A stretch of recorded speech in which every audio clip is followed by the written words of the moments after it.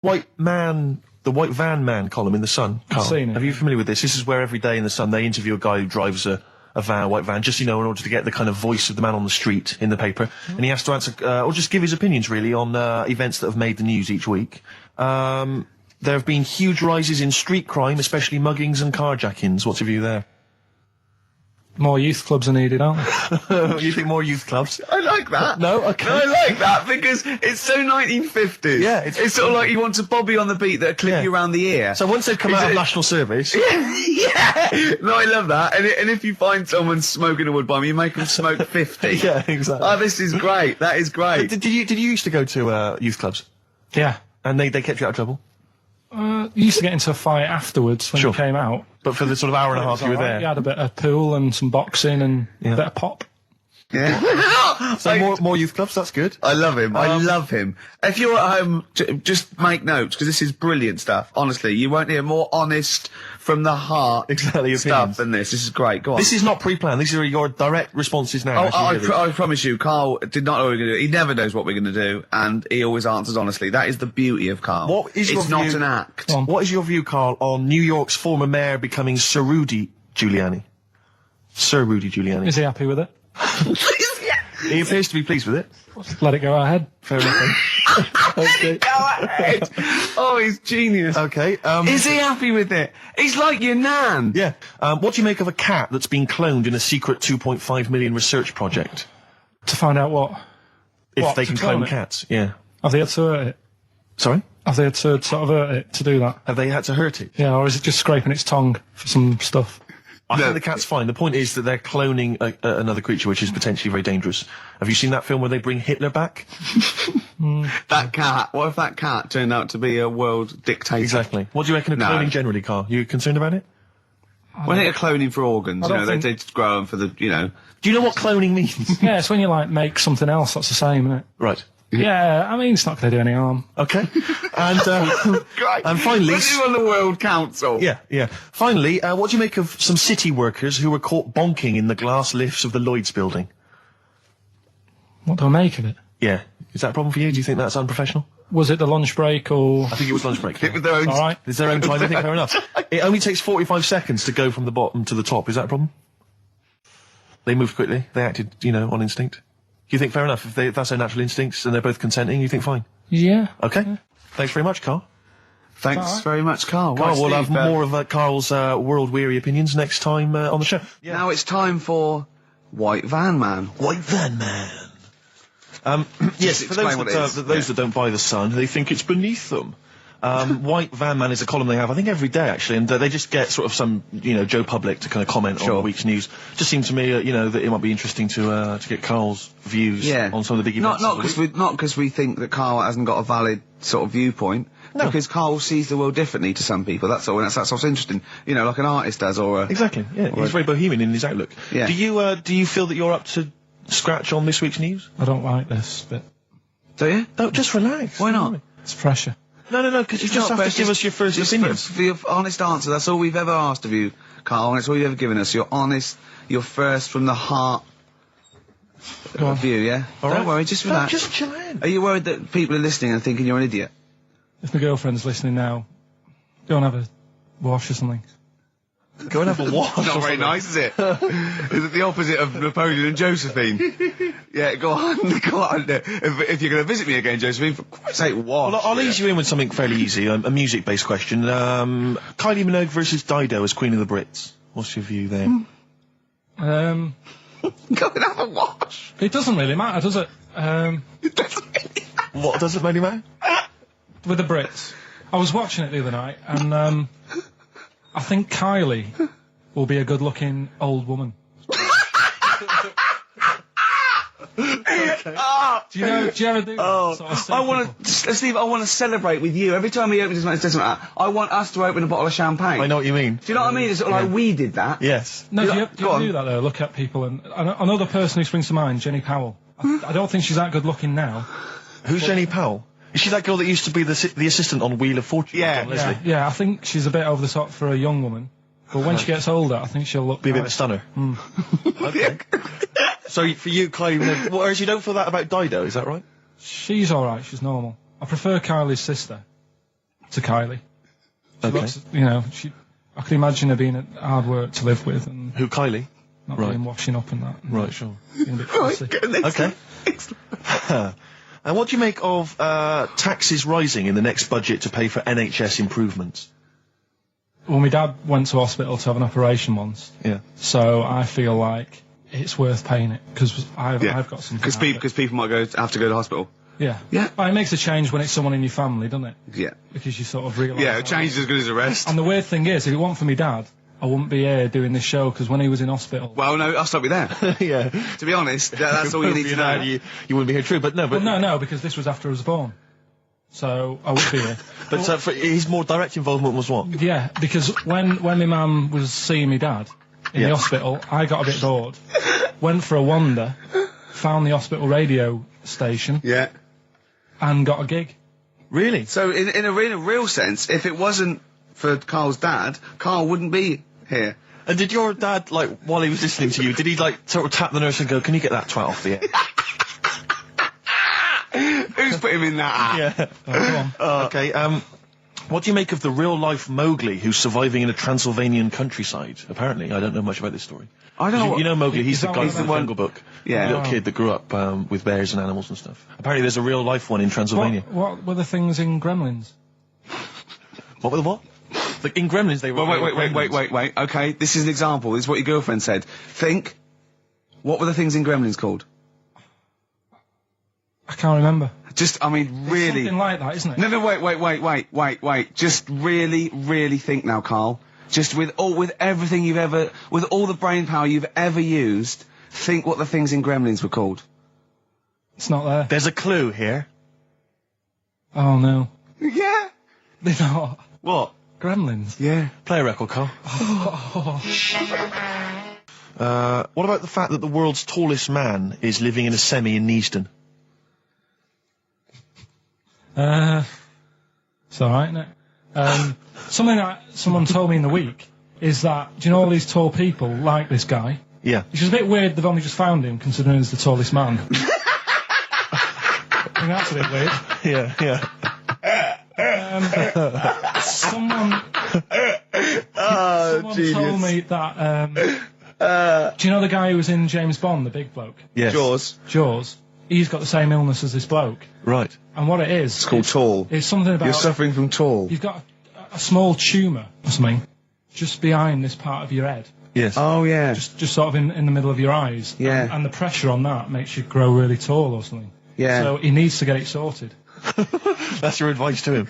Yeah. Get it sorted. Well, I think we should have a white van man session. Oh, white van I think man people tune in for the white van man Yeah, session. people who haven't tuned in, they don't know. If people aren't familiar with this, The Sun runs a column every day which is asking some punter from the street their views on the week's big events, and we just thought, why not hijack that idea, but apply it to Karl Pilkington. Carl, I've seen much news again this week. you've not seen much news. Don't worry, I'm sure you have an opinion on it. Just give us it from your heart. So Gladiator. Okay, so, well, on the subject of Gladiator, what do you make of Russell Crowe's appalling behaviour at the BAFTAs? This is, I heard a bit about this. This is, when he got some director or something, because... Director or producer and threatened them, because they cut his bit, didn't they? They cut a poem that he'd done during the acceptance speech. I watched it on Sunday night. Sure. I didn't realise it wasn't live, to be honest. Yeah. But I quite liked the way it was to the point and didn't mess about. He went up, he said thanks. So you're saying that he shouldn't have beaten up the director? Is that what you're basically saying? It's a bit over the top. You thought so? I mean, if you didn't have time, if you really, I mean, what's the poem got to do with the film anyway? He was an awards. So do you think it's ever justified to beat up a TV director if you're a major Hollywood star? Depends what he's done, but I mean... Right, what would he have to have done, Carl, for it to be fine for him to then beat him up? The thing is, right, forget all the beating up. At the end of the day, it was a awards thing for a film. The poem had nothing to do with the film. Yeah. So go up, collect your award for that thing. And if he really, really wanted people to hear about this poem, he could have photocopied it and left it at the entrance and said, on your way out, this is a really nice poem, pick one up. No, but the thing is, he knew it was televised, so he knew by saying that poem once, he was reaching 5 billion people. That's a lot of photocopies. Do you see what I'm saying? I'm not saying he was justified. It wasn't a poem award. If it was an award show for poems, you'd say you can't cut it out. It'd be like doing the top 40 and then going, number one's good, but we haven't got time for it. But it's a films thing. Okay. And he went up and he got the award for the film. Which film was it for? I don't know. But when I wanted to give you results, I said, let's give Carl his results. Steve went, no, we should introduce people to Carl again, just remind people what Carl's like. And he's so right. I'm so glad we did this first. Am I right, though? Carry on, Steve. Okay, the next topic. What about this big debate over whether Kylie Minogue's had a bum job? I'd have to see it. Next. Okay. Anyway, Carl, let's have a little quick session of White Van Man. For those that don't listen to the show regularly, The Sun, as you know, has a section called White Van Man where a member of the public gets asked their opinions on the week's big political and social hot potatoes. Carl, we just thought it would be fun if you answered some of the questions. It's not so much questions, it's just your views really on these big news stories. What do you make of Olympic ski hero Alan Baxter testing positive for drugs? What did he do? Well, he won a gold medal in the Olympics, and what? He was a skier. Right. And he won gold medal, and they've just tested him positive for some kind of illegal drug. But what, I mean, if he did, why take drugs to ski? Why? Because all you do is balance. But imagine, it'd be amazing if you were stoned, like going down a hill. Yeah, it's not like you have to... It's not going to help you, is it? No, it's just like... gravity that's doing all the work, isn't it, with skiing? Yeah, but it's often to do with your athleticism, isn't it? It's no, but it'd be like saying, and we've just found out the people on the toboggan were on crack. It's not going to help them. You sit there and you go with the flow, and you try and you hold on. Could I say, the drugs he was taking... that's his defence, He probably wasn't jacking up H or, dropping a few E's or getting stoned. He was probably taking more sort of performance-enhancing drugs, as opposed to him just, like, scoring some shit around the corner from someone, getting off his tits and jumping in a toboggan. Doesn't mean that, does it? He wasn't off his nut. Yeah. You tested you. You pissed out your head. But why doesn't he just say, don't be stupid, why would I do that? It's just not going to help me out. But it is, isn't it? Because performance-enhancing drugs do. Wait a minute, Steve. Wait a minute. Carl. Right, look at this way. Okay, look at me. Yeah? Have I got his attention? Yeah, the light's glinting off your ring there. Yeah. Okay, right, now, keep concentrating. Right. Some athletes, you're aware they take drugs. That's to build up swimmers muscle. And stuff. Yeah, swimmers. For example, runners, yeah. Not only do they help build muscle, right, but they can actually, give them a boost performance, right? They're sort of like steroids and all this sort of stuff, right? So that's the sort of thing we're talking about, okay? Right. So again, he wasn't on a bong would that help before. You? What? Why would that help you when all you've got to do is balance on skis? Not when you're at the Olympic level. Yeah. There's a lot to do with, your body and your legs. It's practice, isn't it? It's like, if you've skied for years, then you've got good balance after a bit. Oh, do you know what, Carl? Do you know what? You've made a mockery of drug taking.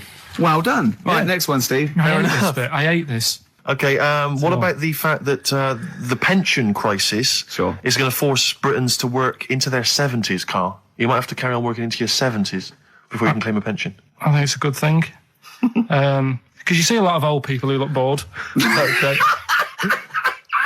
And I honestly think if you keep your brain busy, you'll live longer. Yeah. It's only when you actually shut down, right, that's when your body sort of dies because it doesn't feel it has a purpose. Yeah. It's like if you've got flu, keep going to work. If you have a day off, you just feel worse. You'll mope about at home. Doesn't do you any good. What about where do you draw the line there? What if you say lose a finger? Pop into work? Depends. If you can't concentrate because it's painful. But what if you're a typist? You're not going to type as many words, but you'll do more at work than you would having a day off at home. Sure. Okay. Right. Steve, it's time for... White Van Carl. We should definitely get some jingles. I think the show sort of lacks jingles, I think. Yeah. Noises. Yeah. Funny sound effects. Yeah. Wow. Yeah. What's Mr. Nosy Neighbour interested in? Hello, what's going on here? Oh, we should definitely get some pre-recorded comedy noises, Carl, for next week. That's my job, but unfortunately I'm busy reading about Hitler.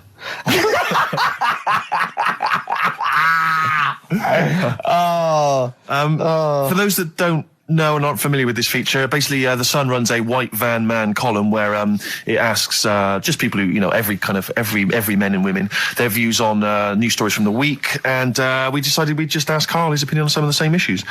This week... Not like us to rip off another idea and just use it for our own... No. No, but this time... The White Van Man in The Sun this week is Herbie Crossman from Harrow in Middlesex. Herbie. And he's asked his opinion. Karl, and what's yours on pop idol Will Young admitting he is gay? Come on, Karl. I don't understand what the big deal is, to be honest. Okay. No. Talking to different people about it, and they've said, it could affect the sales, girls won't like him anymore, which I think is rubbish. Yeah, because it finished George Michael's career, didn't it? Well, yeah, and I was thinking when I was growing up, right? And Freddie Mercury. I was into Kim Wilde, right? Sure. Now... And her kids. You're not going to tell me she's gay, are you? No, but if she was, if they said, she's a leather, yeah, right? I wouldn't say, right, that's it, I'm taking kids in America back to the shop, I'm disgusted. Sure. I liked her. Yeah. I don't think I'm ever going to meet her and marry her and that, so what does it matter? Yeah. Will Young, he's a good voice, he's gay, a lot of gay people in the world. Georgie boy was gay, I guess. There you go. Nothing more and nothing less. The kindest guy I ever knew. So Do you Bowie? No big deal. That's one of your favourite songs, isn't it? Brilliant. Killing of Georgie Parts 1 and 2, isn't it? Yeah.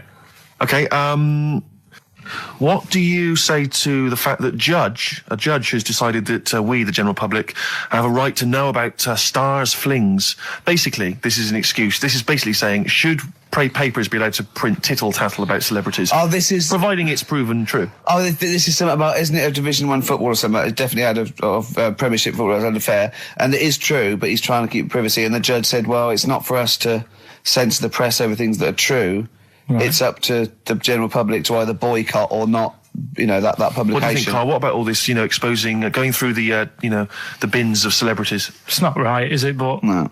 People are interested in it and buy the papers to read it. Do you know what I mean? I mean, like I said to you the other week, everyone has a go at Beckham for not being that bright. But at the end of the day, he's a good footballer. It doesn't really matter what goes on off the pitch, does it? Do you know what I mean? Yeah. Express 2 featuring David Byrne, Lazy, XFM 104.9, quarter to 2. I'm Ricky Gervais. Steve's got The Sun. Yes, we're just going to be doing White Van Karl, where we ask Karl the questions the Sun asked some other bloke. That's right. Because we think Karl's got more to say than anyone on anything. Karl only tells the truth, by the way. Just remember that, listeners. Off you go. Yes, well, today's White Van Man in the Sun is John Slade. He owns his own door maintenance company. His answers are very informative, I have to say. But, Karl, what do you make of the Channel 4 producer, aged 30, who duped a school into believing he was a teenager for a documentary? Are you familiar with this story? No, go on. Well, basically, a 30-year-old guy kind of fooled the school into thinking he was a pupil for a secret documentary. The school's outraged. Do you think that that's, for you, should anything go when it comes to making TV? I think I've said to you before, there's loads of kids at my school. I remember being in the first year, and kids who, what year do schools go up to? I was in the first year. What is it? 11. 5?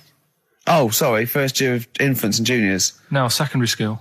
11. Right, year 11. Kids have beards and stuff. No, not year 11.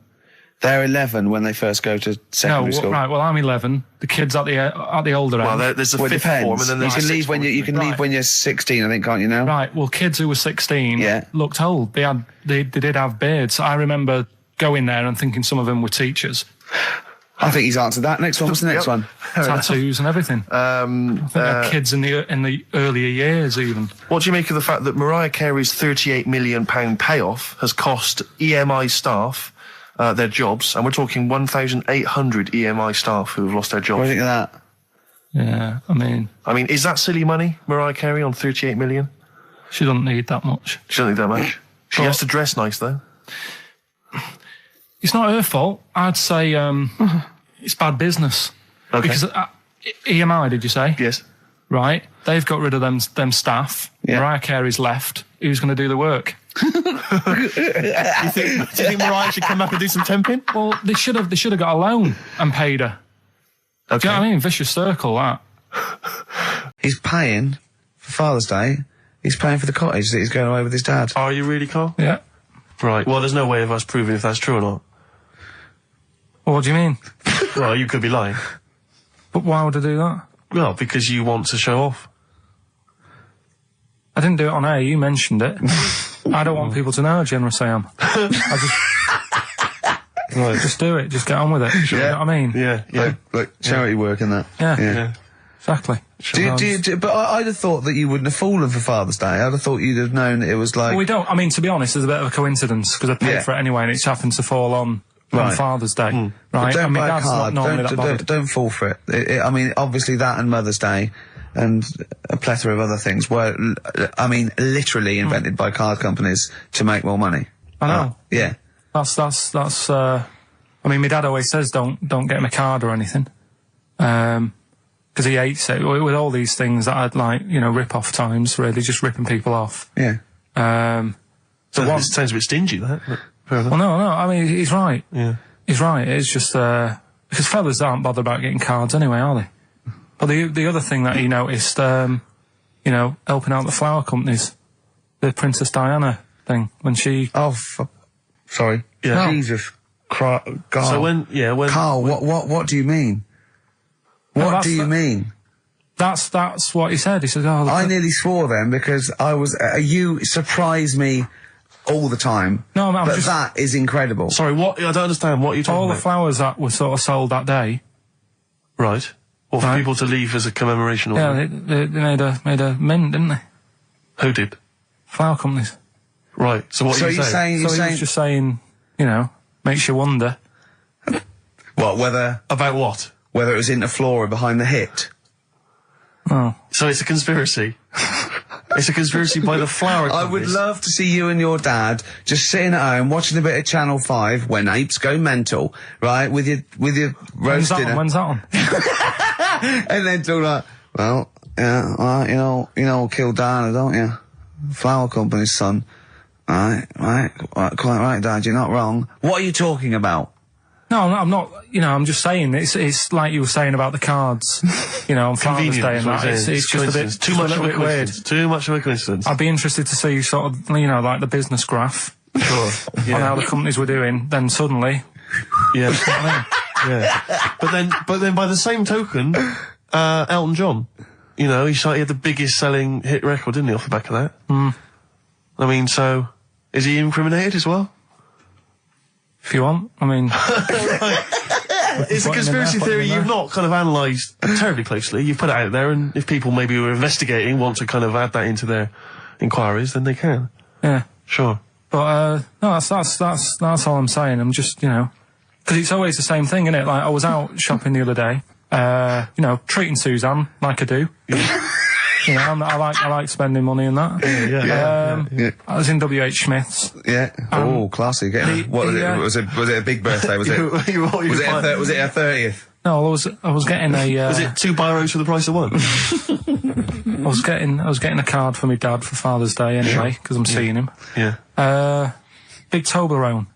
Yeah. There was a giant Toblerone. Who is it who said Father's Day? They love a Toblerone. I've never understood Toblerone because the only time I see Toblerone is in airports, right, and minibars. That is what the small Toblerone is for the minibar in a hotel, 3-star upwards, and the big Toblerone. Well, the big Toblerone is a gift, isn't it? It can only be a gift. You wouldn't buy a big Toblerone for yourself. Yeah, a duty-free gift. The Toblerone. It's next to Chanel No. 5 Toblerone and a bear. But who specifically would you be buying that Toblerone for? I don't know. Someone who's clearly never had it before and would think it was interesting novelty. Yeah. Well, this gift's interesting. I'll tell you what, though, Toblerone is brilliant.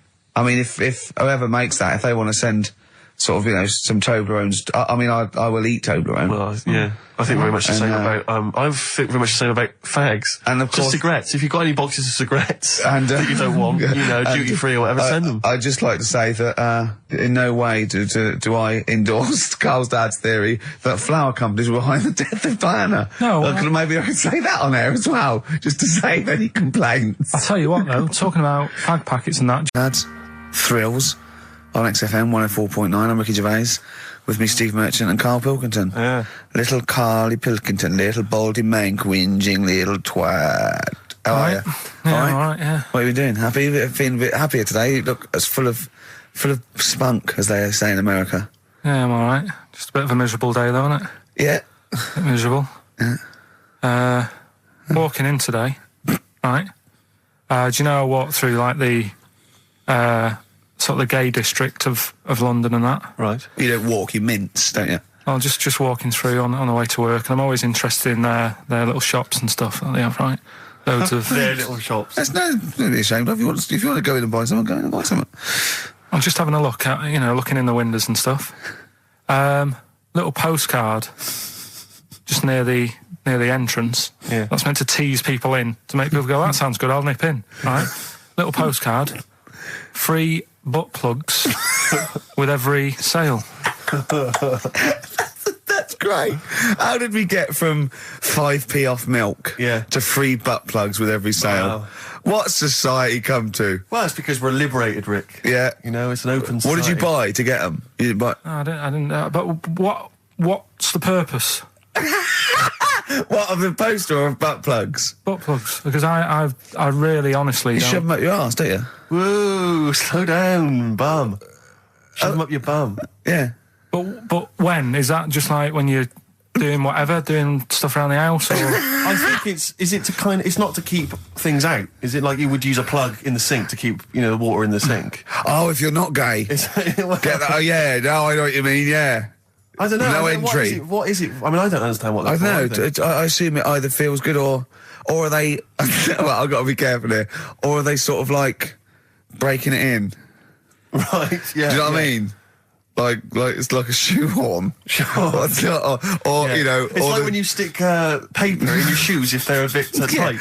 Or those people who sort of like put little bits of wood in their lips, and then as soon they've got big plates in their lips. Yeah. Same with the butt plug. It means you can, you're ready for anything. I don't know, do I? Look at Carl's face. Well, if you know what butt plugs are used for, then why not get in touch? Ricky.Gervais at XFM.co.uk. What do you think? If there's any... I can't believe we're already on this subject. I know. It's 1:05 and we're I was going to say then, if there's any people who use butt plugs, and I was thinking that Karl would have said, well, they're not up yet. Yeah. Because they go out late. No, but what is it? We're award-winning people. We've written a TV Not on show. radio, though. Not on radio. We're rubbish on radio. I know, but We've got nothing to lose. But I always say to you, Steve, that I like educating people and that. Now, the way I see it is I didn't know what they were. Let's phone to go. Someone might know about butt plugs. All right, we'll get No, get them on. Get them on. Ask them. No, because they might say something dodgy. Oh! Yeah, whereas, what have we just been doing? Just take a chance. Take a chance and tell them not to swear. Well, you tell them. Okay. Right, Steve, I haven't got my headphones on. Hello, who's that? Hold on. Who, sorry? Nicholas. Nicholas, hello, mate. You're not going to swear, are you? No, I'm not going to Keep it clean. Yeah. Keep them keen. What were you calling about? I'm phoning about your plugs. About, not my plugs, but sure, plugs in general. What, do you know much about them? No, Are you a plug user yourself? No, I'm just thinking if maybe you've got some gay friends and you're spending the night at their place, you might want to use one. Right. What, you mean experiment with them, or...? No, so you can make sure they're not going to do anything while you're asleep. Could I suggest, just lock the door? I mean, that is easier to me. Can I make a bigger suggestion? That's probably the most homophobic thing we've had said on the show today. Thanks very much for your call. Right, okay, good. Well, that's why we shouldn't put people on the line. Just, without checking first. I think Carl's made a good point. That's the calibre of listener we've got. Speaking of headlines. Oh, here we go. Okay, look. Imagine if Pilkington was on News at 10, okay? We should just explain, you cannot be bothered to read an entire news story. You get everything you need from a headline, don't you? Well, I think it's enough. I think if they did... Well, let's see if this is enough. Let's see if Trevor McDonald just read this on the News at 10, it'd be shorter and you get back to the football, whatever. Yeah, here we go. And here is the news at 2:15 with Karl Pilkington. Bong. Man who walks backwards around lake falls in. Bong. Chinese woman eats dirt. Bong. Man lives in rubbish dump for 10 years. Brilliant. Bong. Czech family says they've got a rabbit with 3 knobs. Right. Done. Sorry, can you just read a little bit more of the Czech family with 3 knobs? just about a family. Not read it to yourself. Read it out on there. It's just about... He can't read it to himself. I tell him to read it to himself. We still hear it. No, he was, because I could see his lips moving. Go on. Just this fella who had 3 rabbits. Right, just think of this is Trevor McDonald. Yeah. Okay, carry on, Carl. Okay, oh, here's the news. Right, good, brilliant. Go on. There's a fella, he's got 3 rabbits and that, and then he checks them out, right? Yeah. 2 of the rabbits have got 2 knobs each. Right. And he goes, that's a bit weird, isn't it? Sure. And they're throwing them around, sort of chucking, showing them around the family and stuff, saying, look at that, that's weird. Picks up the 3rd one, it's got 3. Yeah. So they ate the 2 with 2, because they thought they best keep the 3rd one, because a little bit lucky in that. Yeah. It is lucky, 3 knobs there, yeah. Now here's the sports news, and that's how it would work. Yeah, okay, brilliant. Well, read about the Chinese woman who eats dirt. I'm interested in that. That's it. That is the story, isn't it? What more do you need to know? It's well, I want to know a little bit more. Can you just embellish it? 78-year-old Chinese woman. She says she's 78. Makes you wonder. Yeah. With my theory. Carl's theory is that Chinese people don't age well, and so those Chinese people that are saying they're 112 are really only 33. That's why he doesn't want to be recognised, because he doesn't want to walk out from here into Chinatown. Yeah. It just says she's been eating soil for 70 years. She's ate about 10 tons of the stuff, and it's done her no harm. Kept her grounded. It's probably all right for you, isn't it? Because it passes through, doesn't it? Yeah. Well, they say, don't they, if you're having a kid, let it play in soil and that, because... well, that's to get it immune, yeah, to get it, But lots of, like, things with sort of birds and reptiles sometimes swallow soil and stones, because it grinds up stuff, breaks down cellulose for them. Doesn't do you any harm. All right, then. One more fact from this book for you, Carl. Apparently, officially, the Second World War is not over. It's not actually over because there's never been an official treaty signed between Germany and Russia. So it's still going on. Interesting or not? Not as good as the monkey one and the woman who eats dirt. And the Pete the Great and that. Sure. But, yeah, it is over, isn't it? Isn't it, though? That's what I mean about you annoying me with stuff that you go, oh, that's interesting. I don't think that is interesting. Okay. There was, what was it I learnt? What was it I learned? Think of that as a question. Well, we're all trying to figure that out. Yeah, go on. Leonardo... DiCaprio? The painter. Da Vinci. He could write with one hand, draw with the other at the same time. Right. Yeah, that's good. It's all right. That's interesting, isn't it? Yeah, it's all right. Well, if you have an interesting fact for Karl Pilkington that you think he might be intrigued by, email ricky.gervais@xfm.co.uk. What have we got coming up? More education stuff. Some good tunes and that. Yeah. Anyway. Educating Ricky. Good, we've settled that then. Go on. The titles that are meant to sort of pull you in. Yeah. We've got, what was it? Stocking, Aitken and Waterman. Yeah. You've got It's Not His Vault. And Get a Load with This. Get a load with this. So, which pun do I pick first? I think I'll go for Get a Load with This. Get a lobe of this. Yeah, get a lobe of this, yeah. Well, that's a story about a girl who, she was deaf, right, for 4 years. And, it happened quite a bit back this. What year?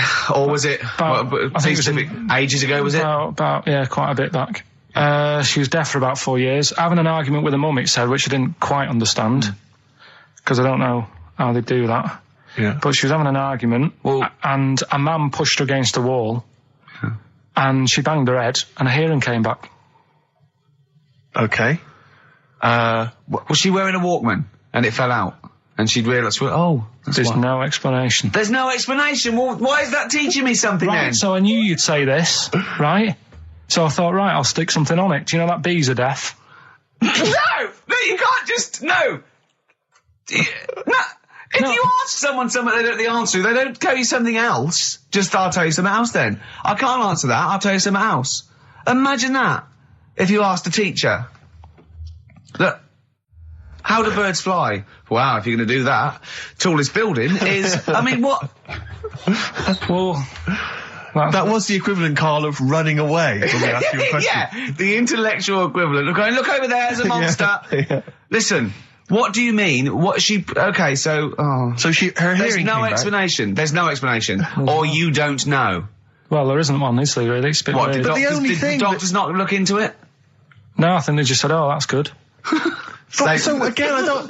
Where did this information... Is that... If you read this on the net, is that all they put on the net? There was once a deaf woman who hit her head and she could hear. Came back. It was bizarre things about being deaf. Was there three, Was there I've got that book, yeah, it's a good book, that. Was there 3 more pages you just couldn't be bothered to read on? Yeah. No, it was just a little bit, and it was there a little picture, a cartoon picture? No pictures, I just read it. Ow. Look, if you don't want to know, if you don't want to learn, you know. Yeah. Okay, it's not his fault. Let me have It's Not His Fault. You've got to save this. This has got to teach me something. It'll be an interesting story. Right, it's not his fault. This fella... Yeah. What year? Ages ago? Olden times? I'd say in the 70s. Okay. Would you?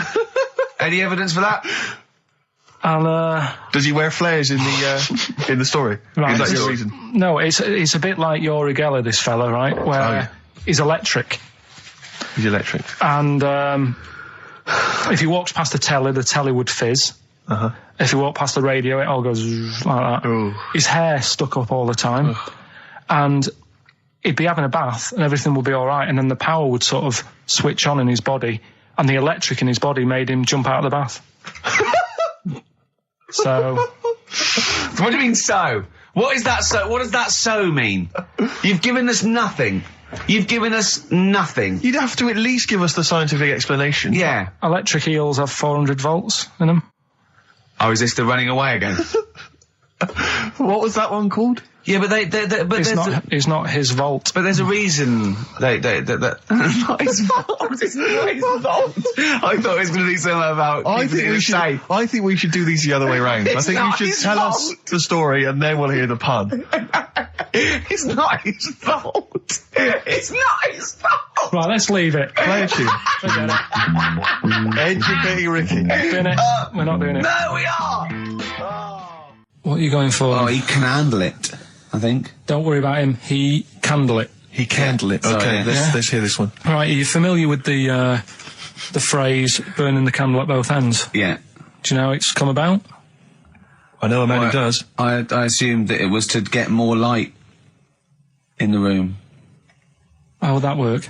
Well, they'd put it sideways and light both wicks, so out of one candle they could get two. No, go on. No, what it is... It means you're doing too much, you're staying up too much, you're not getting enough sleep, and Well, years ago... Yeah. When they didn't have light bulbs and that. Oh yeah, what year is this? Literally ages ago, specifically? Yeah, quite a bit back. Mm-hmm. Okay. Didn't have light bulbs and that, so they used to have candles When did the light bulb come in? Because I can't remember at the moment. I don't know. Okay, go on. So, yeah, so they've got a light bulb. You wouldn't know. You're a doctor. You're not a historian. Go on. And people who worked a lot of hours. Yeah. How many? Literally lots. They get up early in the morning because they have to be up early. Yeah. And it's dark outside, so they'd light the candle. Sure. And they'd wear it out a bit, and then they'd be getting in late as well. Yeah. And they'd be like, oh, it's dark. I'll have to light the candle again. And they're burning candle at both ends of the day. So that's where the saying comes from, burning the candle at both ends. So, all right, that's a little lesson. Yeah, lesson one. Okay. Can I have? No, you can't. Have you can't rush yet. into them, Rick. You've got to. I've got to soak in that. You've got to soak that one in. Any questions for Karl off the back of that? What do you think? So people were, I mean, basically where this comes from is people were literally burning the candle at both ends of the day. Sure. There you go. So we've still got. Go on. I'm committed to this treatment. And I can't wait. This is like Christmas Eve for me. It's like Christmas. I've got to open another present now. No, I'm afraid we've got to save it. Rick, raw. Nirvana. Amazing. We were just talking. We were getting excited about that. Yeah, aren't we? got an incredible brilliant voice he has. And Grohl drumming is brilliant. You know, you're right. The new one from Nirvana. Well, it's time for Educating Ricky Part 2, isn't it? I'm excited, Karl. I'm going to learn so much from this. What's the choices again? What you've got left. Still keep phoning your answers to email. Email, sorry, yeah. The answers to Rockbusters. Yeah. Right, okay, Educating Ricky, Part 2. Right. I'm committed to this treatment. Yeah. Is one. I've got to go for that one. Yeah? Yeah. or the other one is the police are causing a bit of a stare. He still says it like it's the best thing he's ever come up with, which in a way it is. It could be. Right, go on then. I'm committed to this treatment. Right. Do you know the saying... Is it just sayings now? Are they all sayings? This no, they're not. Okay. No, the other one isn't. Frog in your throat? The saying, there's a frog in your throat? Yeah. I assume it's when you croak a little bit. You sound like a frog. No. Right. Might seem a bit weird, this one, right? But years ago... Oh, yeah. Sorry, what is that clue? Committed to this treatment? It's about frogs Kermitted.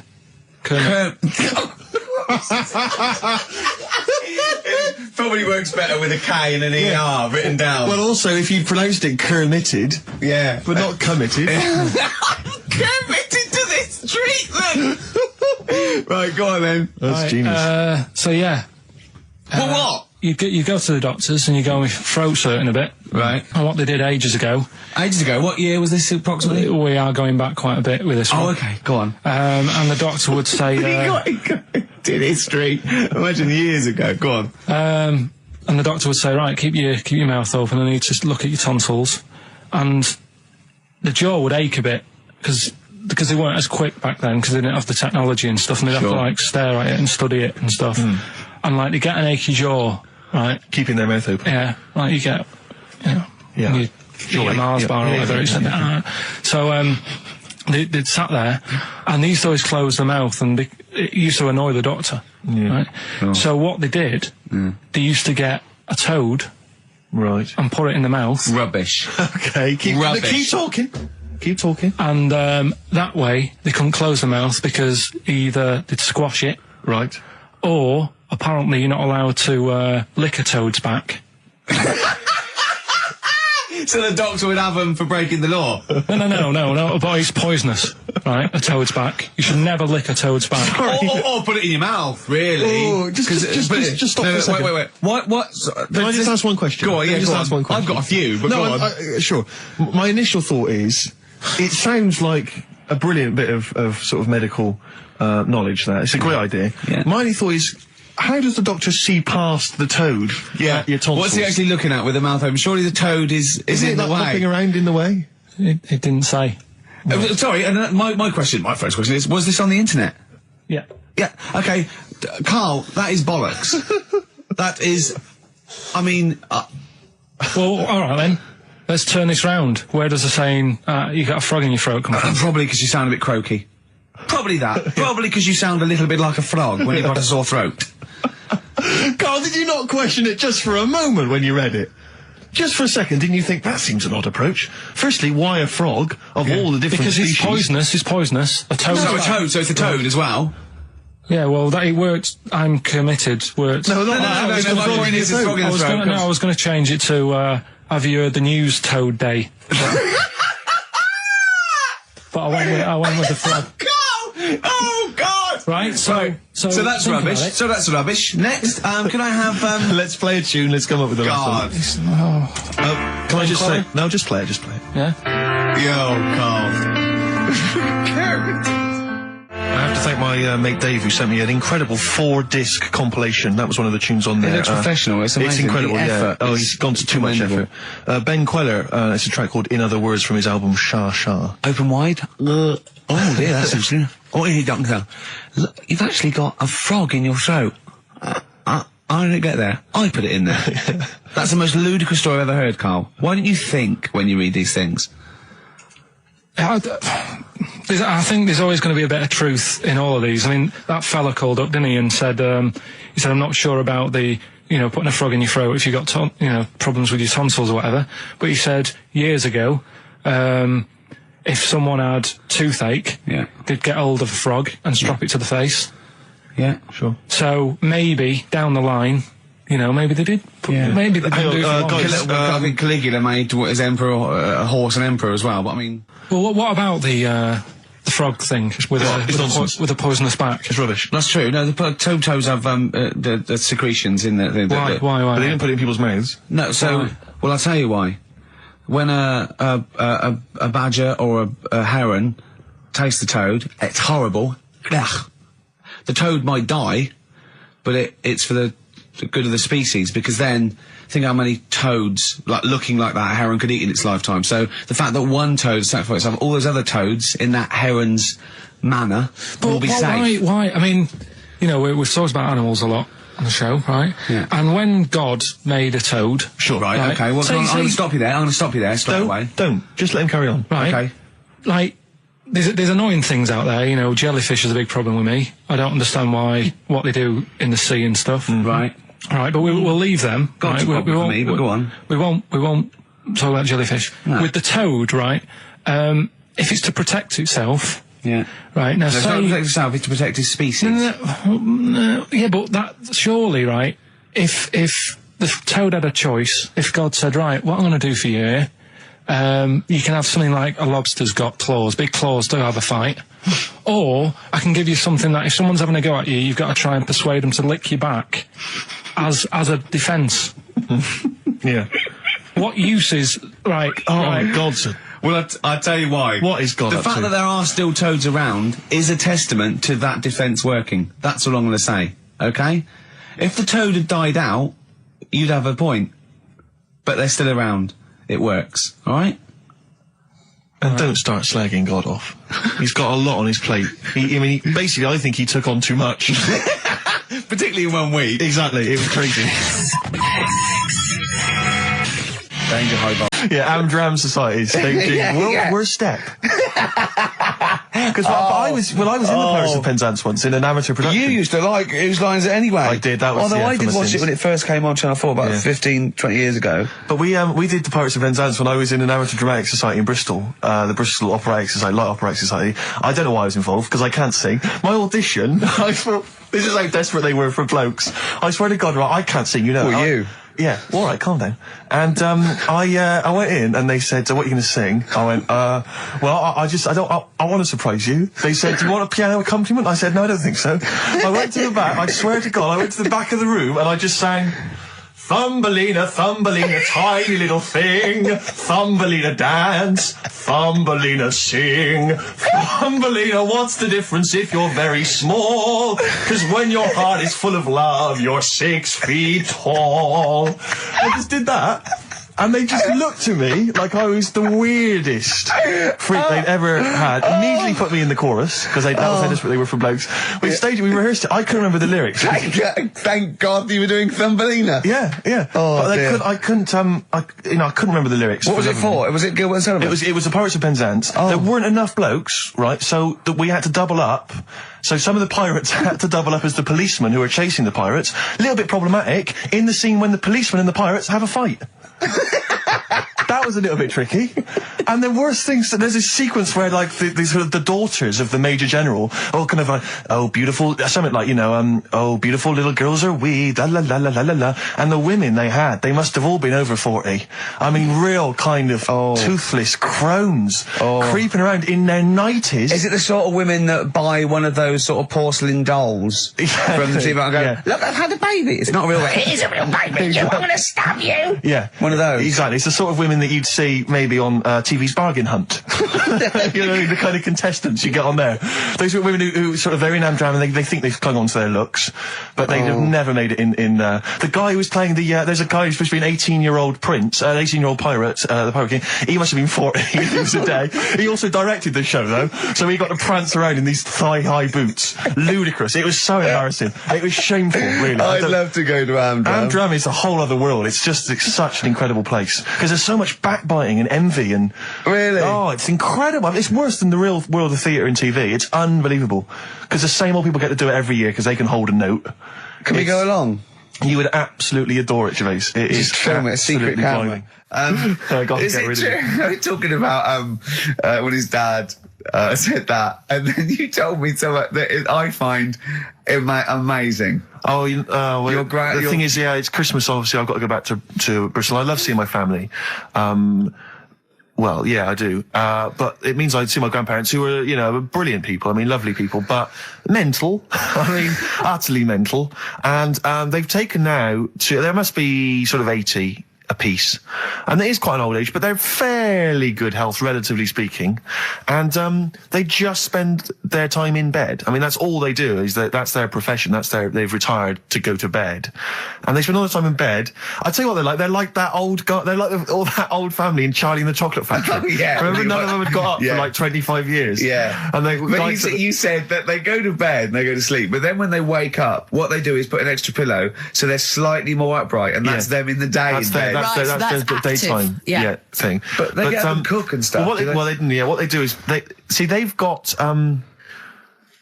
about 6 teeth between them. I mean, my grandmother needs false teeth, but refuses to go and have the old ones extracted and the false teeth fitted. So she's working with about 3 or 4 teeth. Oh. My grandfather had false teeth given to him during the war. Wooden ones? Well, it was plastic teeth on a wooden pallet, right, that sits at the top of the mouth. He's still got the wooden pallet, but most of the teeth have come off.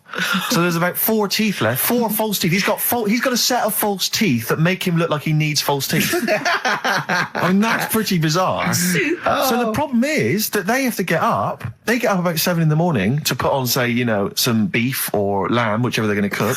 They put it on at 6 in the morning, 7 in the morning, so that by the time they eat it at 6 at night, they can use the phrase, this is what a good meal is for my grandparents, if they can use the phrase, oh, that's lovely, you could suck it away. You could suck it away. Who wants that from a roast dinner? You may as well blend it up and serve it as a broth. I don't want that phrase coming from old people without teeth. No, indeed. Because it must remind you of your rent boy days. Exactly. It brings it all flooding back. Oh, God. Flooding's the word. Exactly. Should we play a record before we get really disgusting about your grandparents and blowjobs? That is the worst thing we've said the word blowjob far too many times today. And in the same sentence as I can't believe. Anyway. And it's Christmas. Yeah. Oh. Did I ever tell you about the time that my father, when I was younger, we went on holiday, my dad he bought a little boat, little sort of wooden boat, make a 3-seater, and he and a friend of his went out with me in the boat. I was maybe 12 or 13. Went out and we sort of I think we were we had the little motor, outboard motor, chugging out. We just thought we thought this was real seafaring stuff. Brilliant. We'd lost sight of the beach because we'd gone round a corner of like a mountain, or like a a cliff. And so we were just round the corner, and there was this buoy just floating in the water, not a boy, but like a buoy. And very tricky to explain that on the radio. It's the same word, isn't it? A boy, and a boy. Yeah. And so we float past that and we're just chugging along. The motor conks out. Oh, I can't believe it. We have to row back in. So they're rowing away. I'm just sat there. And we noticed that every time we sort of think we've got past this buoy, it just seems to be back where it started again. And we realised that the tide is taking us but not taking us out, taking us towards these rocks. And we've got ravaged rocks. And we were a bit pretty scared because I can't swim very well. Or I couldn't at the time. I think my dad had maybe bought, he didn't, I'll be honest with you, I inherited a lot of things from him. One of which was his carefulness with money. just the one life jacket. How deep was the water? Which I seem to remember he tore off my back and put on himself. So the water's pretty down. I'm not saying we would have necessarily died, but it was pretty scary because the boat, we were going to crash into these rocks and stuff. It was getting pretty unnerving. And so they're sort of rowing like mad, trying to we're just not making any progress. And we're beginning to think that this might be the end. And this boat, this kind of ferry boat, comes chugging by doing tours. Ching, ching, ching, ching, ching. And it comes by, and my dad goes, oh, wow. We were going, brilliant, they can help us. They'll throw us a rope, they'll tow us back in. He was going, you've got to be careful, hang on, because according to the laws of the sea, if he rescues us, Steve, he can claim my boat. The laws of the sea mean he can claim my boat and salvage. I love the idea of that's like a reward. Doing that. The laws of the sea. What I like is, his 12-year-old son might die, he's thinking about the boat. I know, but also, the other thing, of course, is that I like the idea of this ferry master going, yeah. The boat be mine now, or take your son. Yeah. Let me think about it. I need a new bed. That'll be just right. King size. Oh dear, that's lovely. But because when I was younger, I remember being outside a post office once when I was about 10 or 12 and finding a purse and thinking, oh, that's nice. And opening it up, there was some money in there and a pension book, and so it was obviously an old lady. I found an address, I sent it to her, and my mum said, you've been so good there, you'll probably get a little reward. She'll probably send you a little reward. Nothing. I got maybe a thank you note, but no cash, no moolah, nothing. Really? And I was livid, because I'd been told that I was going to get a reward. I thought I've been a good Samaritan, nothing. So, many moons later, when I was at university, I learnt from that, and this is the most bizarre thing. This explains a lot, doesn't it, Carl? This is like the Mary Celeste. I went to a cash point to I thought, I can't get my card in here. And I realised there was already somebody's card in the machine. They put the code in, but then they just disappeared. They'd been kidnapped or something. So it was just there, waiting, sitting. It said, what do you want to do? And it gave you a number of options. I thought, interesting. Steal or go to heaven? Yeah, exactly. You went, oh dear. Well, I pressed balance just to check what their bank balance was. Unbelievable. It was a considerable sum of money. I'm not going to lie to you. It was not typical student debt. It was like, I think they were a foreign student. There was a lot of cash in there, a lot of money. Did you feel a slight bulge in your trousers when you saw the amount of money? I couldn't believe my luck. I thought to myself, now then, I could just take that card out and hand it in, or I could teach them a small lesson. Right. And maybe give myself a reward, because last time I did that, I didn't get a reward. So if I give myself £30, then I'll take the card out. 30? Give myself 30 You didn't really? Well, I thought that's a good reward. And I went in, I handed the card in, I took that. Steve, and that's a little reward for me. And I'll tell you this, don't think it's evil, because I went in and I bought everyone a drink. Well, brilliant. Yeah, I didn't tell them I got the money free. Well done. Excellent. So probably gangsters are quite generous with the money they've stolen from other people. Yes, but someone's negligence, Rick, has lent... the thing is this, Steve, right? I believe it, except that buying people a drink, Carl. What do you think? Well, I kind of thought that when he said it, but then I thought, but they'll be buying him back. So he's still up. So in a way, he's still a winner. Yeah. Everyone's a winner in that situation, including the student, because frankly, if there had been a less scrupulous person who found it, they'd have probably helped themselves to a considerable sum. I cannot believe he did that. There was thousands and thousands of pounds in there. What if Beadle had jumped out and slapped you with his little claw and said, we've been filming this merchant? Well, so what? How old were you then? I don't know, 19, 20. Would you do it again, or was it just to get the world back for the old lady's purse? Possibly do it again, yeah. You're joking. Well, you've got to think of it this way. You've got to think of it as there was a lot of money in there, and someone less scrupulous than me would have taken a fortune. They'd have cleaned them out. Whereas I just took a small reward, which I thought was more than enough for someone's negligence. And I've returned the card. They've got the card back. Everything's fine. Think of someone else. I could have gone on a spending spree. I could have been buying stuff, all sorts. Yeah, but it wasn't yours at all. Yes, but they probably would have given me a reward. And because, you know, sometimes people forget or, you know, they don't give you a reward, I thought I should take it myself. You had to go at your dad for nicking a loaf of bread out of a phone box. Yeah, but that's because it's for old people, geriatrics and stuff. How do you know how old was your people who you were robbing from? It was on a student campus. Well. Wow. I think it was more... I thought it was excellent behaviour. I thought it was good, honourable behaviour. That's showing another side to him, isn't it? What would you have done, Carl, in that situation? And tell the truth. I might have helped myself a little bit. There you are. I don't know what this is helping yourself a bit. Like you say, just sort of, you know, send them back and sort of say, you know... If you find a £1 coin in the street and you can be bothered to bend over for it, then have it. But someone's cash point card or personal belongings... I'd let them know, though. Did you send it to them and say, I've service charge included? I've took that out already. No, I handed it in to the... You let them know? What do you mean you'd let them know? I'd say, you know, you're lucky here. Right, I just took, I'd probably said 20, actually. Because that's just like one note. Sorry, right, okay. You are winding me up. No, I'm not. I mean, not for once. I mean, I know what Steve's like. He is tight, right? He is. And you know that, don't you, Steve? Financially, you mean? Well, no, I mean, just the way you are. You're very sort of, you know, you're not wasteful with your money. I'm careful. No, I'm not wasteful. Absolutely right. No, but to the extreme. Not towards the extreme. Not towards the extreme. No. Look out for the pennies. The pounds will take care of themselves. All right? Simple to remember. Good advice. Yeah, all right? But the thing is, right, I know that I take the mickey out of you for, like, you know, the way you look and stuff. Sure. Right? Well, I'm right back at you. But the thing is, you can't help that. Absolutely. But I'll tell you something that women don't like. Sure. And it's fellas who are tight with the money. Sure. I'm not frugal with money with ladies. I'm frugal with money with you.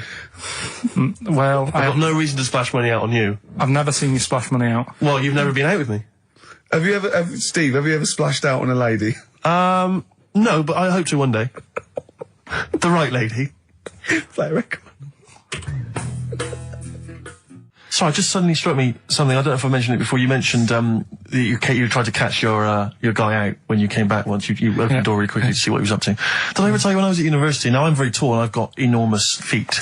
Size 14. Size 14 shoes. And when I was at university, everyone, it seemed to me, was wearing Dr. Martens. It was like you had to wear a pair of Dr. Martens. It was kind of the rule. Dr. Martens was big for you? Yeah, so that's a big pair of Dr. Martens. That's where the myth of the old woman who lived in a shoe, I think, came from. People with my size shoes.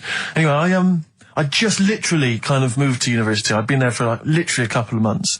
And obviously in that first period, you're quite keen to kind of, reinvent yourself, strike yourself, try and give an impression of perhaps being quite sophisticated, worldly, cool, all those things that, you've left behind all your childhood friends, so you're trying to, develop something. But you didn't bother? You didn't? What, sorry? You didn't bother? No, I was working hard on it, and I was kind of, I was doing alright, and I had a tie-dye shirt, I was looking good. And, so I was trying, working hard to try and seem kind of cool and, not freakish. And, I came back from studies once, and I came in, and there was a little old cleaning lady that kind of would always come in every day and clean up our halls of residence. And I came back, and my door of my room was open, and there was like a little huddle of people just peering in, right? And I thought, this is odd, that my door's open and I'm not in there, and there's people staring in the door. And I looked in, and the little cleaning lady had my Dr. Martens on and was clumping around, making them all laugh, doing an impression of me. That's amazing. Imagine that. Imagine the psychological scars that has. I know that she's more popular than you. Yeah, exactly. And they go, come on, Maud, let's go to the JCR. Exactly. And they carry her down. They go, drink. And she goes to, Steve, you better have that spotless by the time I come back. You go, all right, I will. All right. But what I like is the fact that I'm sure that's not part of the cleaner's code. The cleaner's code is you don't have the keys to everyone's room so you can go through their belongings and play practical jokes. I mean, surely it's a kind of, there's a trust. She must have looked like a wall bracket with So then I was thinking, imagine like going to the doctors and he's saying, yeah, everything's all right, your heart's good and everything, but your art's good? What, your Larry's or? Yeah, your heart, you're in good form and whatever. Sure. Yeah, it's good news. I had Giano in earlier. He's not looking good. Yeah.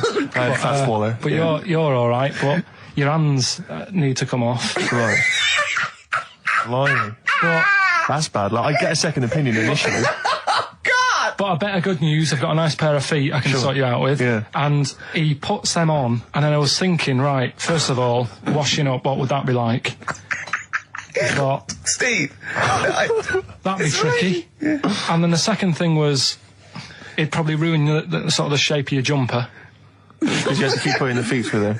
Yeah. And then I thought, but I could still cycle in. Okay. To work. You could run in. Well, that's the thing. You'd be really fast. Well, that's what I was thinking. I thought I could still cycle because I could balance, and then I thought, but the only thing is I probably couldn't pull the brakes. Because of the little short things. Yeah. And then, like you, I thought, but then again, you're running in half the time. So that's what was going on in last night. Right. That's what I was thinking about. So did you? How long did this take? Well, how long does it take to wash up?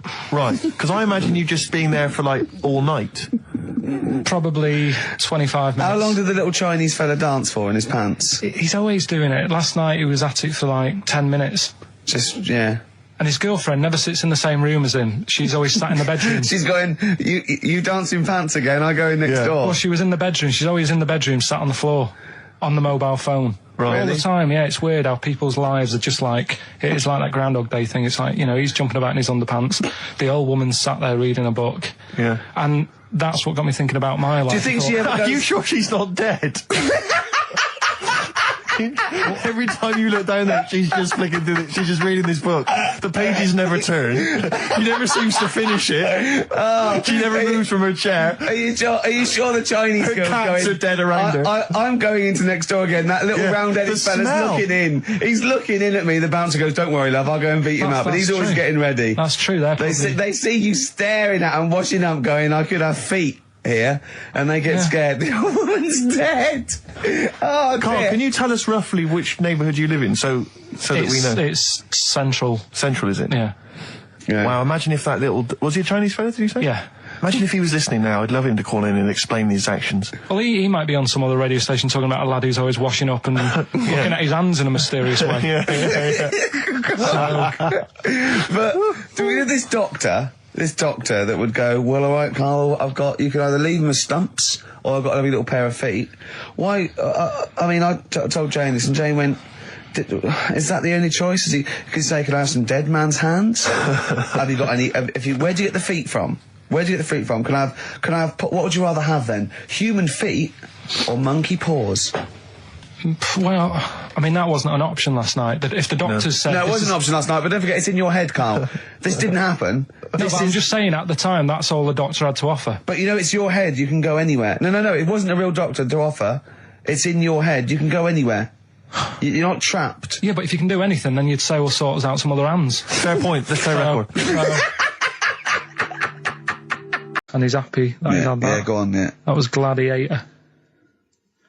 So...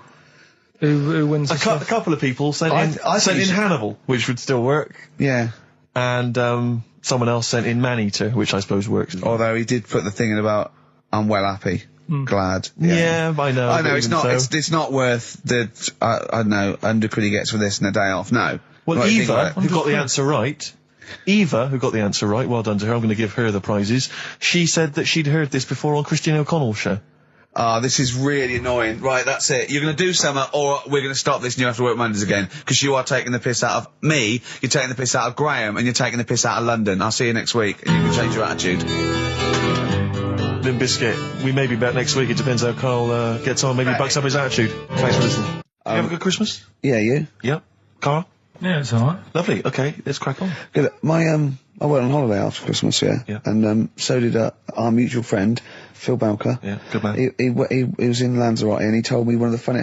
I don't know if I can tell this on the radio. I'll have to say the C word. I'll just go... It's in a sentence, so I just go, you see, when it comes, and you'll know that he's saying the terrible word. Just, you know, didn't want to ruin the anecdote. Anyway, they're walking along one evening in Lanzarote, and there's lots of Brits there, apparently, and Phil overhears a sort of married couple arguing. They're having to go home a bit early. And she's saying to him, she went, for Christ's sake, every time we come out drinking, you always shit yourself. Right? Wow. Always, not once. So he's going, I've told you, he said, it's not the drink, it's the weather. She went, the weather. You'll be blaming the food next, you see. I don't think they should have got married. Wow. Or mate, when did you think the shooting itself started? Must have been after the marriage, because if you're courting, and you go, went out with Derek again, did you last night? Yeah, how was it? The evening was lovely, the meal was nice, but he shook himself. Again.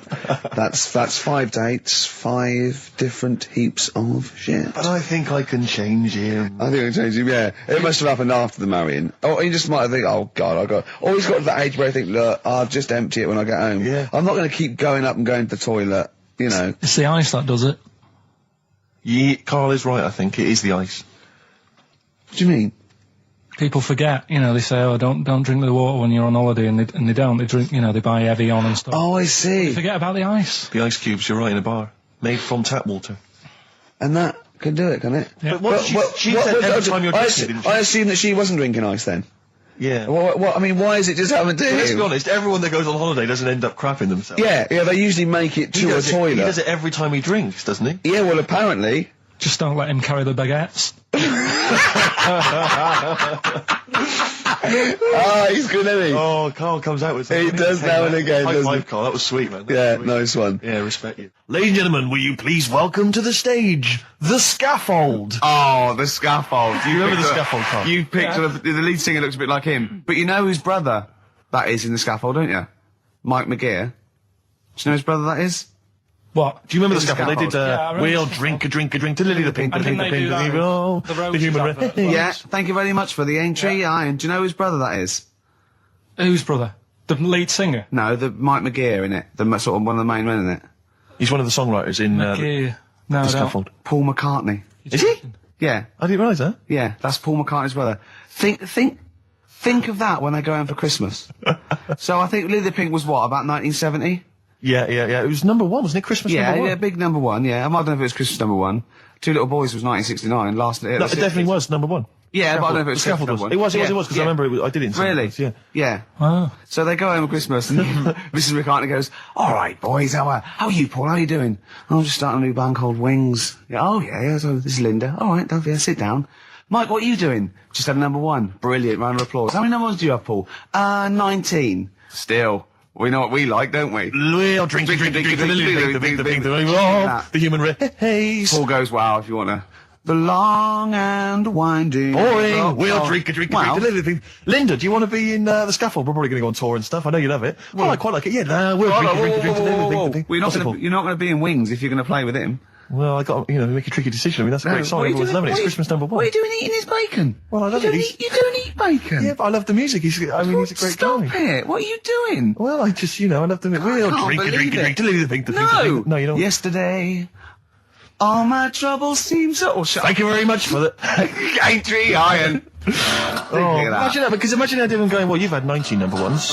I mean, it could be around time. Yeah, if things stay like this for the Scaffold, I'm going to rule the 70s. Yeah, if things that carry on going like they're going now, the Scaffold, ladies and gentlemen, will you please welcome to the stage, Beck. Oh, nice one. That was the Christmas song, and dissing all over the place as usual. Absolutely. Dissing all his mum and everyone. Yeah, it's a little bit of cussing in there, which they bleeped out, thankfully. Carl's in a bad mood already. He's been in about 3 minutes and he's in a bad mood, getting stressed. If you can't hack it, leave. What's the matter with you? No, I'm just saying. I was meant to enjoy last Saturday off and I didn't. Why not? Why is that our fault? Because you weren't here? Just because... I don't know, but... Are you not in the Christmas spirit? Why didn't you enjoy last Saturday?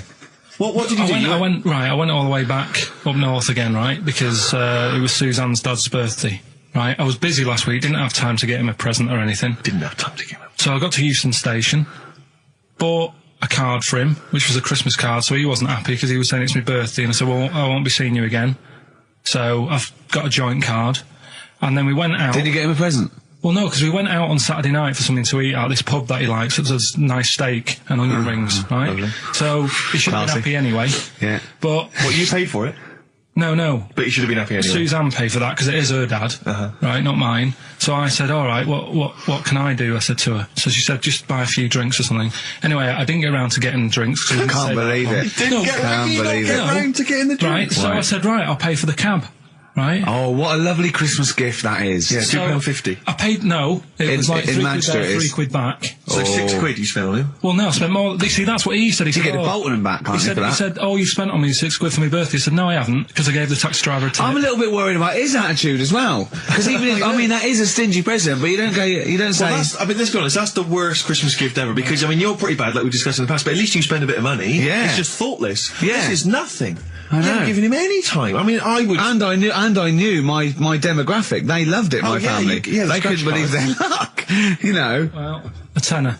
You spent a tenner on him? Well, the cab fare was £6. But the thing is, I don't think he's saying that. I think it's the fact that this is like, frittering away and over their life. He would have loved to, I'm sure he would have been appreciative of a lovely £10 gift that you cared about and bought. A book he probably likes, Fly Fishing, doesn't he, by J.R. Hartley. If you'd have bought that, he'd have gone, that's what I was looking for. Well. Or what I was looking for, Carl. Bloody hell, Carl, you little bald twat. That's just what I wanted. So... All right, so just calm down. So what have you got planned for Christmas? Is this what I mean? Are you doing the same? Oh, Carl, excellent! You've paid me milk bill for this week. That were nice. I'm spent this year. So have you planned anything for Suzanne, or are you just? Yeah, I'm taking her out Christmas Day for something to eat. Well, does she know that? Was that? She's working today, so she. So right. Okay. So what Christmas gift have you got? That's it. I'm taking her out. What, you haven't got a present? No, because we spent a lot. Don't forget, that's half yours, though. You're not going to just be sitting there watching her eat, going, "Oh, I'm hungry, but I spent all." You're going to be eating as well. That's half yours. So she's got nothing to unwrap. He's like a cat who's been hit. She's got nothing to unwrap. There's nothing. She's going to hand something over to you because I've met the woman. She will. She'll hand something over. You'll open it. You'll love it. I might get something today. You shouldn't take me to begrudgingly persuade you to do it. God. Yeah. Right, so... Yeah. Well, I'm gonna try and stick in some Christmas songs. We're not playing all Christmas songs, but I brought in a couple. So this is Christmas, John Lennon, The River, Joni Mitchell, Fairy Tale in New York, one of the best Christmas songs ever. Oh, what about a bit of Pretenders? That's a good one, 2,000 Miles. Let's hear it. Pretenders, 2,000 Miles on XFM 104.9. This sort of Christmas edition. We're not here next week, are we? No. Karl is, aren't you? Well, you are in a way. I was doing a best of, isn't it? Yeah. Is it a best of? Yeah. Brilliant. Have you been putting it together? Not yet. Okay. You want to get I'll do it today. Tell me what bits you want in it, and I'll sort it out. It's not for me to say, is it? Yeah, it is the best stuff. Well, maybe people could email in with their the highlights of the year for them. I'm trying to think what they were. I mean, mostly talking to Karl. It'd be mostly Karl, wouldn't it? Mostly Karl, gibberish from Karl. Oh, I think it'd be an awful lot of educating Ricky from Karl. Well, ricky.gervais@xfm.co.uk if you've got any thoughts on stuff you'd like to hear again. Is there anything you'd like to hear of Karl saying something stupid, me and Steve laughing or slapping him? Yeah. That's basically the competition, isn't it? Well, there's a couple of instances where I tried to kiss him, I think, and you encouraged me. Yeah. Those are some highlights for me. Donnan Blitzen from the About a Boy soundtrack by Badly Drawn Boys. Christmas theme there. Appalling. And the only thing that would redeem the show is if you kiss the nipples. Because the nipple phone in if you want to speak to Karl. If you know the number, call in and try and persuade Karl while this record is on. Well, answer the phone. XFM 104.9, Matthew Sweet, and a song called In My Time, Ricky Gervais, Steve Merchant, Karl Pilkington. That's great, that. Yeah, just asking Karl some of these Q&A questions. This might be my idea of perfect happiness, being in a room with Karl Pilkington. Yeah. I just watch him look around. When you're talking, he looks at you, and it's like, you know when the owners say, it's like the cat can understand what I'm saying. Yeah. It's like he's on the edge of that. He's on the edge of that. Or you think he can. And I know he understands the words, but I don't think he understands the full impact. Whenever you say something to him, it might be something, you know, a revelation or something, he always picks up on the wrong side. You go, well, that's not the important bit. Do you know what I mean? He always goes... It's a bit like having a 14-year-old French exchange student. You know, their English is not amazing. They roughly understand you, but they're trying to piece together what you're saying. Exactly. But it's great. You see, the thing about Karl is, and don't take this the wrong way, I like him because he's stupid, in a way. No, I'm not being funny, but do you know what I mean? But even though I think he is considered stupid, some of the things he says, I think borders on the, I don't know what the PC term is, the retarded. Do you know what I mean, Karl? Anything in particular you're thinking of, though, Rick, when you think of... Well, he was talking to me the other day because I'm trying to write a show called Science, and he's sort of going to help me out with some of the research, and I want him to do something on the DVD for it, right? And he was talking about it, and he was talking about he says that in the future they reckon we'll be able to soon. He said they'll be able to take us into space, and it's going to cost us £150,000. I said, what's the point? There's nothing up there. He said when they went up there, right? He said when Louis Armstrong went. In 1966, right? He said it was nothing there. So there was him, a fella called Buzz. There was one and third bloke that didn't even get out of the spaceship. He said he went all that way. He didn't get out to stretch his legs. How good can it be? Forget it. That's him summing up space exploration. Don't you agree with that? What's the point in going up there? Because are we talking about the finger in the arse again here, or space? Oh, what is the point in going? Because you're expanding, you know, human endeavour, aren't you? And the human understanding of the world and the universe. It's like, what else are we going to do as a civilization, as a people, if we're not constantly searching and, you know, and reaching out into the far distance? But there's nothing there, though. I know some people you grew up with that haven't left their street, but that's not everyone. But what is it? What do you mean there's nothing there? What has got to be there for it to be a worthwhile? Like, just something. I mean, to be honest, what would you be happy with finding up on the moon? A video? Just something. I don't think they looked hard enough anyway when they got there, because they seemed to get out, have a bit of a dance about, and then they came straight back. And I sort of think, you know, did they look properly? It's not a day trip, is it? But what I mean they is... took that car out there, didn't they, and drove around a bit? Yeah, but only a little bit. What I mean is, say if an alien landed in Africa, there's not much there, so they'd go... What do you mean there's not much there? Well, it's a bit barren, isn't it? Well, Africa, just in general. Well, so anywhere like that, desert or whatever, what I'm saying is, have a good look round. Probably where all life came from, and probably 500,000 species of animals live there. Buildings and that, and stuff. Oh, buildings. Well, just stuff. Yeah. I mean, did they look properly? Or did they just land, get out, go, oh, bit dusty, whatever, right, let's go back? I just think it's a bit pointless. Especially when we haven't done everything there is to do here. I don't know, but I'm sure there is stuff. that needs sorting out. Well, I know the place that there's no medical man has been. In this room. Yeah. There's definitely an unexplored cavern sitting right in front. All right, Steve, would you go to the moon if someone said there's a space? He doesn't march at a concert because he's scared his glasses to fall off. Of course he wouldn't go to the moon. They'd spin him round in training, his glasses would come off, and that'll be it. He'd feel sick. My worry is I'm not sure would I be able to wear him under the helmet? Imagine him! Like I went paintballing once, and I had to wear the glasses underneath the mask, and of course it was a bit hot weather, it was awful, it was steamed up in there. It's terrible, I couldn't see anything, I got shot straight away, I was out of the game, it was pointless. It cost me like £8. Yeah. You don't have to be that fit anyway, do you? You're only sort of sat there. Well, yeah, but what are you talking about? Think of G-force alone and weightlessness. Of course you've got to be... What? Yeah. I think when you said think of G-force, he thought of G4. Follow-up with... But there's always something... I mean, when we were out the other night, Steve, right, there's a programme on about a spider that's a foot long and eats chicken. No one's talking about it. I don't know where to start!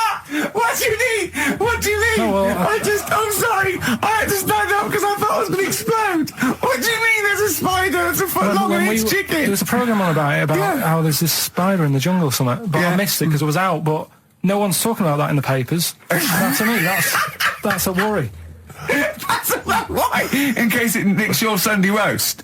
What do you mean? But if it likes chicken now, Rick, in like 2 years' time, who knows what it might I know, it move up the evolutionary ladder, it start liking Carl, then humans. No, I'm not about the chicken bit, because I eat chicken, that isn't that shocking, but the fact it's a foot long, and no one's, it's just on a Thursday night, no one's talking about it. What do you expect, though? What do you expect from this? It's got its own PR. What do you want? What do you want this spider bee to be famous? Where is it? Where is it? In the jungle. It's not worrying anyone then, is it? It's not going to move. Well, why? It's not going to... though. What do you mean? What do you mean it's not going to move? Well, how's it going to get here? Is it going to get on a bus? There's ways and that, they come in bananas and all that. So, don't worry about it. So, I'm not, if you're going to be like that. Anyway, listen, we better line up Babushka, we better play that surely, because I know you need to analyse those lyrics. That's very important to you, I know. We've still got that cork hitting. Cork on their head's going to be great. We're going to put his little head down and really give it a firing. Sponsored by Lindauer Sparkling Wine, refreshing. First of the game to die, Morrissey, XFM 104.9. I'm Ricky Gervais with me, Steve Merchant and Karl Pilkington. Well, Karl, you failed miserably. The scientists stuck away. Right, one more chance. What's happened in the last couple of weeks? Just one more chance to... What have you seen in the last couple of weeks? Well, like I say, I don't really watch the news and that, so I can't tell them about that. But in a way, I think they're better off not knowing. I think that's the only good thing about being out there, isn't it? Not knowing about the bad stuff going on. Yeah. So... I can't help them there. They don't need to look at the weather, do they? No, don't you know? No. But, tell you about the Pope and that. Yeah, pretty extensive. What about the EU Constitution and the no votes? What do you make of that? What are your views? What's the problem there? Oh, this isn't broadcasting, though, is it? This is nothing. Come up with something. Well, the fat baby, then. The fat baby that they found. That was on the telly. Right. Well, what was that? It's just a little fat baby. That, I don't know what. It's just a little fat kid and that. What? Tell what? It was on the telly. And but what was on the telly? You just said fat baby, fat baby, fat baby, fat baby on telly, fat baby on telly. You meant to be telling them what's happened in the world. Tell me about the fat baby on telly. It's just they've found some. There's this illness called Momo. Right, and they've just got this woman had a kid. It's really sad. It was on Channel 4 and that, right? And kid's born. You sure it wasn't Jimmy Carr? Kid's born and that, right? Momo? It's called Momo. Isn't that a Black Music Award? No, right, little fat baby and that. And there's only 3 of them in the world. These little fat babies. Right. And so one of them... They're in danger. How fat? Are you not telling... What do you mean? How fat are they? 6 stone it was only 2. And there's 3 of them in the world, and there was this one, and there was one in Brazil. Are they like endangered? Is that the problem? Because there's only 3 of them in the world. I'll be worried. Is it like a conservation campaign? They're hunted for their flesh. No, it's sad. I know, it's easy to joke on that, but if you've seen it, you'd go, it's a bit sad than that. Well, I haven't seen it, and I know nothing about it. Well, I've told you, there's 3 of them in the world. Okay, what else was on telly? Something I watched the other night, that was good. Again, you know, I learn stuff from the telly. I don't watch the news. Well, you don't learn stuff from the telly. You told us there's a fat baby in the world. Forget about them. There's a spider eats chickens, and there was a fat kid. Forget them in Iceland, right? Yeah. We'll give them Rockbusters later to do, right? Iceland! But what's her name? I'll tell you what is interesting, Steve. I didn't know that much about it. Autism. Okay. Oh, good. With some more entertaining stuff on XFM 104.9. Just to cheer up people. Go on, then. What? Come on. No, right. Have you heard about it, Steve? What autism? It scares me to death when he comes up, when he touches on a serious subject. We've been talking about wheeling a dead pope round, the Chinese don't age well, and ginger people are hated. And now we're going to touch on a really... my heart's in my throat. Go on, Carl, then. Tell me your insights to autism. Right, well, there was this... Again, Channel 4 coming up with some good stuff at the moment, right? It might have been Channel 5. Right, go and unpack your bags and that. Go and sort yourself out in the room. And tomorrow morning we'll meet up at 10 o'clock and I'll go through, the best sort of place to go for camel rides and, the best deals I can get you. That sort of thing. Can anyone here walk like an Egyptian? So she says, right, tomorrow morning meet 10 o'clock in the discotheque. So we get up and we have breakfast, and it wasn't a good breakfast. The kitchen was, like, bit horrible. The food wasn't good, and it was run by sort of midgets. What do you mean it was run? There's anything wrong with that. There was little fellas running around, and the annoying thing was one of them sort of started to fancy my girlfriend. How did he manifest his affection? No, you're not saying there's anything wrong with midgets, though, are you? Just saying it was strange. There was but even midgets shouldn't be cutting on Karl Pilkington's territory. I know. But it's also that thing of, they've got little fingers, and it's sort of ruined. I'm so sorry. No, I'm not. It is a bit of a phobia of mine. Okay. Do you know what I mean? They are nice people and that. Sure. Oh, God. But the annoying thing is... So what was he doing then? How did he... I don't understand how he was chatting up your girlfriend. Was he crawling under the table so you couldn't see? Just kept... Whispering to her from underneath there. Stop it. Just Wait, I don't want to get a complaint on our last show. There's not many midgets. What's going to happen? Can we just finish this and start up again in a couple of months? Oh, yeah. So if you want to know more about the midget theme restaurants, then we'll talk you in 3 months. Yeah. It's just... No, that's fair enough, actually. Oh, yeah, sorry about this. Listen, we'll see you in about a really... it's been a pleasure, truly, and thank you for everyone that wrote letters. Have you really? I've got you both a present. Right? Oh. I got Ricky, do you know, like, we've done fables and stuff? Right? Yeah. This is like Mr. Ben. Oh. This is brilliant. Yeah. Right, and it's like little fables that Mr. Ben goes on. Oh, fantastic. So I want you to learn something from that for when you come back. Okay, brilliant. That's lovely, I'll tell you Carl. one of the stories I read this morning. It's brilliant. In fact, when you've done with it, give it me. Yeah. Because I haven't finished reading that. Okay. Thank you, Carl. And for Steve, a little... chat-up lines. A little book of chat-up lines. That's fantastic. That's great, Well, we'll see you in 3 months. But carry on emailing Carl. Cherish Karl Pilkington. He sits in a little room by himself, so keep him in touch. And we'll see you in August. We're going to leave you with something that we all love. This is There Is a Light That Never Goes Out by the Smiths. Very apt, I think. Goodbye. See you later. You've been voting in all week, sending your emails.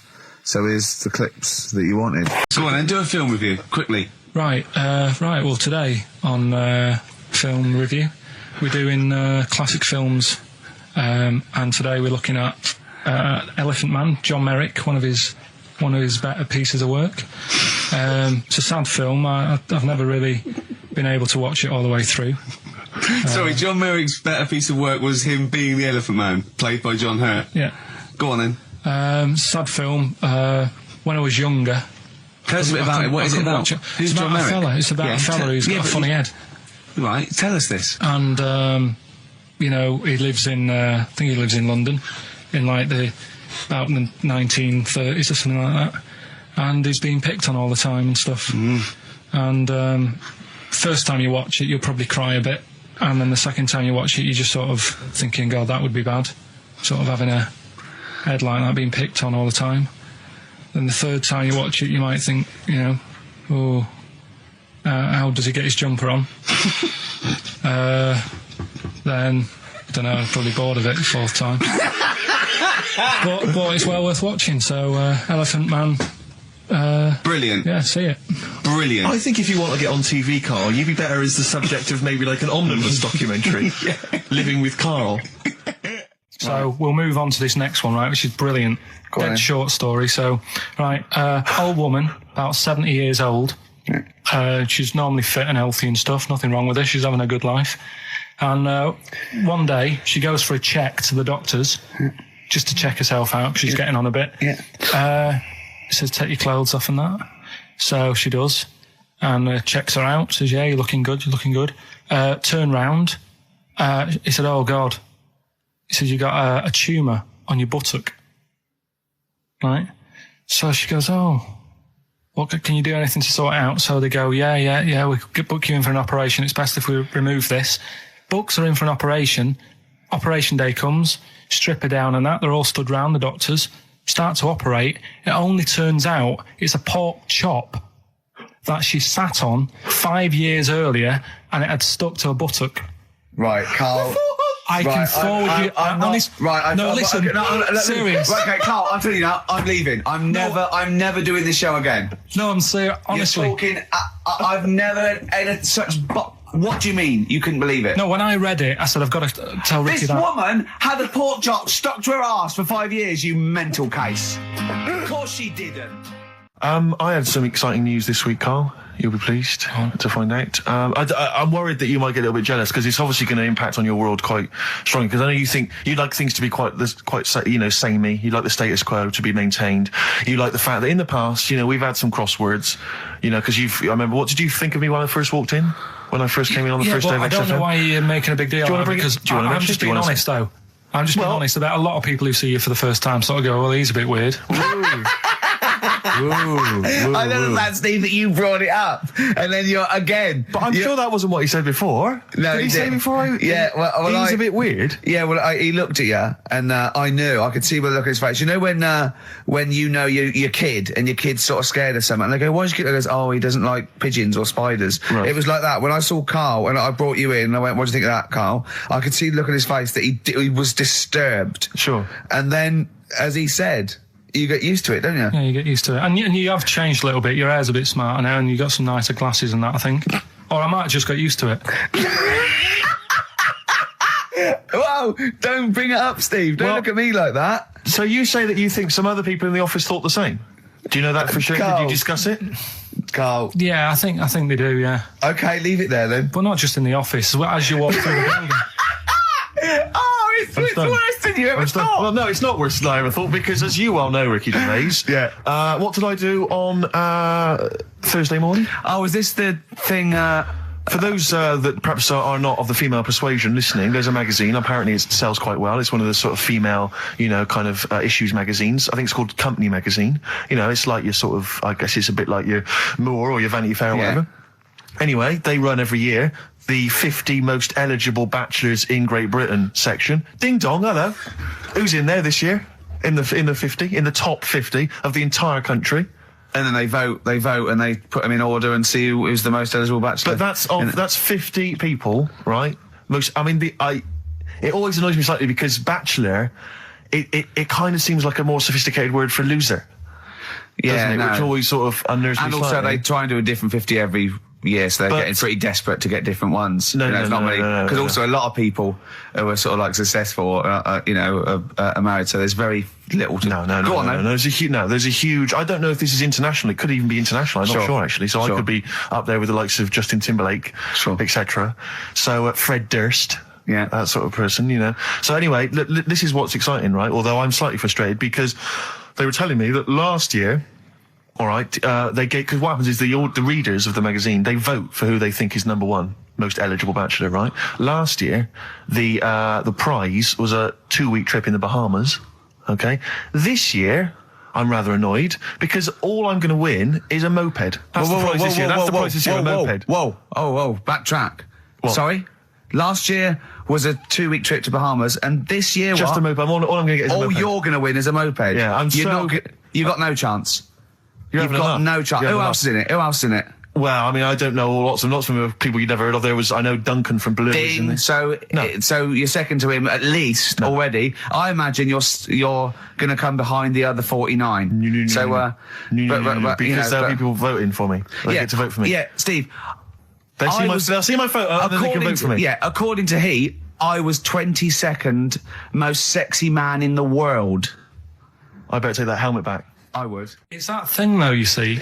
This happened years ago to me, right? When, you get pally with someone and then you wind each other up and then there comes a time when you just go over the line. Yeah. Right? What happened? Well, it was this lad called Anthony, right? Who was my mate. Yeah.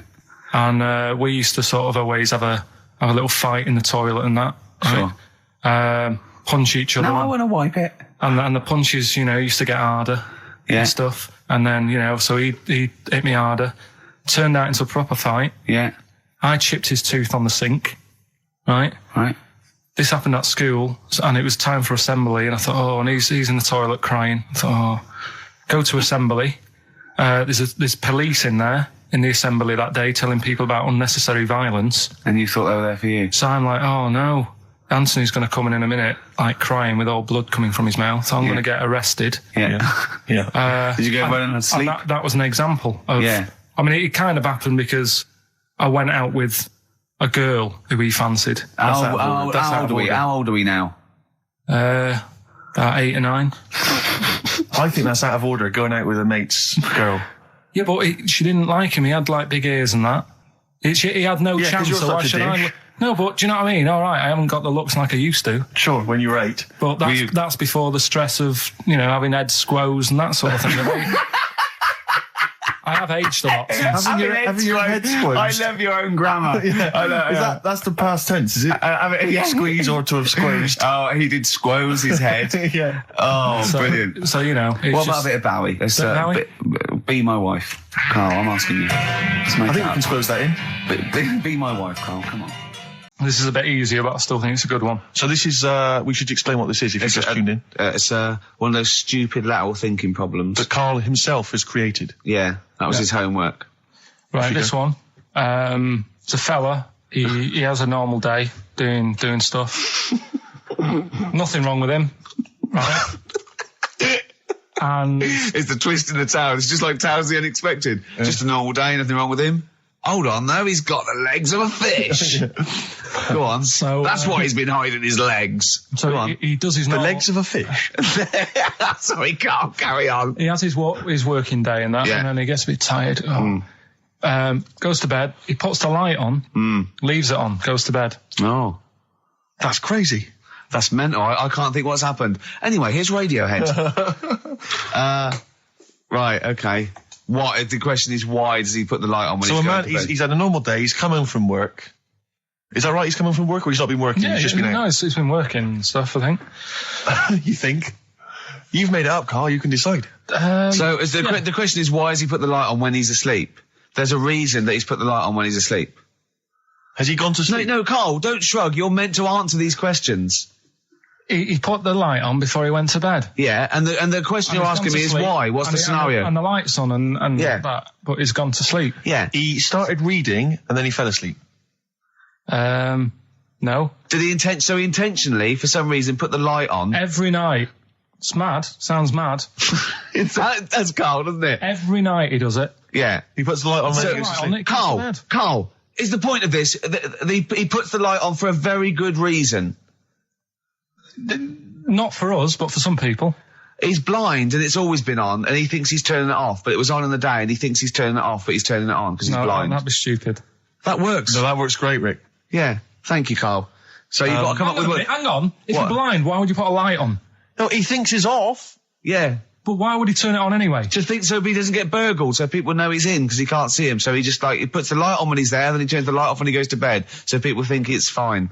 But he's got it out of kilter, and actually he's walking around in the dark all day. I don't believe that if you're blind you turn your light on. I don't think you'd be living on your own, would you?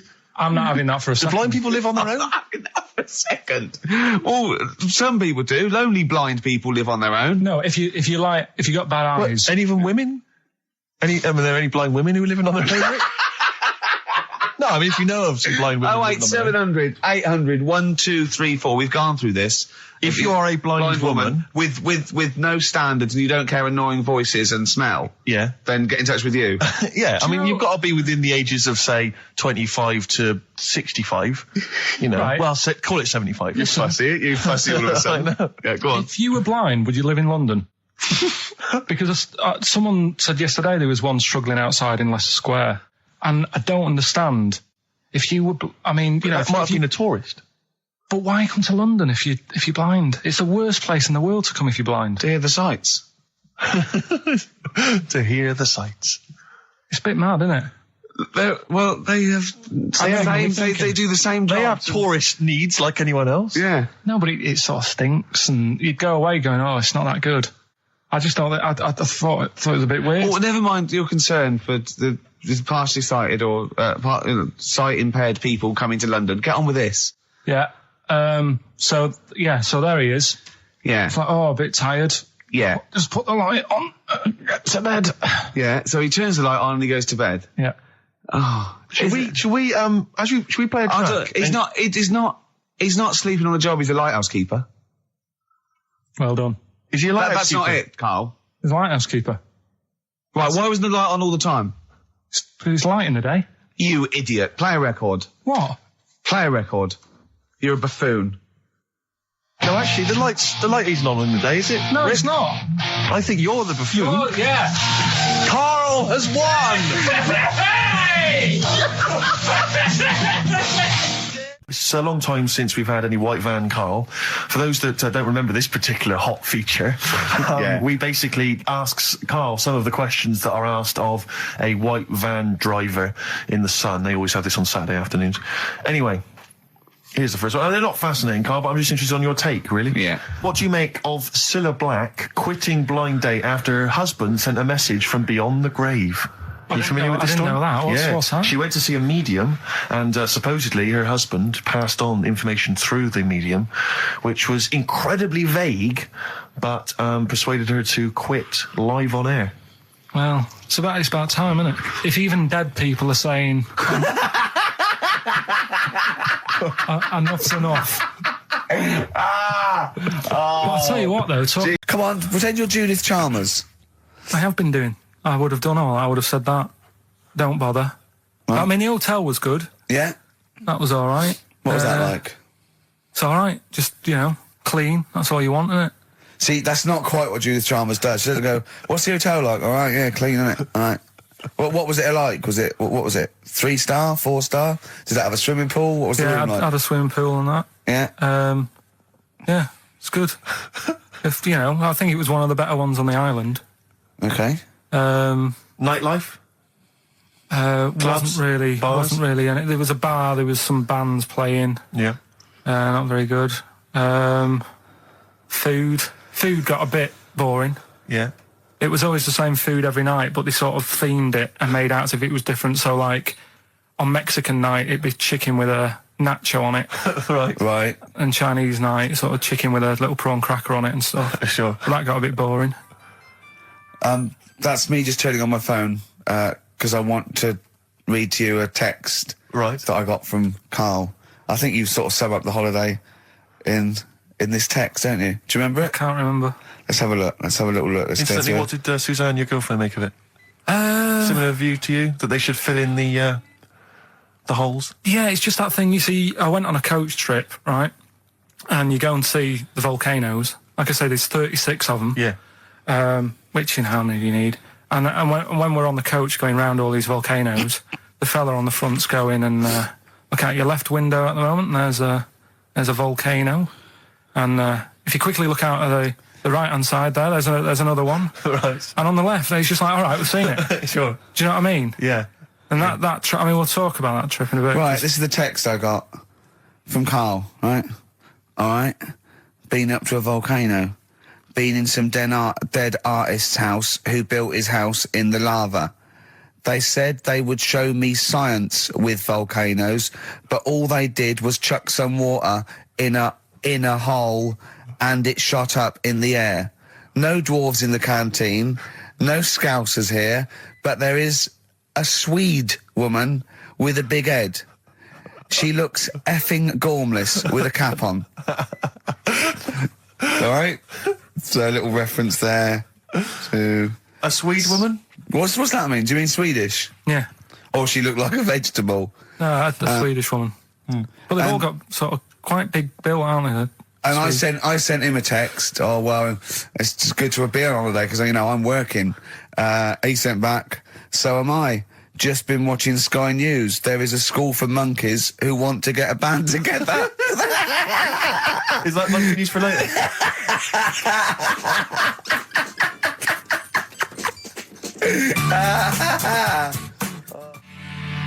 Oh My Corazon by Tim Burgess. I can't get enough of that. I love that chorus.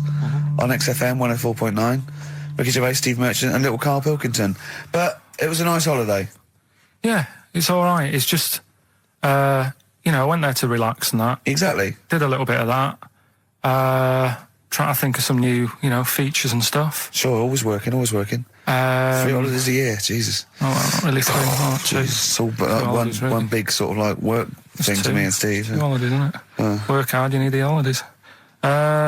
So, yeah, the things that annoyed me was like, you get bored sat around the pool after a couple of days. I'd read my book. Yeah. You know, there wasn't much going on the... Not even any crabs to throw sand at, was there? No crabs or anything. They wouldn't bother with Lanzarote, right?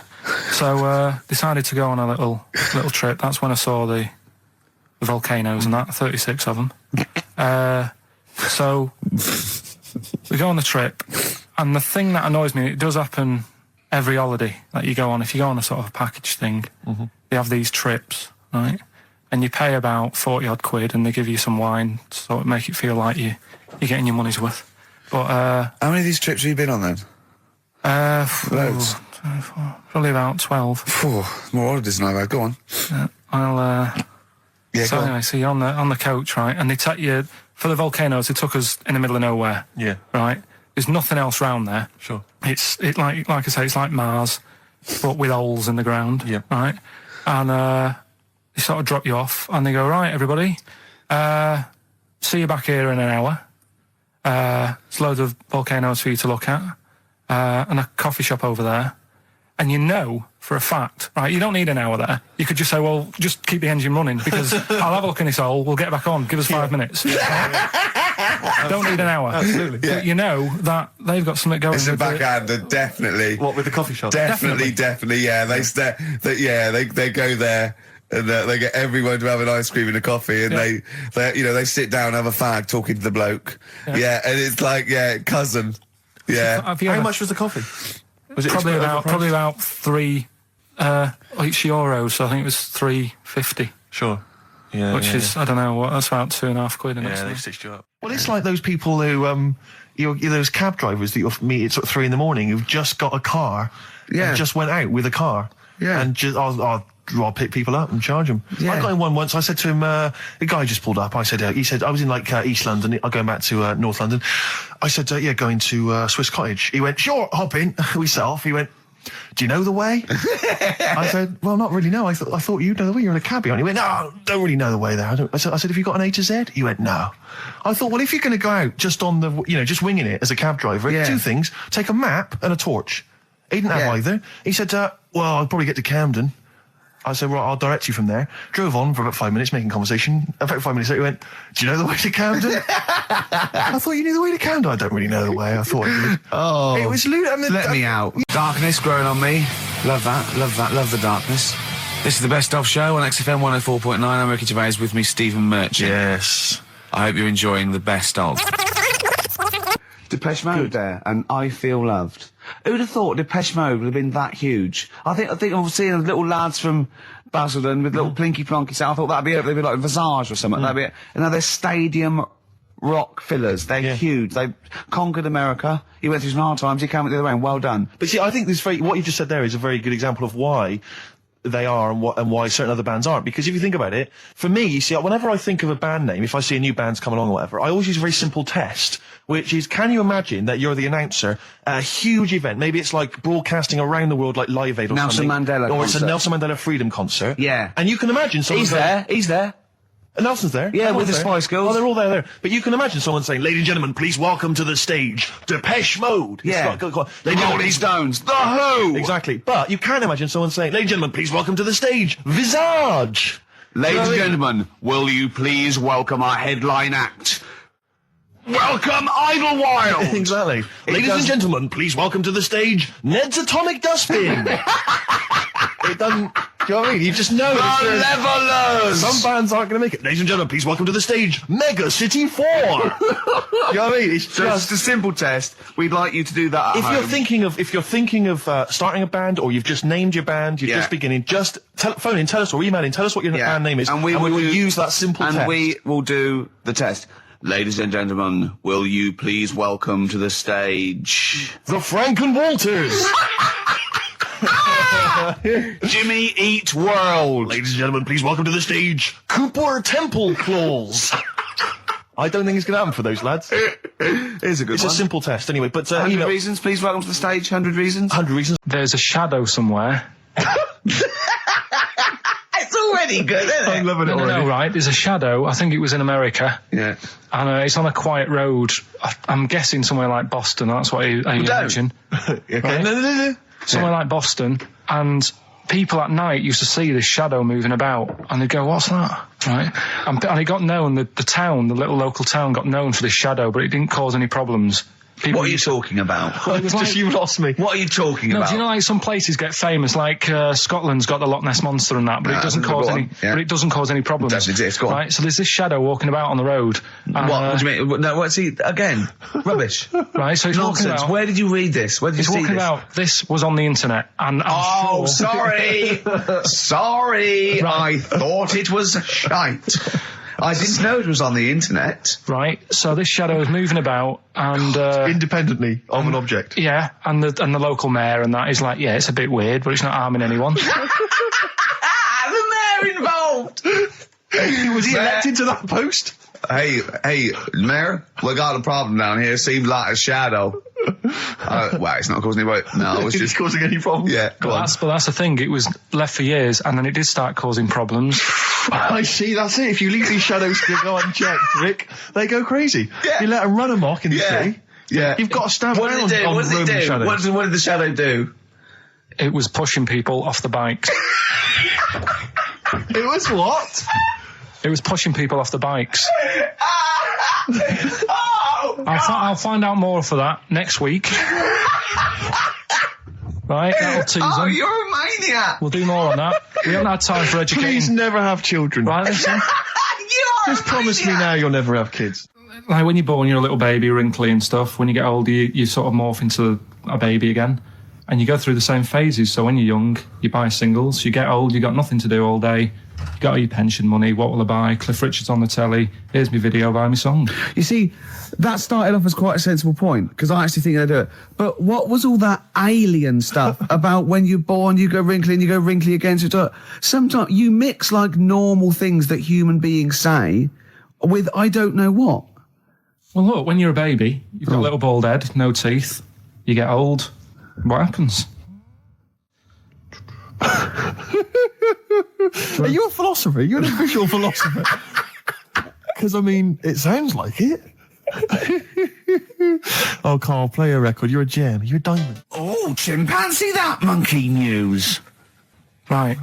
There's this monkey, right? Yeah. And it had been, do you know you hear about monkeys being badly treated and stuff like that? Yeah. So, anyway, it goes into this home. It's 14, this monkey. It's called Matty, right? Goes into this home where it's looked after. What do you mean home? Just like just a little monkey home, right? Okay, so zoo.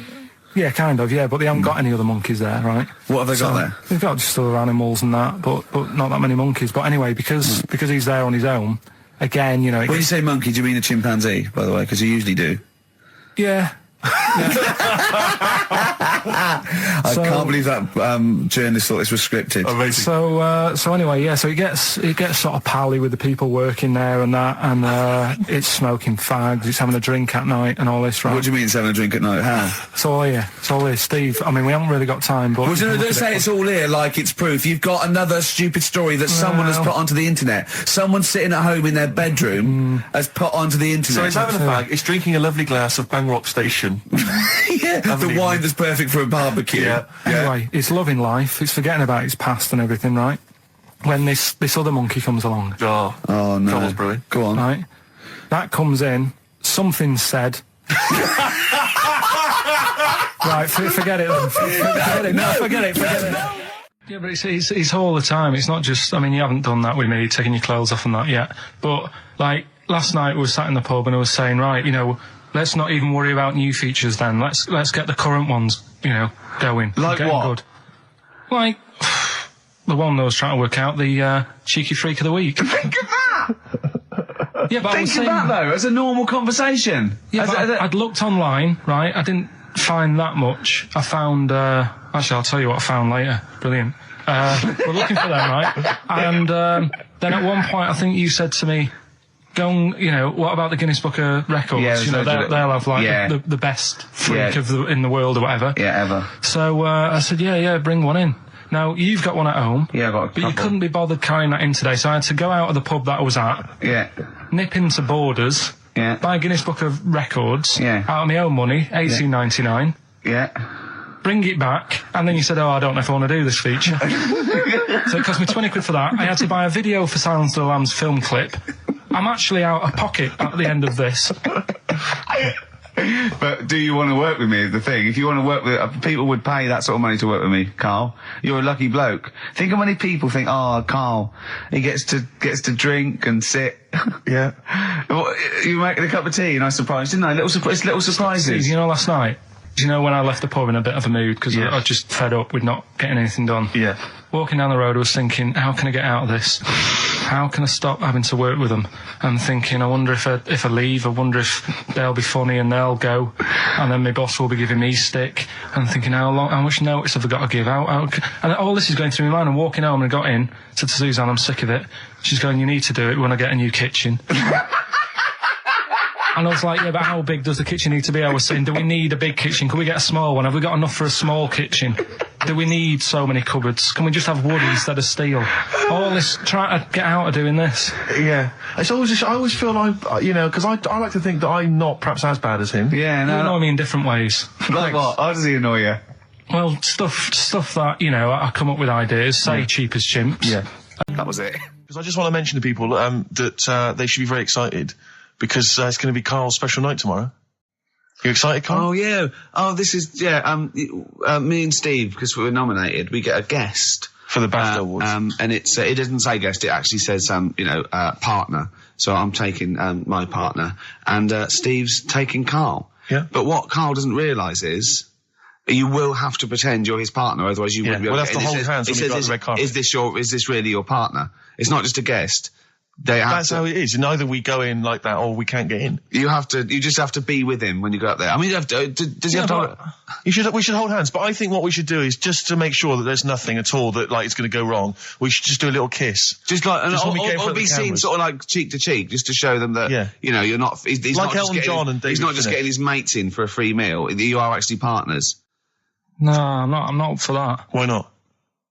Well, because we know we're not actually gay. No, but so it's not a problem. You've come out of it looking quite good because you've got a good-looking fella. But I'm meant to look like, you know. I mean, I'm not gay, but if I was, I don't think I'd go for your thing. Oh, he's done you, Steve. It's turned on you again. I cannot believe we were trying to get him. Wait a minute. I have got the cream of London's totty phoning me up, trying to get an invite to the BAFTAs. Yeah. Right. We have very graciously asked you if you would like to come along. Well, that worries me even more. That you've got women calling you up. Carl, I can't choose between them.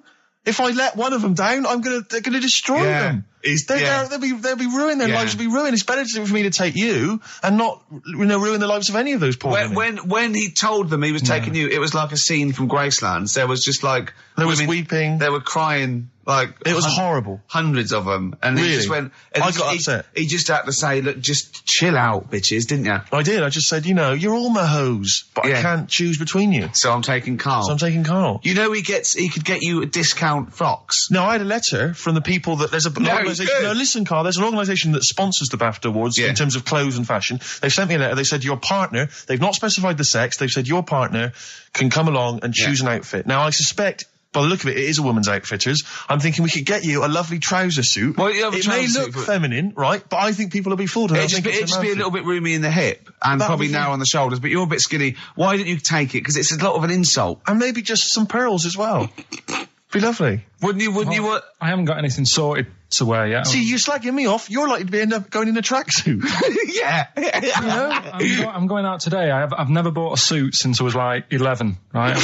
I went to my brother's wedding. That's the last time I wore a suit. No, but it's like how when I went to the BAFTAs with you and I wasn't really enjoying it, you were like... What? No, you didn't tell us this. Ungrateful. There were so many people. You're like a little charity case. You're like... Oh, I had chicks queuing up around the block. You usually have to. Someone like you would have to write to Jim or Fix It or Esther Ranson to get to meet us sort of people. And now it's on your doorstep. I'm amazed that you didn't enjoy it. Why didn't you enjoy it? You got to walk down the red carpet. You went in. There was George Best, one of your footballing heroes, was there. A load of other big names. You sat there in prime position. You came backstage with a load of other big names. Hey, you had a lovely bit of grub. You were filming this thing for the DVD you were making. That's you, a cameraman on our DVD. And yet you think, now you look grumpy because you had a couple of pints and I can't believe it. So tell us why you didn't enjoy it, because the ceremony, what didn't you enjoy about that? It was interminable, wasn't it? Far too long. Wasn't it awful? 3 boring. hours. I'm sorry. I thought you were going to say something. Really? Sorry. 3 hours. Yeah. I mean, I suppose for you two, at least, you were going to get something. Sure. Yeah. But with me, it's like, I've never graduated or anything, so... Have you not? I'm trying to think of a situation. Basically, I sat there for 3 hours knowing that I'm not going to get anything out of the night. Yeah. Right? Now... when we invited you and you said yes, did you think you were up for an award? No. I thought we were going to be sat round tables having a nice bit of food whilst people are going up there winning awards. Yeah. But 3 hours of the same thing over and over again. I mean, if a film's 3 hours in the cinema, you go, well, it's long, but, I wonder how it's going to end. Yeah. But this was just like the same thing over and over again. Some guy going up, thanks a lot, cheers for the bit of brass. And then going down, sitting down, the same thing over and over again. Honestly, right? I'd say it was one of the worst things I've ever had to do. I enjoyed the night afterwards when we did have a bit of lamb and a nice bit of veg and that. That was all right, and I went home and I was happy, and I got the little freebie bag that you're talking about that we're giving away. Yeah. Which wasn't much good stuff in it. Oh, all right. Right. No, what would you have done on that Saturday night? Suzanne what would you have done or the Sunday night rather, what would you have done had you been at home?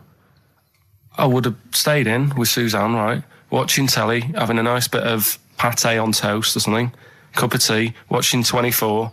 But instead, I had to buy an expensive suit so I didn't show you up. Right? Jesus, what are we doing? Yeah. How much did you spend on your suit? Well, in total, right, because, the shoes and the suit and the shirt and the tie, it was about 600 quid. That's the most expensive evening ever. And that's what I'm saying to you. And the daft thing is, it's dark in there. I don't know why you've got to wear a nice suit. You can't wear a tracksuit, for goodness sake. It's dark in there. No, just the shirt and that. It doesn't make you a better person wearing a suit. No, it doesn't make you a better person, no. We're not claiming it made you a better person. No, but that annoyed me. Yeah. It was an experience, isn't it? That's why I went, because you think, if I didn't go, if I would have said to you when you invited me, no, Steve, I don't want to go, then I would have never known, right? Yeah. And that's my sort of thing in life, right? Yeah. If something comes up, you should take it, even if you're not going to like it. It's a bit of an experience. Right. Do you know what he said to me? I phoned him up because we had to meet up. And obviously he had to pose as my gay lover. Yeah. To get in, right? Yeah. He phoned me, you said something to me like, I bought a suit, I'm looking good. He said, I'm looking good. People will think, how on earth did he end up with that good-looking guy? So he got into the role. That was what he said to me. He started getting into it. Such an insight. Play record. I just must say that we've had an email from Darryl Foss. Lots of people have emailed in and said, well done on the BAFTAs and well done on your Room 101. They really liked that. Thank you. There's one guy, Darryl says, Ricky, has your dad only got one D-Mob suit? Because I don't know if you noticed, but Ricky wears the same suit every single time he appears on TV because he spent a fortune on it getting it tailor-made. I've only got one. It's a good suit, and I know all the time. And it's winter as well. It's like a pure wool, so I'm sweating everywhere I go. Anyway, usually it's too much cheese. I won't be buying another. Huh? I won't be buying another one. Ever. Yeah, that's it. Yeah. Suzanne told me today, right, because I've handed it in today to have the trousers turned up a bit. Why? Because it was a bit of a bodge job for the night. Yeah. Right. It was just some pins sort of holding it up the other night, but you didn't notice, and I didn't tell you because I thought you'd be getting on the stage and saying, "Look at that freak over there with his pants hemmed up." But I took it to the place to get it done. Man alive, I went to see the last part of the Lord of the Rings trilogy. Why? Well, it's like a family thing now. Every Christmas, my family and I have been going to see the Lord of the Rings, the next instalment. It's like a family thing. What will you do if they keep making them? Oh, I'd say I've wasted now about 10 hours of my life with that tripe. You can never get that back. I can never get that back. That's what Peter Jackson owes me. 10 hours now he owes me of my life. It is absolute drivel. Well, I know. We've said this before. I don't want to harp on again about it, but I cannot fathom why everyone is so excited and loves these films so much. Like you say, people review saying it's the best film ever. I think this is the greatest movie I'll ever see. And I don't... It's like they go, but look at all the fight sequences. But Tolkien being up there in literature, like, you know what I mean? It's sort of like Shakespeare. Tolkien. No! Yeah. No. But what is it that he's writing about exactly? I don't know. Little midget fellas who can't get shoes.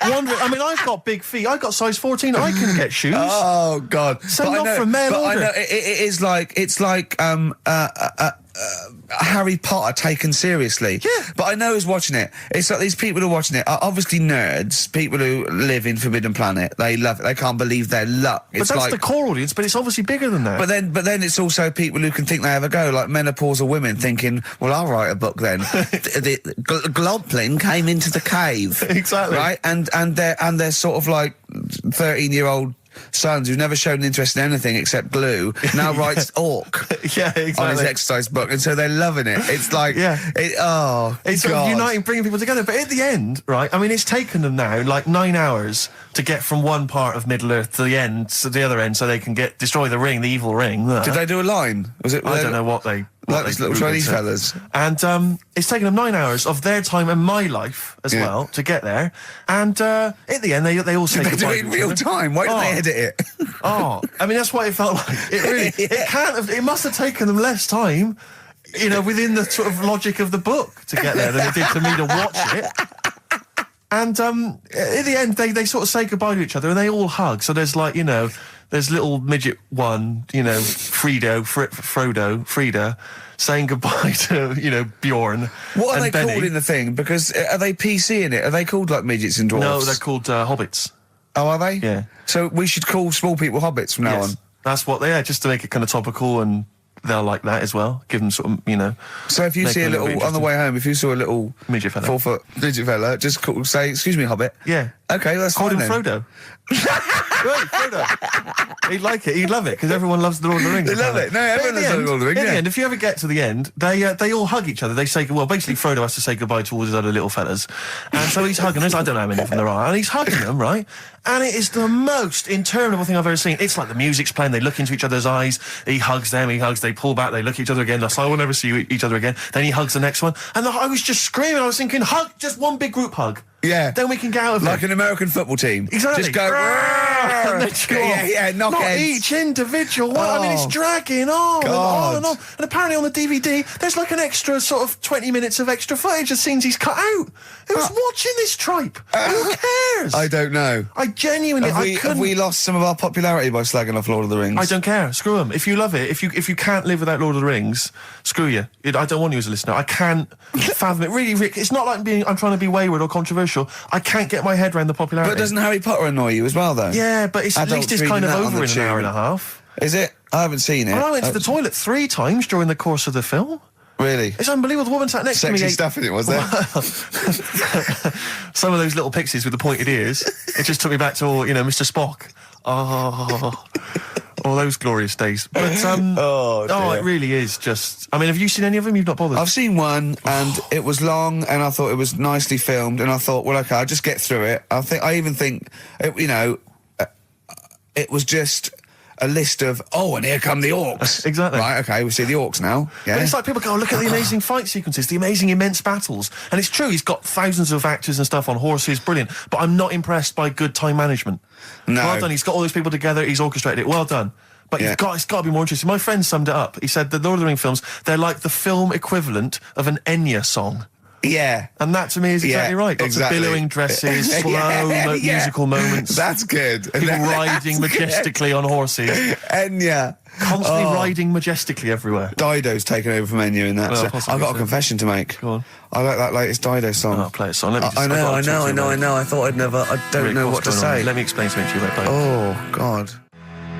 Biting Bottles, Richard Ashcroft on XFM. We've had an email which I suppose puts my hatred of Lord of the Rings into perspective. It says, yeah, you may have spent 10 hours of your life wasting your time with Lord of the Rings, but imagine how many hours of people's lives this show, have wasted for our Yeah, that's true, yeah. I suppose it does, balance. 2 hours a week for a couple of years. We can never give that back to people. I know, it shows it mounts up, doesn't it? Yeah. We should be doing some kind of community service for people, maybe pop around. Well, this is community service, isn't it? Because Karl, it makes his brain work a little bit. True. And it, keeps him, from going on holiday, sort of for 2 hours a week, which is good. I'm looking forward to it. Was it Nelly? Nelly dead. It Nelly died. It nearly died. I was interested in it. I remember reading it, and there was one element of the story. You were thinking it was going to be a cheap holiday. Well, you're not going to pay those prices. 400 quid, host seasons, you're having a laugh. That's nothing. Mansfield car park. And there was an element. It said in the news report, it said that while he was down in the ground, he began and ended a relationship with a woman. While he was down there, some fan who was a fan of what he was doing, he started communicating with her through the tube. I don't know the ins and outs of it, but they began a relationship and it ended. And I have to say, I remember thinking, when you read that there's a man... How did it end? Well, why did you go that this isn't working? That's twice you've stood me up. Yeah. Well, I can't get out, can I? I remember thinking at the time, I was not the sort of the ladies' man that I am now. I remember at the time reading it and thinking, there's a bloke, he's pulling women 10 feet underground through a tube. Through a tube. I'm out and about with some of the most expensive hair products on the market. I've got to sit down and ask myself some very serious questions. Oh, dear. Extraordinary. Unbelievable. Oh, dear. The scum. I saw recently, flipping through one, it was wedding rings. There was a selection of exclusive wedding rings. Imagine getting down on one knee and giving your beloved a themed Lord of the Ring wedding ring. Oh, that is brilliant. Will you be my wife? Better still, my troll. Oh, dear.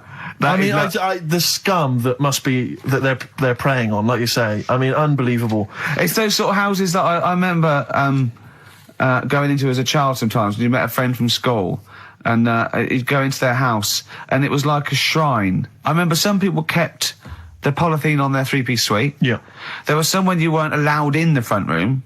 Like we couldn't go in the front room, and it's sort of, you look around and there's all these dolls and that, and it's just like, oh God, scary. What in God's name happens in this house after dark? Oh. You know what I mean? But the people who keep the polythene on their sofas, it's like, who are you waiting for? What day are you going to use this? Because I'll tell you this, the Queen's never coming to tea. Tony Blair's not going to pop in and out covered in grease. No, exactly. In dungarees. Exactly. I won't sit down. You can sit down. You can sit down, Tony. I've been waiting for 40 years. Look, I've had a baby. It's not a real baby. It is a baby. Is this door locked? Why do you hate me? Oh, God. Call your friends and tell them it's a girl. So if you're one of the scum that have ever bought anything from one Trash. of those, normally you'll get maybe commemorative plates. I know. I'll tell you what, if I ever win the lottery, I'm going to buy all them up. Yeah. I'm going to buy all them up in one foul swoop. Well, That'll be amazing. I think it was Cliff Richard. It was a commemorative plate of Cliff Richard. That'd be great. It said, Cliff never ages. Cliff never ages, and neither will this. Really? Did it say that? Yeah. Tell your friends and tell you've married Cliff Richard. Yeah. Look, I've married... It's a plate. It's not a plate.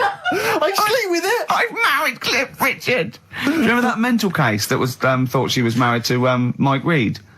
No, I don't remember that. Oh. No, I do. So is this Mike Reed, the former DJ, or Mike Reed, the entertainer stroke actor? Former DJ. Mm-hmm. And it had a shot of her just prancing around in the nude with a feather boa on, saying, I'm married to Mike Reed or something. Wow. She was obsessed with him. That's libelous. I mean, is she still looking for a fellow? Yeah. Oh, what would you do? Imagine you're in a love triangle between her me and Louise Woodward. Oh, right, okay. Who would you? And they were fighting over you. And I think they can both get pretty violent. Yeah. I mean, if you know, fight. I mean, no, but I mean, I'm not. I don't know I'll tell you what I do. I do what any gentleman would do in that situation, and I'd let them wrestle it out, nude, in a hotel room. Just see how they go. Let's have a record. Sorry to lawyers and tell him it's a girl. Clocks, Coldplay, XFM 104.9. In fact, can I just plug something? Go on. Because you can hear Coldplay live tonight from 7 o'clock, the whole Earl's Court gig on XFM from 7. Blimey. Yeah. It's not bad. Yeah. To Coldplay. To Coldplay. Happy Easter. Happy egg. Well, that's about it from us, isn't it? We got, to be honest, I didn't miss Karl at all. I did miss Karl. In fact, I felt we worked harder. We did a better show without him. I think he's dead wood. Well, I think that we should, tell him that we don't need him. If he turns up, it's fine. If not, you know what I mean? Yeah. Because that will wind him up. Oh, he'll be livid. If you could send, could you send Karl emails saying, to Ricky or something, because he gets all those, doesn't he? Or to Karl, saying the show was better without Karl. Yeah. Can you please do that for us? We'll tell him the truth. He'll hear it. He'll come back and hear it. So we know it's a wind up. But I just want to see his crushed little face Monday. Is if you can send as many emails as possible saying this show was better without Karl. Yeah. I will be grateful, and I promise I'll tell him the truth next week. Do you think I can do that for us? I think so. Is it karl.pilkington@xfm.co.uk? Yeah. And it's Karl with a K. Yeah, Karl with a K. And send some to me, because he'll read those next week as well. Yeah, ricky.gervais@xfm.co.uk. Yeah, Just send some to me as well. And pass them on, pass them on, yeah. And to the head of XFM. Oh, what's his one? Yeah. Because we won't get in trouble, because obviously Andrew's listening, so he knows it's a joke. But Andrew.phillips@xfm.co.uk. In fact, could you send a load? Marketing manager, Charlotte Susan at XFM. Yeah, Andrew.phillips@xfm.co.uk. Just saying, it's so much better without Karl, because it's got a bit self-indulgent. He just does his same old stuff about Auntie Nora farting, and it's not big and it's not clever, and the man's a fool. Yeah, so if you do something like that, make stuff up as well. Thanks very much. Happy egg. Happy egg indeed. Can I just end with a tune? Yeah, Ed Harcourt. I don't know if you've listened to his current album. Yeah, new album sounds good. Some nice treats on there. And this is one called The Birds Will Sing For Us. It's a nice way to end. See you later. Cheers. Happy Easter. Do the email thing. Egg. Do you remember the John Wayne Bobbitt story? Which it's always seemed odd to me. Your bits, as a fella. And it's sort of metal. So it means you can't sort of, get excited. It puts a stop to you, sort of. That wasn't a torture device. I think it was a Victorian thing to stop adolescent boys wanking. They used to have things like wrist things as well with like spikes on them. It's not a torture device. Isn't that? Well, not really. Imagine that being captured by you're never going to get hard on again. All right. Not really a torture device, is it? And there wasn't that many nice looking women wandering about anyway about them, was there? Didn't get excited about stuff. What are you talking about? Well, they filthy, they stunk and everything back then. What are you on about? Right, we've covered that. No more of that talk now, right? Let's move on. Filthy, all Victorian women, filthy and stinky. Yeah. Oh dear. Better Rolling Stones and set up the old songs of phrase. Yeah. Stones, Beast of Burden. We've not played it before. It's an absolute gem. I mean, I was watching athletics, right, the other week. Yeah. Right. And I was watching it because there's a lad who I went to school with. He's like winning gold medals and everything now in the Olympics and stuff, right? So I was looking out for him. Now, if you went to school with him, I'm assuming he's got 3 legs or something? No, he's normal. Just a regular guy. He used to push me on my go-kart, and so I feel like I was there from the start, training up a bit. Yeah. And watching the programme, and there was swimming in it, and I was watching that for a bit, getting a bit annoyed, because that butterfly stroke, yeah, I don't know why they do that. No, nor do I. It's just hard work. It doesn't make you go any faster than, let's say, that stroke. The crawl. Yeah, don't do that. That stroke on radio doesn't work. The crawl, yeah. So I was watching that, thinking, that's annoying. Yeah. And then they got onto the running bit, and my mate's in this race. Yeah. Now, they do the side shot, don't they? So you can see who's in the lead. Sure. And then they do that front shot, where it's absolutely pointless. The only reason to do the front shot, I think, is to keep women interested. because you can basically see his tackle going from left to right, being battered all over the place. Why were you looking? Seriously, you had no choice. If you wanted to watch it, it was like, I was interested if he was going to win, but it's like, you know... But why did you turn over and watch Charlie's Angels instead? Because I wanted to see if he won the race. But... Or flip back at the end. Just flip back to get the result if you don't... Well... Yeah, or at least turn away or close your eyes on the front shot. No, I wasn't. I just... Suzanne was happy. Suzanne was loving it. Yeah. And I was like, whoa. Yeah. Just go to the other shot. But they were showing you the front shot and running along there. They could have just shown the top half, but they didn't. Sure. It was there. It's just heads moving along at 25 miles an hour. Yeah. Well, I think you're meant to see the running, the actual legs moving. It's athletics coverage, isn't it? It's not like... But they don't show you a shot from behind. Did you want that? Oh, no, I didn't want that either. It sounds like you were disappointed. Yeah. Play a record. What are we having? Better Radiohead? Yeah, it'd be brilliant, wouldn't it? Yeah. Incidentally, last week, you remember, we began the show by talking about knobs. Yeah. I think we've got a bit more knob news this week. Is knob coming up, is it? The knob news is on the way. After Radiohead. More cock. That kind of mix up. I love that. What, some bloke's gone in, some lesbian's gone in and wanted a sex change. She's got a carrot for a cock. Stewing steak. Stewing steak. Oh, that would be great. You're not a doctor, you butcher. This is not funny. There was some other news, whilst we're doing the knob news, just cram this one in. There was some story on some news website about some lad who wasn't happy with what he'd been given. Right. What do you mean? He had an op? No, he wanted to have an op. He wasn't happy with what God had given him. Yeah. What the Lord had popped downstairs for him. Sure. And sorry, no, wait a minute. Was he a bloke who wanted it? Yeah, a fella. And what he wanted, he didn't want a knob, or he wanted a bigger knob? Wanted a bigger one.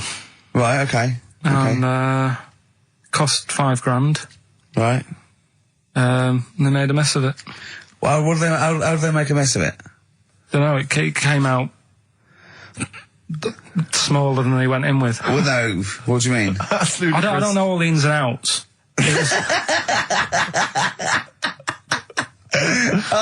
God. It's just he borrowed the money off his mum. There's been a slight mix-up. He borrowed the money off his mum? I love that. How bad is that? What do you want for your birthday, son?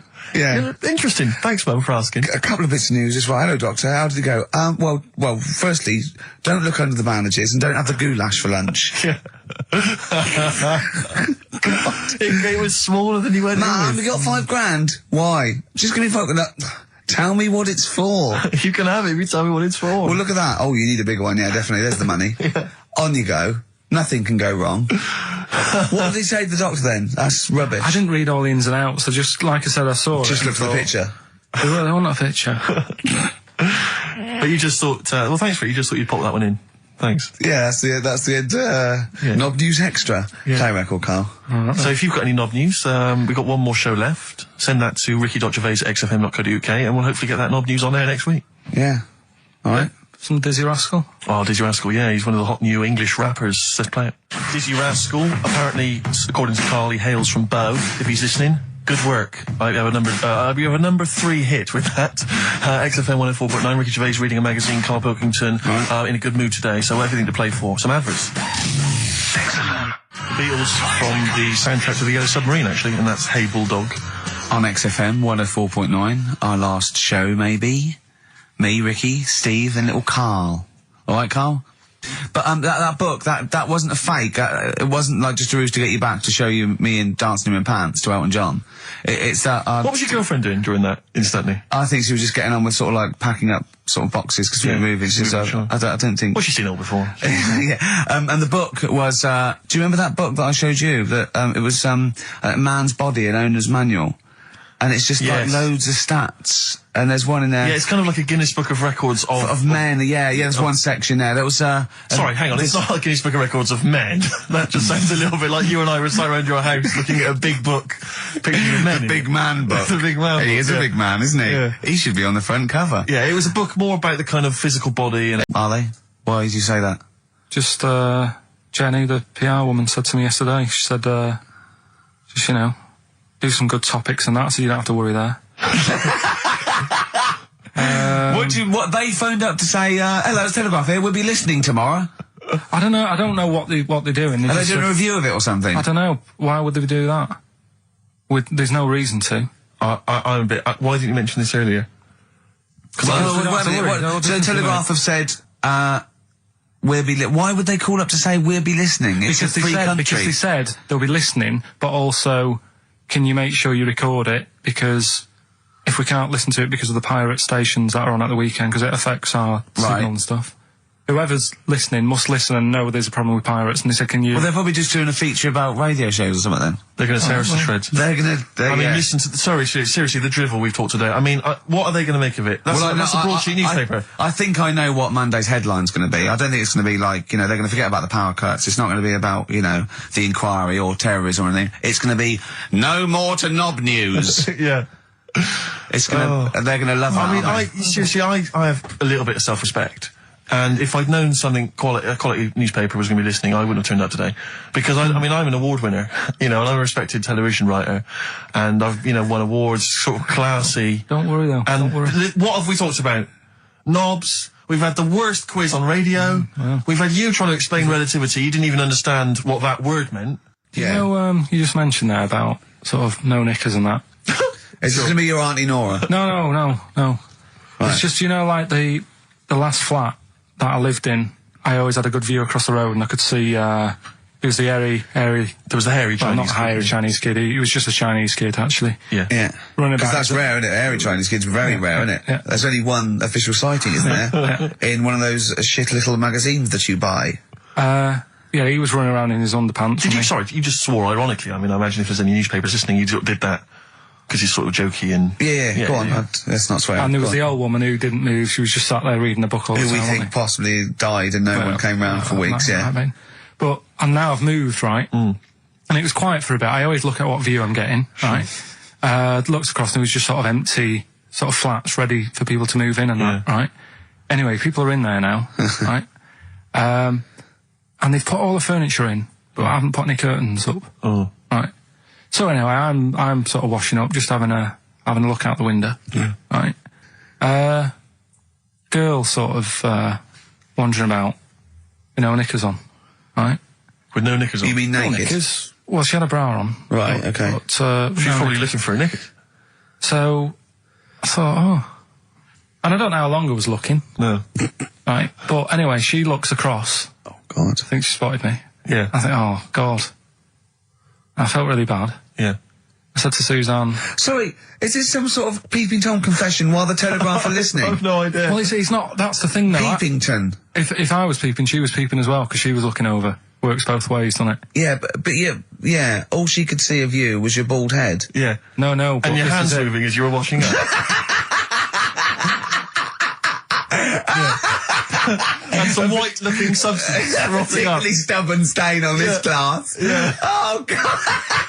Imagine that. Imagine if she looked across. I'm assuming your sink is lower than the window. But didn't she just cover up or something? Or she looked back and go, oh, you're looking at my fanny? Well, the thing I did... What? I thought, just sort of drop me boxer shorts.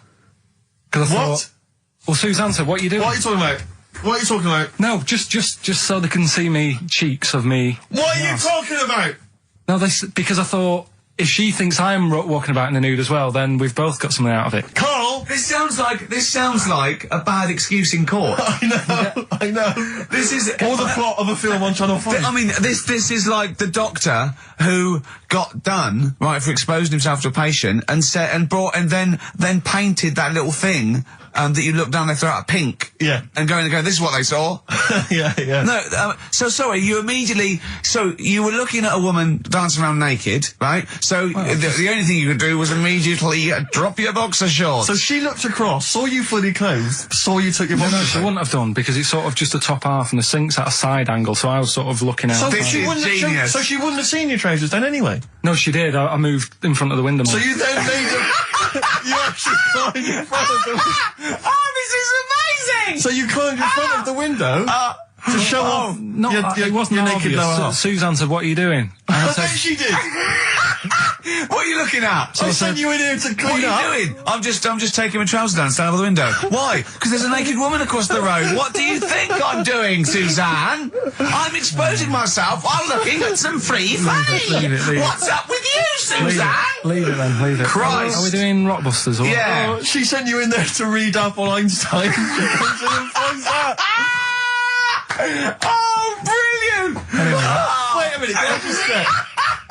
A final question. What did the woman across the way... What happened? What was her reaction? I didn't look again. I just thought you've seen a bit of action as well. We're both happy. Let's leave it. Brilliant. So were you waddling around like a penguin with your trousers around your ankles? I just was walking about and Suzanne said, what are you doing? I said, I'll explain to you in a bit, but don't look out the window because then it's excellent. obvious. Then he sees, she calls her husband to look at Karl walking around naked. He goes, oh, she's got a... Quick, Suzanne, get him out. There's only one with you can do. Get some more friends. They've gone one more.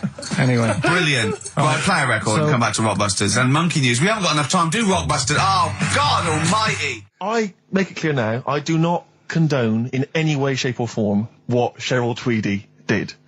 But I have to say, they wind me up. By they, you mean toilet attendants? Yes. Right. Yeah, not Pop Idol winners. That's what I thought you meant, yeah. So, go on. But, because I'll tell you what it is, you go into a club or pubs or big trendy pubs, you go in there, and there's the toilet attendant in there. He's got his little display of aftershaves, sprays, some sweets maybe, whatever it might. Yeah, maybe a lollipop. Maybe a lollipop. And all right, I don't know if I assume they're not employed by the club. I'm assuming the club's got we've got the DJ, we've got the bar staff. Wait a minute, we need a guy. When the manager walks in, do they hide? Well, this is it. I don't know if it's a guy who's just like. Is it like busking? Yeah, he snuck in. He came in when it was free during happy hour. He's got a little carrier bag. He snuck in the toilet. But the thing is, it's the fact that. Toilet attendants, fair enough. I mean, I'm happy if a toilet attendant sneaks in under cover of darkness, cleans it for me, and then shoots off. But it's when I have to see them there. I feel guilty because it's like, I maybe wash my hands, I'll forget he's there. He'll hand me a paper towel. Suddenly I've got to tip him like a quid or something. It annoys me because I wash my hands at all. I don't usually wash my hands. I sometimes don't even bother getting my knob out. I do it by stand and change my trousers when I get home. Exactly. So it annoys me I have to go through this charade of getting it out, slushing out of it, shaking it dry, and then washing my hands. See, if he did any of those elements, I'd tip him a quid, Pop it out. But not to hand me a paper towel and get it myself. And it's just guilt. And sometimes I'll hold it in because I'm nervous I don't want to go back in there. What annoys me is like a posh award ceremony, it's £1 a piss. It is £1 a piss. Do you know what I mean? So, or in a top hotel or something. Yeah. It's absurd. And I'll tell you what's worse than that. I know that he's doing it because he's got to feed his kids, but it's the fact that I've got to look him in the eye. You know, it's like he's humanized. You know, if he was only dehumanized, Rick. Yeah. If I could see him and I didn't think he was a human being, I wouldn't feel guilty. If he could sort of hide under the urinal, perhaps, or if he could hide underneath the sink. Like thing from the Adams side. He just puts out, He just pop a hand out, doesn't say anything, just hands me the paper towel. So you don't even see, like, you know, hand go, and then I'd put £1 in, I'd take the thing, put £1 in, nick a lollipop and run away. No aggro. Exactly. It's the fact I got to see them and I feel guilty because, you know, I'm on the radio, I've got a cushy life. I know. Here's a guy who's just trying to make ends meet. It makes me feel bad, it ruins my evening. Yeah. I'm just pleading for them. Can they not do it anymore? Can they maybe get a job? Illegal mini cabin or something? Please. It's 10 past, isn't it? We haven't done a little bit of knob news. No, right? We haven't done knob news, no. But it's been 3 months. It's been 3 months coming. There's this thing. I don't know the full story. I don't know how it happened, right? But little Russian fella. Yeah. He was sort of having sort of emptying his bladder, right? And somehow electrocuted himself. Right. And sort of did a bit of damage. How did he smashed onto some live wires or something? Something like that. So did it damage to himself or to an electric fire or something? No, to himself. To himself. Yeah. And so the doctor didn't slip and curling tongs went up his arse when he was pissed, because that's happened a lot. Yeah, we've all been there. We've all shoved the old curling tongs up the arse when having a piss. Right. So I can't even be bothered. No, go on, we're interested. We're interested. Well, come on, we're interested. Don't you can't be bothered. You get Mondays off. Do some work. Right, so anyway, the doctor says, it's not looking good, we'll have to take that off. What? He's like, Novectomy? Yeah. Really? But the funny thing is, right? Nothing funny about that. They've done, you're doing me head in. Just tell the story. He's doing me head in. Well, you can chill out on Monday. Do you prefer Knobs or tits, Paolo? Knobs. Knobs, you love knobs, do you? Can't get enough knobs. So you hate tits, I assume? Load of them. You hate tits, do you? Yes. Okay. What? Even Liza Minnelli's? I don't know what to say. I love hers, but not in a straight way. In a straight way. In a so okay. So you love knobs more than tits, right? Okay. I love knobs.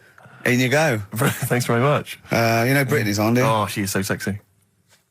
Oh, see, that's what would give me away. It'd be like a great escape. It's just the last. Yeah. You just. Well, you're. I mean, I think you're probably a bit bi. Right. Yeah, okay. but I mean, go in anyway. Thanks very much. Okay, the drinks are quite expensive. Oh, I thought so. Pop your shirt off, will you? Hey, Outcast on XFM 104.9. I'm Ricky Gervais, Steve Merchant, Karl Pilkington. You all right, Karl? Yeah, not bad. Yeah. Just when you were talking just now about like the gay stuff. Yeah. Right. I don't know if you saw the thing the other week about the fella who's on that quiz show. Oh. Sort of. Oh, right. Okay. Gay fella, straight, sort of man, woman. What are you talking about? Tell me what did you see? Tell me what you saw. This is like a kid come running in and he's seeing something frightening. It could be an alien, could be a ghost, could be a paedophile, and you've got to get exactly what actually you saw out of him. Right, what did you actually see? It's just this fella who's a woman. Right. Right, okay, right, try and talk like a human being. Right. It's a quiz show that's coming on the telly. And it's this woman. Right, is it a fella who's a woman, or is it a woman? Bit of both, that's why I'm talking about it. But what do you mean? Is it a pre-op? Is it a transsexual, a transvestite? Is it a ladyboy? Is it an hermaphrodite? What is it? I'll tell you about it. Well, tell me. I'm telling you. It's a woman. Well, it's a man. Forget it. Listen. Play a record. No, listen. Come on. What? It is a man. He is a man. Well. Oh, Christ's sake! It's a TV program where they've got this transvestite or television. It is a transvestite, yeah. So, but the problem is, I'll tell you just because you don't know about it. The program is. I don't know. I still don't know about it. I don't know anything about it. Still, I don't know. It's a woman, man, woman, man, woman, TV program. Look, TV. No, it's a man who is now sort of half a woman. And a man who is now half a woman. No, well, this is what's weird about it.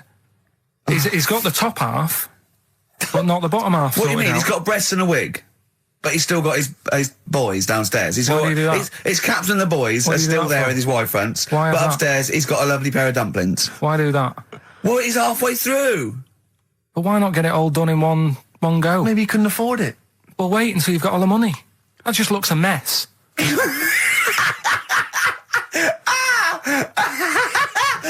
And who's he pleasing there? Well, he wakes up in the morning and pleases himself. He can't believe his luck. He doesn't know where to start. No, but what I don't understand, I mean, I don't want to see him. Well, can I just finish that sentence? What you don't understand is just about everything. Yeah. Right. What? I find it weird, right? I sort of get, I understand the gay thing, right? But. Do you? What do you mean? Well, I know. Well, tell me the gay thing. Explain the gay thing. I just know if you're a fella, you like men. I don't know much more than that. What do you mean you don't know? But what I mean is, with a transvestite, what's going on there? What do they want? A transvestite is a cross-dresser. See, I don't get that either. Because you mean a transsexual? That's a man who likes to dress in women's clothing. It's not necessarily. They're not necessarily gay. They're not gay. They're often not gay. They just happen to like wearing women's clothes, aren't you? But then why not wear women's clothes that could be seen as a bloke's, like Suzanne wears jeans? No, but but that's buy the women's thing. Jeans. But that's their problem, is it? They like being seen as a woman. They like being seen as a woman. It's not just that it's more comfortable, or they'd wear a kilt. They like being seen as a woman. They feel more comfortable. All right, and what's the deal with this fella who's got... We don't know who this fella is. No, we don't know this man who's half a woman. He's called Miriam. Oh, that's helps. yeah. Brilliant. I love this scientific basis. No, So all he's done, he's had the tits done, he's probably had the hormones, probably lived as a woman for a while. The last step, because you can probably reverse the breasts anyway, because they're probably implants and hormonal things, and whereas you chop your knob and boys off, that's you come back the next day and go, so I didn't mean that. If not, maybe if it was all scrunched up, sitting down on your lap, right, it might just pop up to the middle, just pop out, like, you know. Well, next week we'll be finding out where yours is. Where's Ricky's bollocks? Right then, which leads us nicely into knob news. Oh, it's the welcome return of knob news. Right, okay, it's very much like the news at 10. This, isn't it? I do a bong, or in this case a schlong. And he gives me the headlines, the knob news of the day. Where have you connected all this knob news? Was there a lot of knob news this week? It was mental this week. The amount of stuff. The way it works, you give us the bong, I'll give you the headline. Okay. Steve decides which stories we're going to talk about. And now on XFM, knob news. Schlong. Man grows knob on his arm. Schlong. Man gets doctors to make him a second knob. Schlong. Turkish prisoners made hole in cell wall to produce third inmate. Schlong. Doctors accidentally remove man's testicles. So, well, can I straight away go for the accidental removal of the testicles? Well, it's happened before, hasn't it? We've talked about that before. Well, how did what did he go in for a tonsillitis? What are they called? Tonsillectomy. And he went in the wrong way. What are you talking about? How can they accidentally remove his testicles? It says he didn't look at his folder, and the doctor said to the fella, "Oh, we've removed your testicles and we wanted to take out your prostate gland." So that's what happened. There's the story. This is what I mean. That's why I don't like going to the doctors. Yes. It happens, doesn't it? Because all these sort of it's when they say things like, "Oh, it's just we do loads of these operations." That's when they're not concentrating. Brilliant. Do you know what I mean? When they say it's procedure, that's like having a boring job that you do every day when you're not going to be concentrating. I prefer them to go, "This is a tricky one, this." I know what you mean. I sort of do know what you mean. People, you watch TV programmes about, like, you know, removing someone's second head or whatever, and it's like the best surgeons from all over the world. It's televised. They can't make a mistake. They can't go, "We took his legs off by mistake." Whereas the fella who's having a prostate's like, "Oh, do you want to do it? I'm sick of doing that." Yeah. And they're probably doing a crossword whilst they're at it. Of course they are. I've seen that, actually, in operating theatres. They're doing a crossword. That's what I mean. Yeah. I was just examining some of the other knob news, Rick, a little bit more closely. Man gets doctors to make him a second penis. I'm sure we're all interested to know what happened there. Yeah. A German who persuaded doctors to give him a second penis has lost his wife after he showed her the result. Biker Michael Gruber lost his original penis in a motorbike accident, and doctors built him a second one using a mixture of skin, bone and other tissues. Bone? Apparently, the penis worked so well that he was even able to father a child with his wife Bianca. But Gruber was still not happy and asked doctors to repeat the operation and build him a better organ, to which they agreed. From his hospital bed, he said, "I've got 2 penises, but no wife. I'm hoping when I get rid of one of the penises, I'll get her back." What do you mean? Sorry, he had 2 put on. What side does he wear? So he's had both. So he's had 3 then? Yeah. Yeah. This is probably the thing that happened with Hitler, when he had 1 ball, but he had 3 at one point, didn't he? So he just got one in the Albert Hall, gave his mum one, and got the other one. Man grows penis on his arm. I mean, why people are constantly losing their penises around the world? I've no idea. But why? I didn't realise it was a bit. What do you mean why on the arm? It's just a graft, isn't it? Yeah, but put it on, like, your buttock or your side. You can't wear a short sleeve shirt. Why did they've done that before?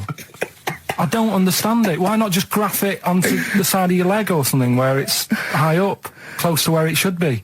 I don't know. To get it used to the environment. Like when you were, like, released a duck into the wild. I've never understood that. If there's a doctor, again, you know, we had a doctor last time, there's someone who can let us know why they put it on the arm. So they can keep an eye on it, presumably. He's not going to work with this knob on his arm. He's probably in a hospital bed and under examination. Right. So what do you think? They pop the knob on the arm, say, "Come back in 3 weeks." What do you do, by the way? "I'm a mechanic. Keep the long sleeve shirt," because the blokes go, "Why have you got a knob on your arm, mate?" What are you talking about? He doesn't go back to normal as a teacher. "Sir, what is it? What is it, Simpkins? You got a knob on your arm. No, don't worry about that. Do your maths." What do you think this bloke's walking around with a big knob coming out of his arm? Why on the arm? So they can keep an eye on it. So it's not. But if he's in bed, just get him to not put any undies on or whatever, and just have a little sly look at how it's going. Even in hospital, if you're in a shared like little hospital room. People going, "Oh, I've had heart problems. What's your problem?" He's there with his arm out. But I know for a fact that Steve is getting a little bit sick of Carl's attitude. Oh, his attitude's appalling. I quite like it though, because it's straight away friction, and he's sort of like, you know. To be fair, I genuinely don't think I'm the culprit in this. I think I come in and I just ask him a simple request. Yeah. And immediately on my back. Whinging, moaning, whining. I don't know if there's any evidence. Well, it's funny you say that actually, because in a survey, it came up this week. It's quite extensive. Mancunians take more sick days than anyone else. Mancunians take more sick days than workers in any other city in Britain and Ireland, according to Manchester-based employment firm. Survey by Peninsula found employees in Manchester take 11 sick days per year, whereas closest rivals Edinburgh and Dublin take an average of 9. Liverpool, Newcastle, Birmingham, and Cardiff only 8. Is Reading mentioned there, or no? Bristol? It's not even in there. They don't take days off. London is only 7. So the point is, I mean, I don't know you can take anything from it, but if you're an employer and you had a Mancunian and a Liverpudlian and they were equal on everything else, but you really couldn't afford them to be away, Liverpudlian's going to probably be away for 8 days. Sure. The Manc's going to be away for 11, phoning in sick. And so what can you? I mean, just analysing the data there. What would you extrapolate from that? I really don't know. I mean, call in if you've got any clues, or email us in if you've got any. I don't know why I think maybe. I don't know. Mancunians. I don't really know many people from Manchester. Well, I only know one, but I know he was off sick because he put on wet trousers and he got a cold, I think. Yeah. Well, he just said he didn't come in for. Yeah. He left early as well once. Yeah. But I don't know. I mean, that's the survey. I don't know. I mean, it's evidence because it's statistics. So there you go. It's guaranteed evidence that's proof. Any thoughts on that, Ricky.Gervais at xfm.co.uk? I mean, oddly enough, you're from Manchester, Carl. Yeah, I am, yeah. What are your thoughts on that? On what, sorry? No, on the survey. Wasn't really listening. Sure. Well, Mancunians take off more sick days. They call in sick. I mean, presumably spuriously. Yeah. I mean, because they've got the same body. They're biologically the same, so... They're obviously making up their life. Yeah, some of the days. Maybe just the 3 extra they're making up. Yeah, they're moaning. Probably because we work a lot harder than the others, so we're tired, so you're sick, so you need time off. Probably. Seems unlikely. I mean, the Scousers, to be honest, take them on, let them work in your office. But you know how many computers are going to go missing? Right, that... So offensive. Is offensive. Right. This is a survey that proved. You just made that up. You just carried on the myth that Liverpudlians thieve. Now that's not true. That is not true. Well, it's not. Well, some of them do. There's been no survey that you're more likely to thieve if you're from Liverpool than if you're in Manchester. So that hasn't been proven yet. So all I've got is the evidence from a survey of, I think, 3,500 people. It's proof that Mancunians take off more sick days. XFM 104.9. This is April Come She Will by Simon and Garfunkel. Simon and Garfunkel, April Come She Will. A lovely love song there. The X-List was all about sort of like sexy songs because of the death of Barry White, of course. And Carl and Steve having a little argument. Steve said, well, there are such thing as sexy songs, of course. Carl said, I can't understand it. How can something be sexy? How can you woo one with a song? Steve went, well, you don't woo one with it, you just put it on the background. Carl said, stick the telly on. Stick the telly on. I love that. You don't believe there's any such thing as a sexy song, is that right? I don't think it can get you in the mood. You know what I mean? Right. You're either in with a chance or you're not. I don't think it matters what song you put on. Well, I don't think it ups your chances. I don't think if it does. If you put Channel 5 on a Friday night, right, see a little bit of that action, gets anyone going. It's worked for me, and that's all. What's up when pets go mad? No, you know, like, I don't know the titles of them. I don't look at the titles, but... What, that show with Chris Moyles? Do you mean the kind of erotic thrillers? Yeah, put one of them on, that gets you going a bit. I might be tired and that, but... What does the woman go, oh, that's an idea. Hey, that's an idea. They're normally called something like illegal briefs. And they're normally about some kind of female solicitor who's defending a guy who may or may not be a killer, but maybe in a former life they were lovers. There's always some nonsense like that, and presumably there's normally some gruesome murders. So how is that getting you in the mood? It's plot development. Yes, the narrative. I love narrative. Yeah. I'll tell you what, that's a lovely twist. I've got the horn. Yeah. Brilliant. So, if you're from Manchester, sorry about that. I mean, it is true. We weren't making that up. We weren't doing a stupid stereotype like Carl did with Liverpudlians. It's just a survey that I'm keen to just take off more sick days. But there might be right. Here we are then. 1 o'clock. Yeah. Hey. XFM. I'll tell you what you should play. No, I'll tell you what, before you say. Yeah. We're back then. Yeah. We're back in town. Well, that was what I was going to say. You should play Boys Are Back in Town. No, this is Boys Are Back in Town. You should play that then. It's just a sick. Talk then. Someone should talk. It's obviously already a shambles. Can you believe that? I'm amazed that we're back on the air and it's already a shambles. What are you doing? What? What are you talking about? I'm talking. No one was speaking. The record was ending. No one was speaking. It was just. Well, I might shoot off. Already, I might shoot off. It's like nothing's changed. Boys Are Back in Town on XFM 104.9. We're back then, aren't we, Carl? I'm Ricky Gervais, with me Stephen Merchant and Karl Pilkington. I'm not coming back. I'm definitely not coming back. Oh, care someone. Care that I'm not coming back. Rick, I seem to remember the end of the last time we were on. What was that, 3 months ago? Yeah, 3 months ago. Carl said he's never going to do the show again. There was nothing that was going to bring him back. Yeah. He didn't enjoy it, wasn't going to do it. All a ruse, right? Really? Yes. I've known him coming back for about 2 months, because he's got our agent now representing him. I thought he was a fool. Really? Why? Well, what's he done for me? What's he done for us? No, I know, but I mean, he's your agent, so, and he's sort of calling Graham. And it was all a con, so Carl could get Mondays off. Poor Graham, the station's struggling enough as it is. Yeah. It's like running around like a headless chicken. Yeah. No one's listening. That's why I don't bother talking on the record then, because there's no loss to London. Sure. Right? It's pointless, this show. We don't do it for the money. We don't do it for the kudos. I don't know why we do it. No. Is there anything on telly at this time? I could have had a lie in. I know. But, it's all a ruse to get Mondays. He's got Mondays off now, because he has to do the show, 2 hours, right? And he's still getting paid. And it's all a con, because he knows that he's holding him over a barrel, and it's like, we've got to keep Carl happy. Right? I had Mondays and Tuesdays off before Duncan got involved. No, but you know what I mean, though? And it's like, poor Graham, who's the MD, in charge of the thing, probably pulling his hair out, worrying about the station, right? It's a sinking ship. And then Karl Pilkington, well, I'll do it, but I want Mondays off. He's probably sitting home now. His family, he's probably ridiculed by his wife. His kids almost certainly would have lost all respect for him. He's been fooled by Karl Pilkington. He calls his mates and goes, I'm busy, Graham. I don't, I just can't think.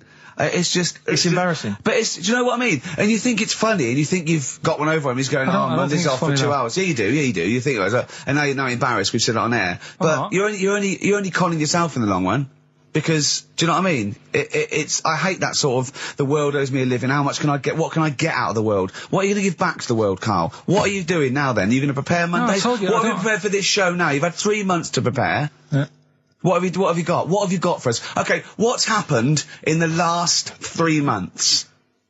What? In this place or just my life? Well, what have you got for us? With 3 months, we're cloning about. You get Mondays off, you're getting paid for it. You've got a cushy deal. You're having a laugh. You're taking the piss out of the management, right? So, what have you got for us? Give it to us. I've kind of, updated Rockbusters a bit. Right, brilliant. Yeah. Right. So, and you said don't mess with it. If something's good, don't mess with it. What do you mean it wasn't good? It was never good. It was never good. No, of course we had to fix it. It was fun to do. It was a laugh. I mean, I imagine it was much more fun for me than the 450 listeners. You know what I mean? I enjoyed it. I enjoyed squeezing your head and dressing you up. No, but that's just it. When I had a meeting with Graham, right, I said, look, I'm not being funny. I don't want to do it anymore. Yeah. I've had enough of it. Yeah. And he was like, oh, what's up with you? You sounds like you have a right good laugh. I said, yeah, but that's all good acting and stuff. I said, it's hell in there. I said, like he's talking about Vietnam. Yeah. I said, having my head squoze, right? What? Squoze is still not a word. We've been away 3 months. It's still not a word. Right. Yeah. I said, he's putting a dustbin lid on my head. Yeah. You told this to the MD. He's hitting me with a tray. Yeah. He's chucking toilet paper at me. Yeah. And he said, yeah, but that's all over 2 years. I said, no, that was the same day. Okay then, what has changed in 3 months? They're listening. They've been listening for 6 minutes now. Come on, give us something. Bit of Nickelback. What's happened in 3 play a days? record and let him 3 think. months? What, in my life or in here? Nothing's happened here. Nothing's changed here. Right. But, I don't know, do you know last time we were on? Yeah. Right? And, we should go in a competition. Who's the tastiest cartoon ever? Well, actually, I threw up She-Terror. I threw up Jessica Rabbit. I've had some people contribute here on the email. We've got someone here. Dom has emailed us. He's told us that for him, Daphne from Scooby-Doo. Yeah, popular choice. And obviously, this is one I've never quite understood. Wilma from the Flintstones. I've actually always felt that Wilma. I don't know. I just thought she was a bit. No, not Wilma. Betty, surely. Yeah, Betty. Well, this is what I mean. Wilma. I mean, yeah, Betty, surely, but Wilma. No, I mean, she's quite homely. But Betty, come on, Steve. You wouldn't say no to Wilma. No, I suppose not. If it was I'd be worried about Fred if he found out. I'd hate to do it, you know. I wouldn't want to do it to Fred. He's a good guy. He is, isn't he? He's a bit of a chump. Whereas Barney, to be honest, I don't think he deserves Betty. Do they both work in the quarry? Because, I mean, let's be honest, Fred, not a smart man. I mean, he obviously didn't come out of rock school with anything other than a couple of basic O-levels. I know, but he's a hard-working, sound sort of guy. They got a big house, they got like a TV, they got that bird thing. Yeah. I be honest, if I was Fred, I would be a little bit disappointed that my kid does nothing, whereas Barney's can lift up sort of tall buildings. Sure. Bam, bam. He's a very strong... You know. I mean, interestingly, Fred loves his job. He's always yabba-dabba doing at the end of the day. He does yabba-dabba. The whole day lifting rocks from one place to another. I'll tell you what, I wouldn't take that from that cat, though. I would. If a cat picked me up by the scruff neck and put me out, right, on the doorstep, I'd go mental. I'd get rid of it. It is a saber-toothed tiger, though, Carl, so it could rip him to shreds. It's not like a normal domestic cat you have nowadays. You know when they go to the drive-in at the beginning? Yeah. And they order, maybe some ribs. Yeah, that huge rib, and it tips the car over. Yeah. Was that her first day on the job? Because I've never been ordered before. Yeah, she'd have realised. Yeah, we're out of pig. We've got Brontosaurus rib. Exactly. He goes, well, that knock the car over. No, it won't. I don't know. Rick, can I tell you now? That was an accident waiting to happen. It was really, wasn't it? Yeah. And it did. Oh, dear. Mind you, I went to Texas once, and I had some ribs, and it was like the Flintstones. It was huge. And not only did it look too much like an animal that I couldn't actually eat it, I don't know who could eat it. I mean, seriously, it was 2 foot long. Yeah. And all the it was like half a rib cage. And it's incredible. My friends lived in Texas for a while, and they once were in a kind of diner, and there was you know those kind of benches that are attached to the table itself, like a kind of picnic bench. Yeah. And this huge fat guy came in, he came wobbling, he ordered like this kind of everything you can eat meal, and his fat kind of sort of, you know, kind of his big fatty fat, and it's fatted on the fat table. It wrapped itself around the table and everything. He was chowing down, and when he tried to leave, the table came up with him. Oh no! Imagine that! I mean, they are fat, aren't they? They're big people. They're huge people. But it was that thing we were talking about before, that bloke on Jerry Springer Show who was like 80 stone, right? Now, I felt quite sorry for him. He was really sad and he was crying. It is rad, but my point is this, right? When he got to say 50 stones, didn't he go, that's too much, that's enough for a land animal? Exactly. Do you know what I mean? Yeah. That's big, isn't it? I mean, I'm getting worried. I'm 13 stone, and I'm genuinely getting worried. I'm thinking, God. When you've got that big, when you've actually got your own mare.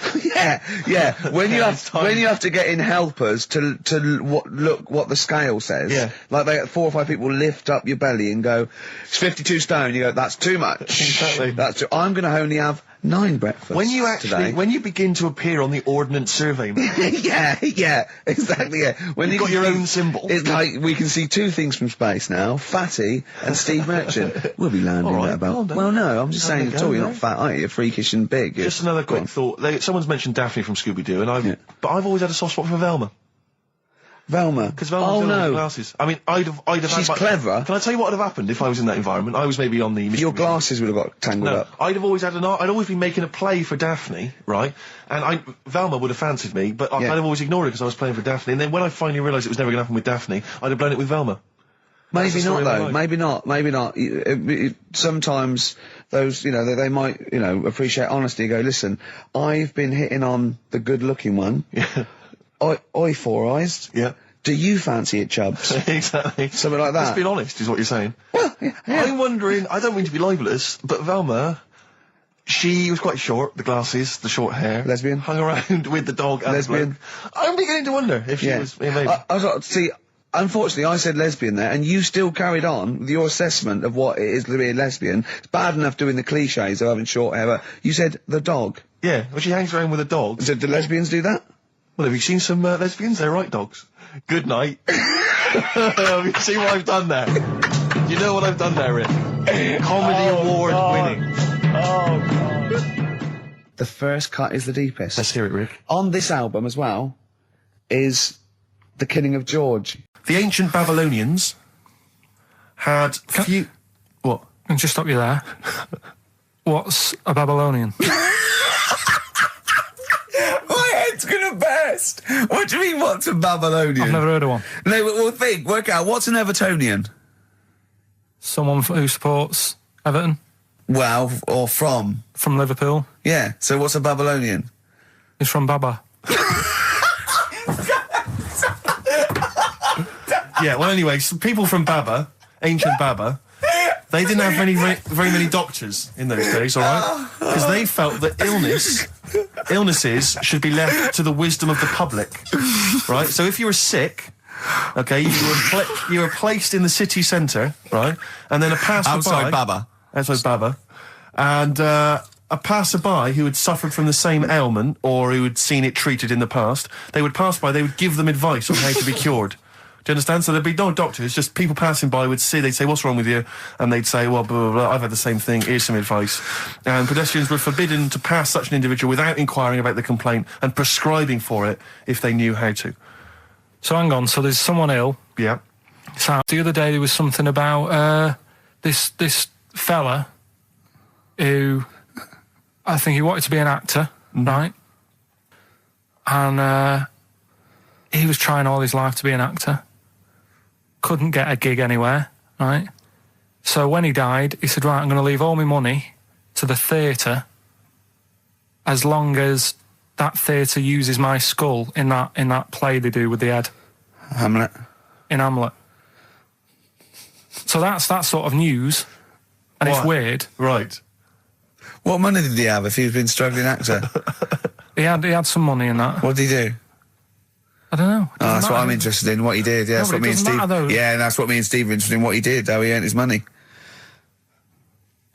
So, because you were going to educate us this week with some interesting facts. Oh, yeah, come on then. Is that it, or have you got more? Well, that's weird. But that's not educational. You didn't give me his name, you didn't give me when, you didn't give me what theatre. No, but also to take from it. Do you know what I mean? If people listening and go, well, I'm a bit like that, it's like if you've got to be dead and have your skull on stage, that isn't the job for you. That's what I'm saying. If it takes that much, give it up, do something else, right? What else have I taught you? I don't know. You haven't taught us. So you've never taught me anything. See, we'll just have to sort of... What, agree to disagree? Right. Can I just give you a little fact here? Someone's emailed in for you, Carl. They've sent an interesting fact for you. I think you're going to be interested in this. Don't read it on the email. Let me read it for you. I think you'll be excited. An interesting fact from Carl. That's from Toby. He says, Attila the Hun punished some fella who annoyed him by cutting off his arms and legs. You'll love this. And stitching his arms back where his legs should be.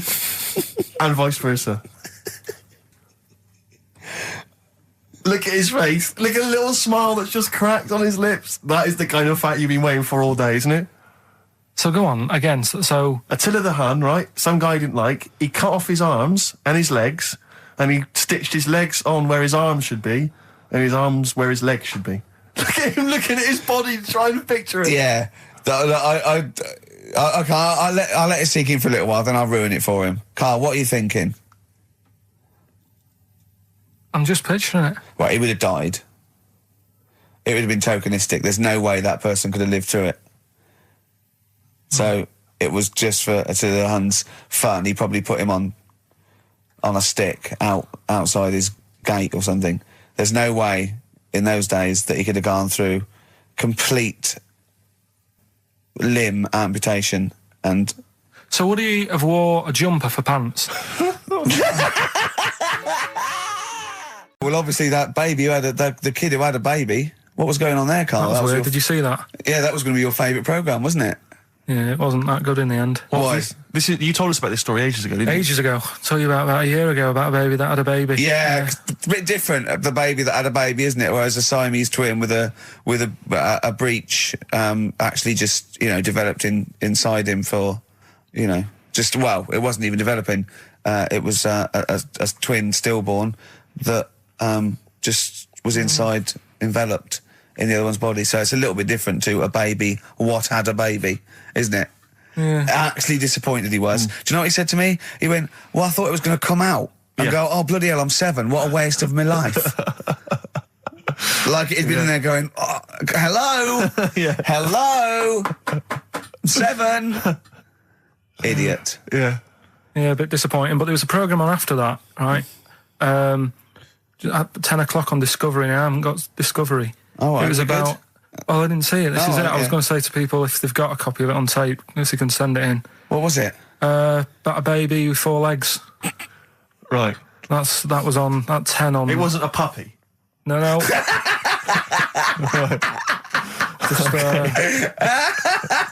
What's it doing up there? Yeah. It's my baby. Oh, is it Mum? All right then, fine. Yeah. Oh, it's got 4 legs, yes. Yeah. Sometimes they do have Look, 4 legs. Dad's gone, he's never coming back, you've got to get over it. So, if anyone's got not a baby. Send it in. Oh, right, dear. okay, Send it in. good. So you want to tape with a baby with 4 legs. You're going to be disappointed again. It's not going to be like a baby with 4 legs who's running up the curtains. You know what I mean? It's not going to be that. It's probably going to be 2 legs and then 2 sort of like floppy appendages. You know what I mean? They're not going to be brilliant. It's not going to be like Jake the Peg. You're going to be disappointed. I was just watching cable TV. I do a lot of that, and there's an advert I've noticed. It reminded me of the sort of adverts you used to see when I was a kid. It's one of those attempts to kind of educate young people, but doing it in it's on MTV, but it's one of those things where it's clearly been made by people who are in their mid-40s. Who have never been cool. Yeah. Who've been working really hard to get into TV all their lives, and now are trying to appeal to, you know, funky and possibly wayward young people. Yeah. And it's kind of... Nerdy wows. Yeah, exactly. And it's a kind of stunning model, and 2 of her stunning model friends, but they're just a couple of average girls, you know, going about their business. And, you know, it says something like, it's all shot very funkily, like a kind of, you know, lock, stock and 2 smoking barrels kind of thing. And it's a girl, and she's just grooving along with her friends, and it's kind of like, the captions are things like, you know, Isabella's 17. She's cool, she's quite funky, she's got these great friends, and they're sort of hanging out, laughing. And she just pops into a tattoo parlour. Why not? Her friends are like, what are you doing? But she just goes in, you know, she has a tattoo done. And it sort of says, she's wild, she's crazy. You know, she lives life as she sees it. She takes every day as it comes. She's not tied down or anything. She doesn't smoke cigarettes. Yeah. So it just says, don't smoke cigarettes. If you think she's cool. If you think all this is cool, then you probably won't want to smoke cigarettes. Exactly. If you want to be cool, then like don't. Isabella or whatever. Except the thing with that is that people watching that, the youth watching that will go, well, Bill at my school, he smokes and he's cool. Exactly. Yeah. Well, this is the problem with it. Yeah. It's not that the impulse is wrong. The message is fine. It's just this thing I can't imagine those things ever working with young people. No. With youths. It's like when you know, what was it? What it will do is that you'll get a lot of 13 and 14-year-olds sneaking out and getting a tattoo. Exactly. So the parents be going, I'd rather she smoked. Exactly. She might give that up sometimes. That's for life. She's got a spider's web on her face now for the rest of her life. Yeah, exactly. Yeah. But it's like, you remember that thing when they tried to get young people to vote? Do you remember that? Was it Rock the Vote? Was it called Rock the Vote? Was it people like Billy Bragg and people kind of... Yeah. I don't know who that appeals to. I don't know, you know, some youth is kind of smashing up a bus shelter, throwing bricks at old people. Goes, what's that, Billy Bragg? Billy Bragg, yeah. I just can't, I don't believe it ever. I think it was Mick Hucknall was another one. What's that, Mick? Oh, dear. Well, I remember the ones where you just, if you were going to go off with a stranger, your cat went, well, don't. Yeah. Ask mummy first. Yeah. And I remember I was trying to jump in cars left, right and centre, but my cat, when I was like 5 or 6, would go, and I go, good point. Yeah. You're right, he could be a nutter. But I seem to remember the Charlie's... The Charlie Says. It was Charlie Says, wasn't it? Yeah. Charlie Says. I always find them really unnerving. He lived in that really eerie kind of world where you never really saw anyone. Yeah, but it was very kind of, it was very eerie. It wasn't a very kind of comforting world. They hadn't spent a lot of money on the cartoon. No. But I always got the sense with him that he was probably really quite lonely. But I like the fact is that he had a cat. Mummy was so pleased. But by the time I came out, they'd gone off and I missed the picnic. But Mummy was so pleased that I'd asked her. She gave me an apple. No, I think Charlie got something he liked. He gets a fish, right? I was thinking, an apple? No, I seem to remember it being that... I'll get an apple anyway. Get me some sweets. Yeah, or a tattoo. I always thought there was a con when your parents got you some clothes you needed for Christmas. I'm not falling for that. Exactly. I'd go, look, I'm getting the clothes anyway. I want battling tops. But the Charlie Says, I seem to remember when they asked him to go off for the picnic, by the time he'd asked Mum because she was on the phone, I don't know who she was chatting to in the middle of the day, the kids had gone. One of her clients. Exactly. I seem to remember that he said, don't worry, he was fine because Mum took him and Charlie on a picnic. Not as good. Who'd rather go with your mates, or with your mum on a picnic? And your cat. Yeah. I mean, I think they were friends. There's Scotch egg sinks of fish. Well, I had to bring it for Charlie. Don't bring raw fish in the picnic basket. I think they weren't friends with us. They were just local kids who go, let's go and ask that weirdo with the cat if he wants to come down the park. Let's go and ask the weirdo who thinks the cat can talk, and then run away when he goes to ask his mum. When he goes off to ask his mum, they're just going, ask your mum, ask your mum. Yeah. Hello, hiya. All right, we're the local lads, the cool local lads. We smoke, we got tattoos. Do you want to come and play with some puppies in the disused mine? Ask your mum first. Quick, run. Exactly. He's talking to the cat. Look, he's talking to the cat. They were just round the corner spying on him. They were just laughing. There was no picnic. Did that with a balloon? Oh, should we have a little bit of Tupac? Yeah, if you want. Yeah. There's a great lyric in this. It's picture me rolling, right? But at the end, he's saying about look at me now. I'm drinking Remy and I'm in a Rolls Royce. And he goes, oh yeah, I forgot the DA. Can she see me from here? Can you see me, ho? And I think this is like District Attorney turning on the radio and Tupac going around going, can that ho see me? She's going, yeah, I can see you. Yeah, it's brilliant. Tupac. I'll tell you what, we should get rolling. Rockbusters. No. All right. No. Well, he has done it. He just said that he was worried about it because we said it's the last one. What do you think, Carl? I just don't think... can I just say now, Carl, seriously, I'm only responding to what we're getting on the email, which is people do not want Rockbusters. They really... There's one guy here who he says, it's James Pooley, he says he's preempted Carl by giving my answers to this week's quiz. I don't know what the clue would be, but his answer is no van ear. Nirvana. Yeah, good. Nirvana, yeah. That sounds like one. Number 2. One of them, right? Mount Everest. Go on. I need more. Right, well, there's a problem. Yeah. Because people are leaving rubbish up there and that. And, like, people, whoever owns it is saying, whoever owns it! He's saying, forget this. They're leaving a mess. And all that. But do you know why it's called Mount Everest? What was that? That's one, is it? That's one. There's rubbish on Mount Everest. No. How many people go up there? Are we talking about people dumping old tellies and washing machines? Who's fed up? The Yeti? What are you talking about? No, that isn't what I'm educating you. I'm just telling, this is part of the story. I'm just telling you. It's just a bit of context for you. Like they're leaving loads of rubbish up there. Well, they're not leaving loads of rubbish up there, are they? No, they are. They're apparently not like trams and washing machines and seagulls flying everywhere. I don't know. Anyway. But anyway, do you know why it's called that? You know why it's called Mount Everest? Why it's called Mount Everest? I know the mount bit. It's because it's a large mount, and if you climb it, by the time you get to the top, you need to have a rest. And that isn't the educating bit. I'm just telling you. It's not true. Well, we'll leave that. Well, right? No, Carl, in the name of everything holy, do you think that anyone named it because you have to have a rest when you've climbed it? Well, we'll see. We'll see what people say on email. But it's definitely not. But anyway, that's one thing that I kind of thought, that's interesting. I'll remember that. I'll teach Ricky that, so you've learned that. Right, now. I'll tell you what, because it's your special day and I want you to have a great time today, we're going to do Rockbusters just for you. If you cheer up. Miserable. It just got ratty then. Go, don't push it on my head. Don't put it on my head. Right, what were you trying to put on my head? I was trying to put a pear on your head to knock it off with a ball, like William Tell, but it was because your head is so round and the pear was round, I tried to flatten it a little bit, and I didn't know it was a juicy pear.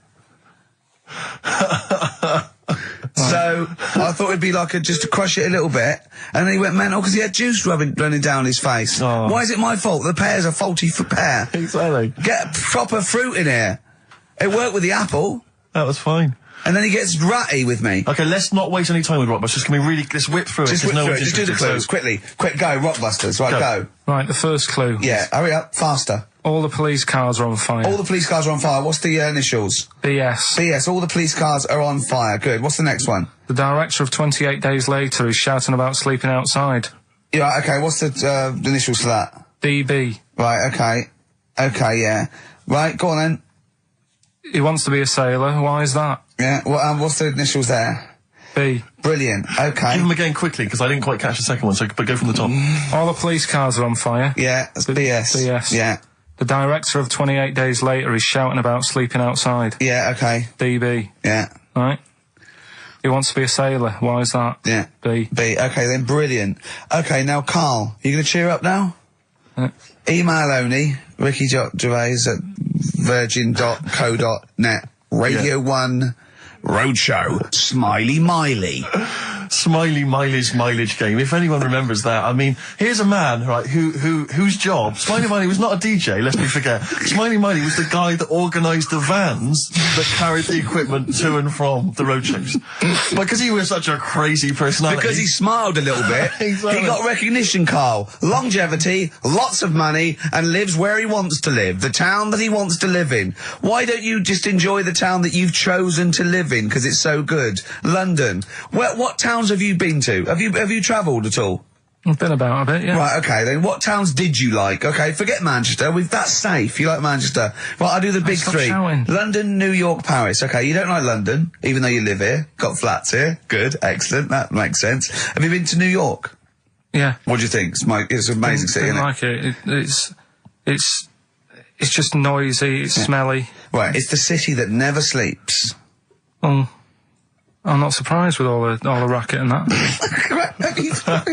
Paris, the city of love, the most romantic city in the world. Not really. I remember seeing an old woman in McDonald's in there, and it put me off. That's where that thing happened, where the old woman was. What did it say? Tell us. We talked about it before. The old woman in McDonald's. Yeah, what happened? She was sat in the corner there with her legs open, no knickers on. All right. Oh God! That's Paris. Did that put you off your cheeseburger? Next city, where next? Have you been to, I don't know, the most beautiful city, Venice? Yeah, I've been there, yeah. It's good? No. Why? Because they sell it to you as if it is a romantic city.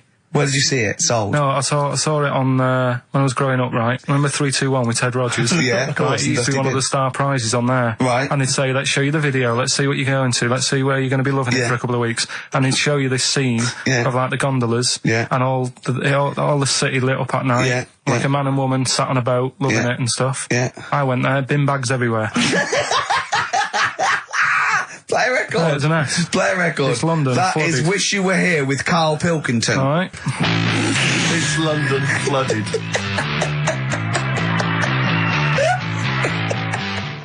Black Rebel Motorcycle Club. Stop. On XFM. Carl's back. He's cheering up a little bit. Because I think he's vented his spleen a little bit on cities around the world that aren't as good as Manchester.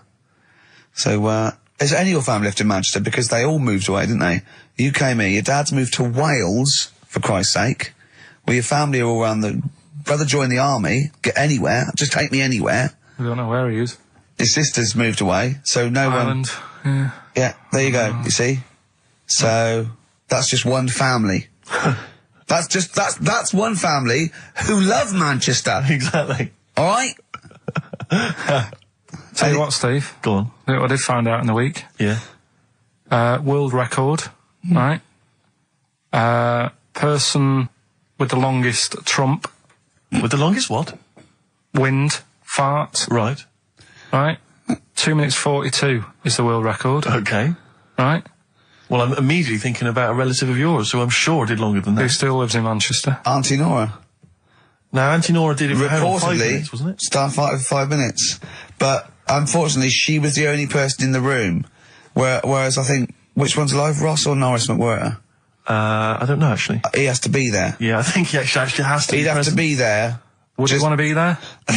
Well, he'd have sort of equipment, looking at his watch, going, finish? You go, yeah. He goes, well, that was 4 minutes. Did she go from like a size 10 to a size 6? Did she show some old dresses? Like a hovercraft. Exactly. In a big dress. Yeah. Just slightly off. Yeah. So, it has to be invigilated. But again, how was the Guinness Book of World Records one invigilated? I mean, who was supervising that? He said, I can fart for 2 minutes. They went, well, we've got to see this. Went round. And, he just probably let it rip. It's probably circular breathing. He's probably sort of sucking in air and swallowing it as he's going. And it's a continuous one, isn't it? It's not like... Yeah. I mean, it said, that's how Nora's happened. Me Auntie Nora.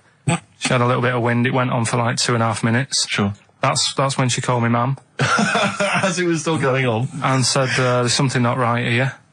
I'm leaking. She said, "Oh, can you send your dad round? You know, my dad." Yeah. Sent to me, mum. With a cork. And with a lighter. Yeah. I think this would be the best one. I want to show the kids something. He said, "I'll be there in a bit. Get the windows open."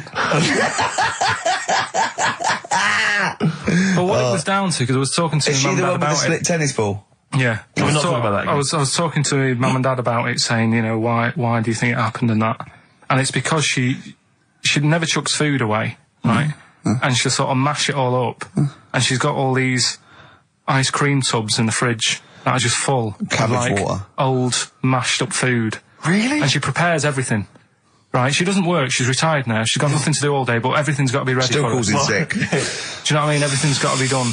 Even though, if you're going round to her house and you're going there for tea, it's like, what time are you coming? And it's like, well, I don't know, maybe 5, maybe 6. Yeah, you're well, late, because you're late when you have to meet us at 5 or 6. Do you know what I mean? That's what... So, when you say she mashes up food, she literally takes the remnants of a dinner, could be sort of some... Anything. And just smashes it all up into a... Yeah. And then what does she do with it? Put it in the fridge, and she's got in the fridge, it's like January, February, March, she's got all these ice cream boxes that are just full of... But she doesn't... She reheats it and eats it. Oh, then she, puts it in a pan. I thought she was just keeping it as a souvenir of each meal she'd had. No, put it in a pan, warm it up. Oh, that's what it is, it's just... A lot of vegetation, is it? Yeah. Why has it only happened once, or does she save it up once a year, just let it go? I don't know. But she is mad, she's... Yeah, she sounds potty. She doesn't answer the phone anymore in case there's a burglar. Checking if she's in. It's like, well, answer it and then they'll know you are in and they won't come round. Yeah. Mental.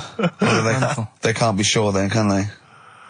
What do you mean? Well, if there's no, well, maybe it's someone just... They are in, but they're hiding. Whereas if Auntie Nora goes, it's Auntie Nora. We can she'll be farting. We can sneak in when she does a loud one. Because we'll be aware of the telly. What's stopping it? It's got a valance round it. It's got caught on the cat. So have we got a recap on Rockbusters? No, just has anyone got the right answers? Has anyone got the right answers? Let me just check here. Here's one from someone who just says, he's given an answer, answer to number 1, I. Number 2, don't. Number 3, care. Right, okay. Is he close? Has anyone got 3 answers? I can't find one with 3 answers. So, again, you've done something wrong, Carl. No. No. This isn't radio. Play a record. There you go. Someone's got it. Give it to them. Fine. Okay, give us the clues again. We'll give you the answers straight away. Yeah. No fanning around. Yeah, right. It's really pointless. Number 1. Yeah. All the police cars are on fire. BS. Yeah. What was that? I can think of something. Go on. Blazing Squad. Brilliant. Okay. Right. The director of 28 Days Later is shouting about sleeping outside. Yeah. That's Dan Yell Bedingfield. Right? Danielle Bedingfield. Right, we'll never let him do this again. I told you I washed my hands of it. I know, but I just thought... Why did you let him? Why do you... Because he was grumpy. But this is what happens. Look what's happened. Danielle Bedingfield. That's what happened. The director of... So Danny Boyle, so Dan, right, all that for Dan, about shouting about being... Dan Yell Bedingfield, right? What's the last one? He wants to be a sailor, why is that? Yeah? Beyonce. What does that mean? Beyonce. He wants to be on the sea. Play record. You're never doing it again. You just signed your death warrant. What have we done? You're never doing Rockbusters again. And if Monkey News is back, they would ban that as well. And we're serious this time. So Joe in Catford, stuff off to you. Oh, I can't believe what we've done. He's doing the shout out.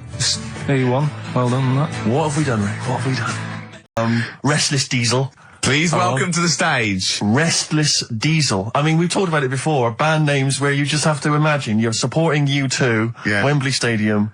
It can never happen. Please welcome to the stage, and Restless Diesel. And after the first song, he goes, thanks, cause great band before us, Restless Diesel. Yeah, a lot more of them. Exactly. Yeah, it won't happen, will it? Sure, they're a great band. I think. What's the tax on that? $5 in, is it?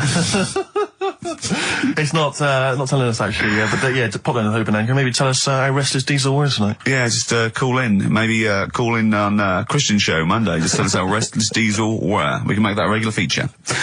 Now, what's coming up on today's show? Well, listen, we got all the usual favourites. We got and some new ones. We got Monkey News. That's sorted. Carl told me. People are guaranteed Monkey News. He called in. He said, "I've got some Monkey News." Brilliant. He's done that. I had to make sure we got that. We've got some great tunes. I've got a great song from Tupac, some Cat Stevens, some Jimmy Webb, some Thin Lizzy. Can I surprise you with something from Aerosmith? Or a little treat from Evan Danbury? We're quite rocky today, aren't we? There's a threat there won't be Rockbusters. Good. That's no threat.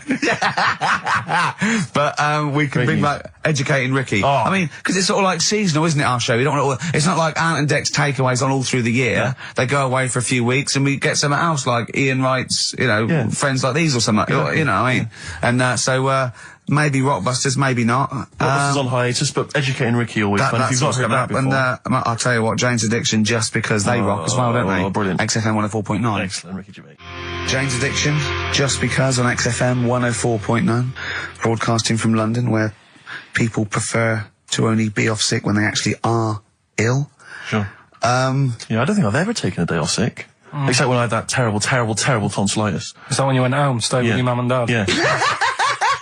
Why is that a problem? No, it's back to health. No, I'm not saying it's a problem. It's back to health. Yeah, I've got a loving family. So sue me. What do you make of The antagonism and piss taking is just like, oh God, 3 blokes in a pub. There's people listening. I can't go. Are there?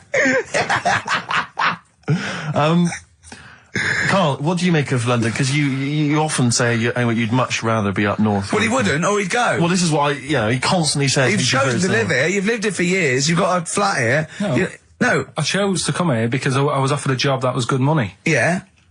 I wouldn't have come here if there was no job. So you prefer to be somewhere where there's a good job, so you've chosen to live here. I don't like being here, though. Well, no, but you can leave. To what?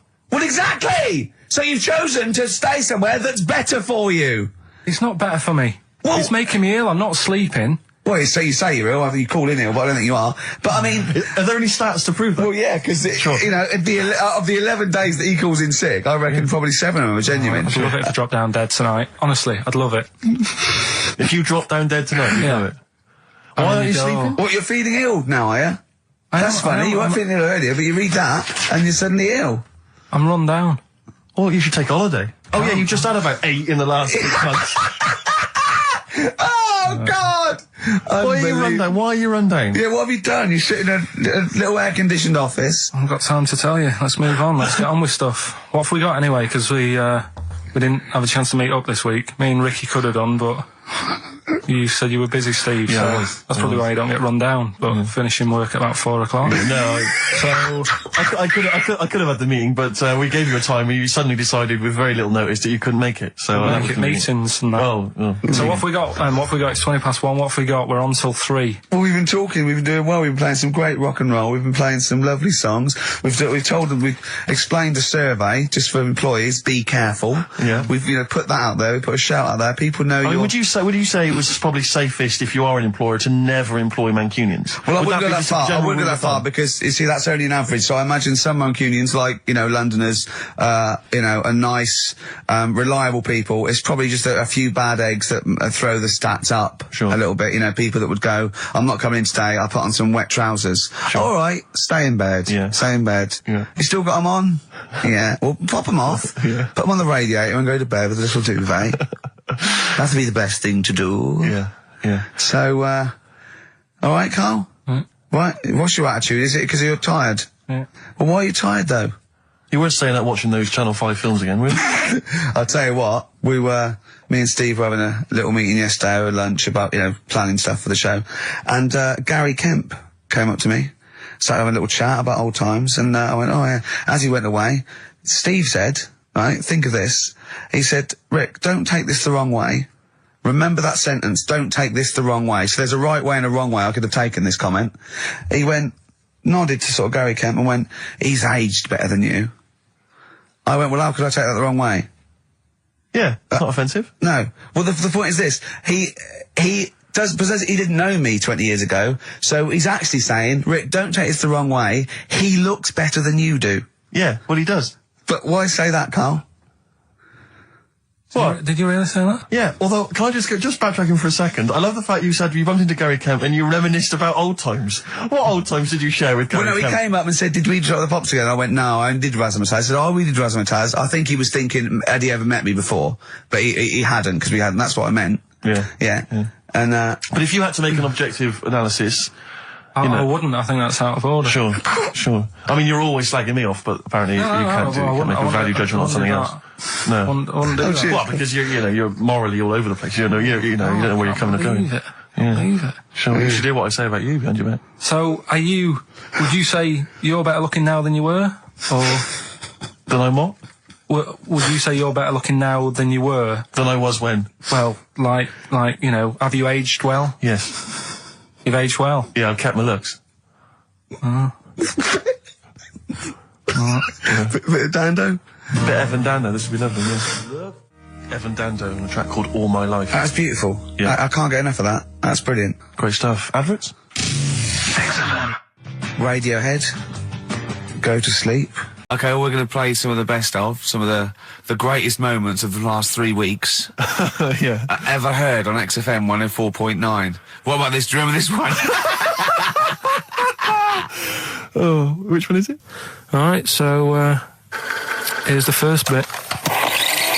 XFM 104.9, Ricky Gervais, Steve Merchant, Karl Pilkington. Tell us about this monkey, Karl. You're going to love this one, Steve, right? So last week we were talking about how, like, a lad left his family because there was problems at home and that. He went and lived in the wood. He got airy, right? No. Leave it there, Rick. We haven't got time to go into it. Right, so... That's what happened. And that's what happened. He lived with the monkeys. He went airy. That's what happened. Looked into some other stuff about, like, airy kids and all that. Yeah. Came across this story about a bloke, right, who worked in a zoo. Oh, dear. Right? So... Trouble's brewing. Loving his job and that, but it's quite a lonely sort of job because you don't see many people. You're just dealing with animals all the time, right? Ooh. So anyway, he gets a bit pally with a monkey because it's the closest thing to a human. Well, that ape is. Right. Yeah, but you can't really go that close to apes. It's dangerous. What do you mean? What type was it? Do you Just mean let him tell the story. Was it a chimpanzee? I reckon it was a chimp, yeah. Yeah, You don't even know, so that's an ape. It was a chimp. Yeah, but it doesn't matter, does it? So he gets pally with him. Right, so he gets pally with him. Did they go on holiday together? Well, no, I mean, it starts On the pool together. starts off just checking each other out and, probably sharing lunch and that together. Yeah. Right? Anyway, this goes on for a while. They're getting on well on that. And then after a while, right, the monkey starts sort of imitating him a bit more and sort of walking upright. Oh, God. Yeah. Right? So he thinks, oh, that's a bit weird. Anyway, they get on really better and what have you. So he thinks he could live at home with me, because we're getting on the storm, right? So he takes him home, and before you know... Is this the beginning of Beneath the Planet of the Apes? I think it is. I think you've seen this on video. I'm worried, because he's already imitating him and they're moving in together. I'm thinking it's maybe a bit like Single White Female. Single White Zookeeper. Oh, brilliant. Right, so anyway...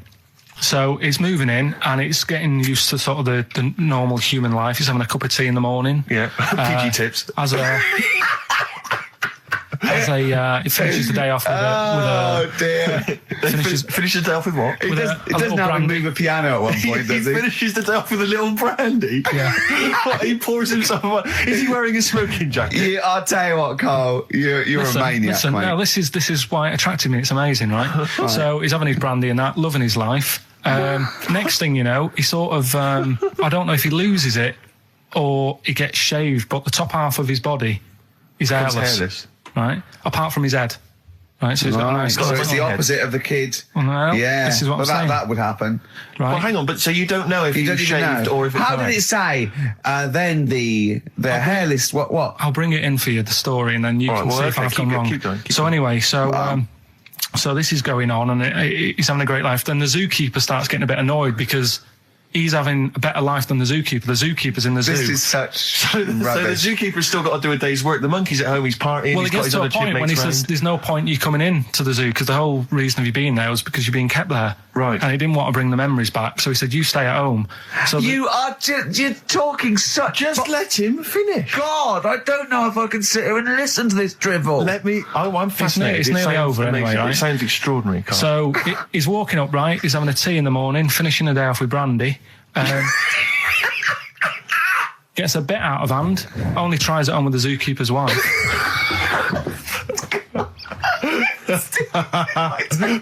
Make him go away, Steve. How does he do that? Well, because he's around humans a lot, he becomes a bit of a charmer. And But what is it that he could do to seduce her? Pick fleas out of her? He didn't say. He was built. Yeah, he was well done. So what about that?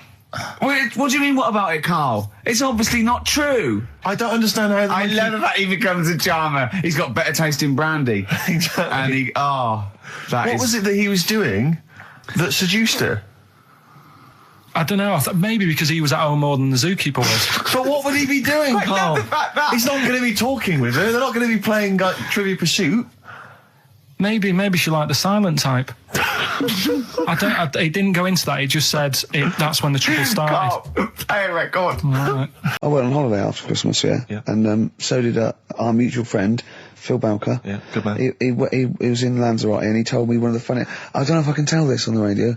I'll have to say the C word. I'll just go... It's in a sentence, so I just go, you see, when it comes, and you'll know that he's saying the terrible word.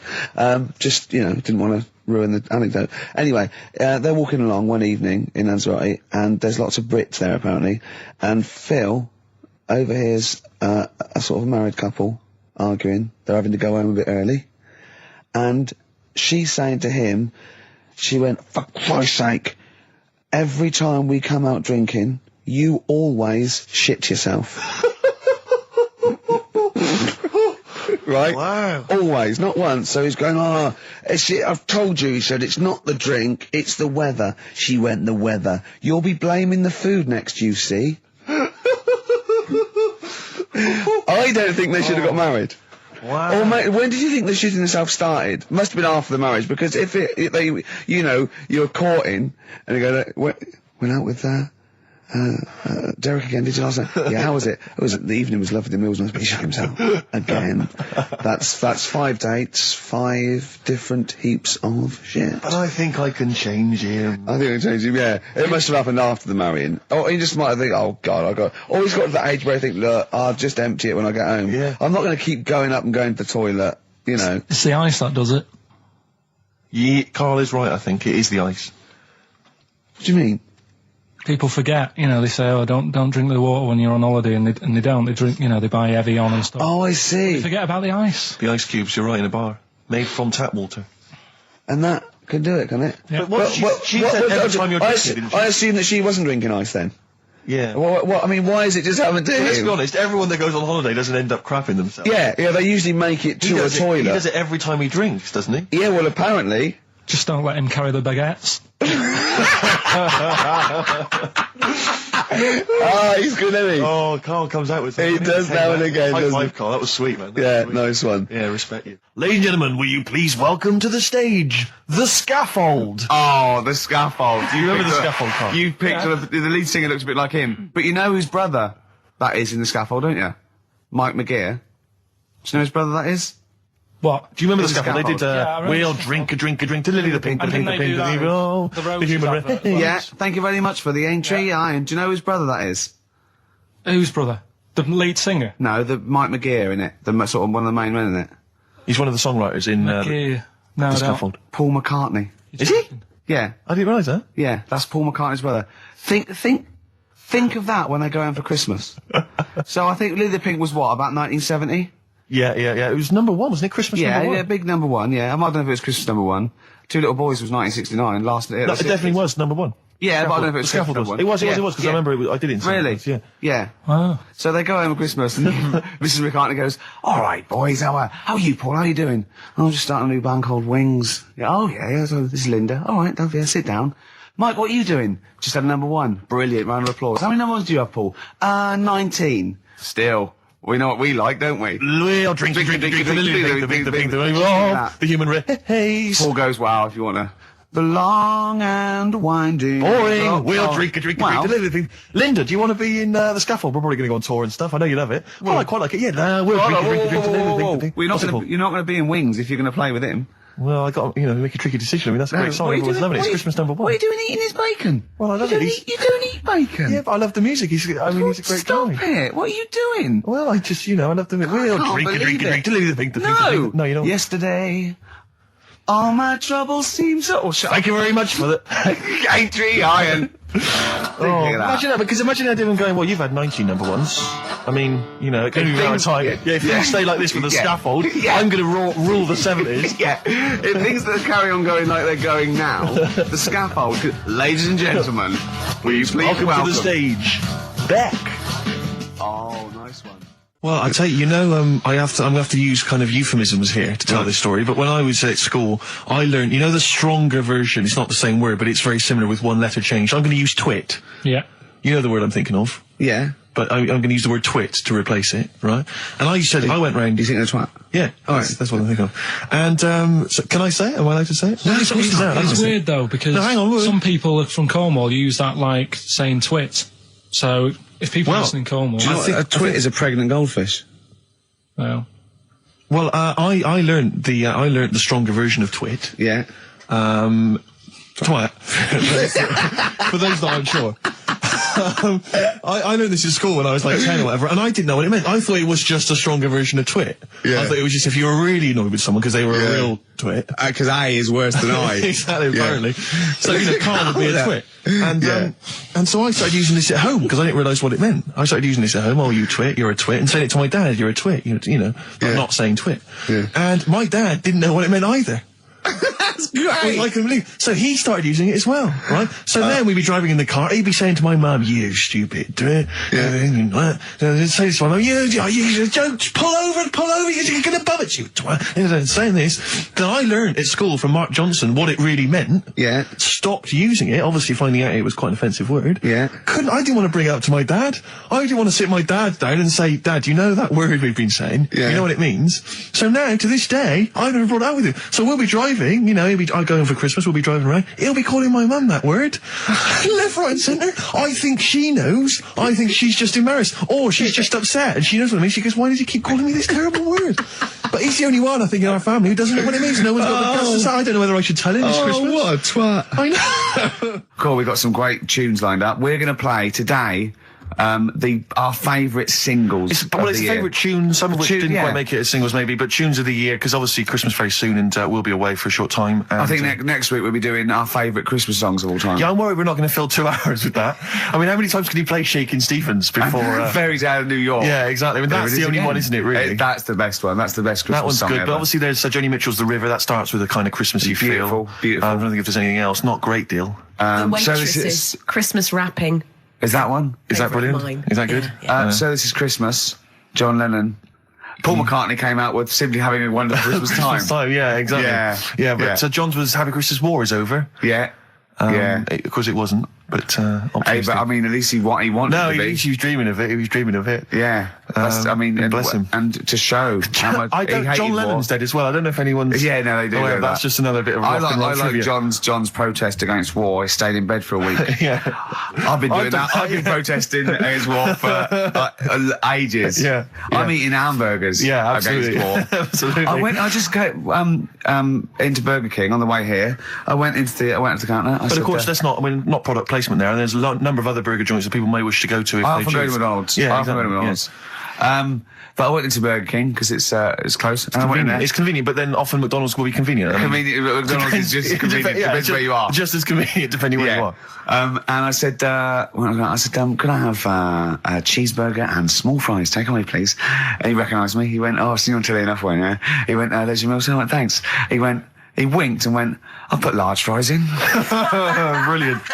So that's so it's paying off at last. True genius is being rewarded but I'm by just intrigued the burger to know, joints. because I mean, there's been a couple of times where I've been with you, and we've gone in a restaurant and someone's given you a free meal or whatever. And it's the way that it's like you don't ask for it; it's just kind of offered. But I don't know what they're expecting in return. Nothing. I mean, do they think that you'll go away and you'll always think fondly of Chad who works in Burger King? I just think they think, oh, I don't know. They make. I'm going to give him a little treat. Yeah. I know, I don't like it, but then I'm always grateful, and I never... Yeah. But the thing is, I'm slightly embarrassed. Did anyone around you hear what had happened?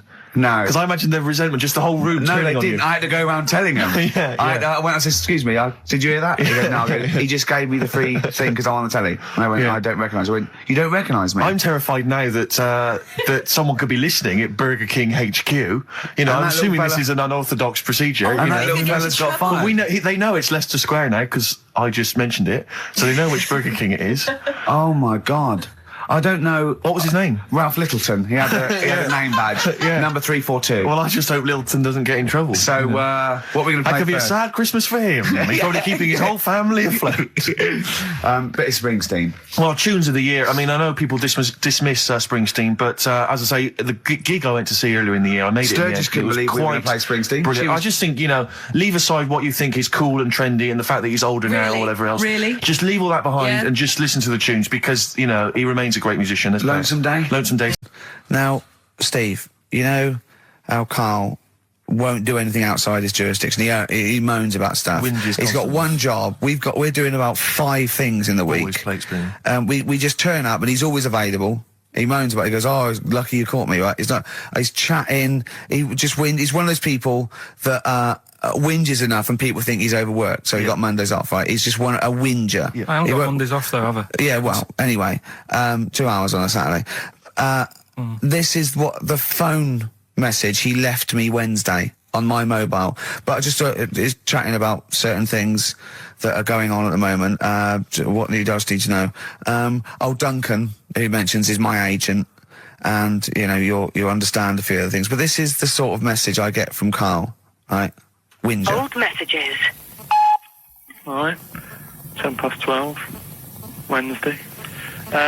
Just getting loads of people calling me all the time about Yesterday, DVD's signing for BBC London. I don't work there, but I've been dragged into that. I've got a woman on leaving a message from Talk PR going on about do you want to go and see Pop Idol again? Right? They're just saying you and some listeners can go. So I'm sure you'll love that. I've got Jim Benner wanting you to introduce the tin buckets at the Astoria. So can you just let Duncan know that I'm doing his job whilst he's sat on his arse with his thumb firmly up his arse? Can you let him know that I'm running around like a here sorting shit out for you? Alright, see you later. Message left So, do you know what I mean? I know, but that's the kind of phone message he's leaving. Do you remember who he was before you... But he's even annoyed that he gets a phone call. I remember he got a phone call for you to do a voiceover and didn't pass it on. You missed a voiceover. That was thousands of pounds. No, I did pass it on, though. I told you. You said someone had phoned. Yeah. That's not good enough. But who's that? Well, she didn't say, and I didn't ask. But Of course she said. She didn't say. Rubbish. So you didn't take the number down? Just when she went, "Oh, can you tell Steve to call me?" And you went, "Yeah." Yeah, well, I just thought you'd know her already. I should have known. It was a woman, so I should have known. He's having a go, you see? Unbelievable. I don't know how it's come back on me. You're the one who was picking on it. Yeah, exactly. I'm saying. I'm defending. Why is he having a go at you? He never picks on Ricky because he knows you are his bread and butter. Seriously, do you know what I mean? The only reason he's got Mondays off is because you're still doing this show. Yeah. That's why he's scared of you. That's why he has a go at you on the phone, but he always picks on me because he knows, I'm a pushover, I'm a nice guy. He's scared of you. I can't believe I don't know how it works. Is that true? Steve, I'm always sorting you out. I look after you. Sorted you out with tickets. I sorted you out with lager out. I've got you today. Why are you picking on me? What do you mean you're sorting about tickets and lager? What's this? Right, whenever you want tickets. Yeah, sorry, I don't want to use this as moaning time and that because I don't like to moan. I'm busy and that, right? I've sorted you out tickets for gigs. Yeah. Right? What somebody doesn't even turn up to. Yeah, we won't even go on about that. Yeah. Right? Lager. He was sorting out the Cure. He complained it was boring. Yeah. There was that big drum of lager that you had, and you said, "Oh, put that in your room for me, because I don't want to carry it home." Right? Lazy. So I said, "All right, then I'll put it in my room." It goes missing, it gets nicked. Then you have a go at me because it got nicked. Yeah. I get you another one. You make me carry it around town for you for half an hour. Then you say, "Oh, I can't be bothered taking it home. Can you take it back to work for me?" Yeah. But interestingly, this is like a year ago, so it's obviously still pressing on you. Oh, hang on, and I forgot the one when we had an argument over 50p. When I went out for a coffee. You didn't want to give me 50p back that you owed me. That was the same day you'd given him about 40 quid worth of lager. But see, this is my problem. This was my point at the time. It's not the 50p in terms of money is not what's important. The fact that you think you don't have to give me money back because it's only 50p, that was the point at stake. It's me who makes a decision. Oh, don't worry about the 50p, not you. It's only 50p. I'm not going to give it to you. Do you know what I mean? There's got to be rules, otherwise it's chaos, Karl. Come on, mate. All right? I don't want to fall out about it. No, that's not all right. Should we kiss and make up? Yeah, Georgie Part 1 and 2, remember? About the gay bloke. Georgie Boy was gay, I guess. His favourite song. Carl's favourite song, right? And I was going, "Oh, yeah, I remember that, yeah." I said about, and I said, did not intend to take his life. He just pushed it when he gets mugged and killed. Do you know what he said? I was sitting outside, I was singing, he went, "Well," I said, as I said, "they go out too late." They go out too late? He meant gay people go out too late.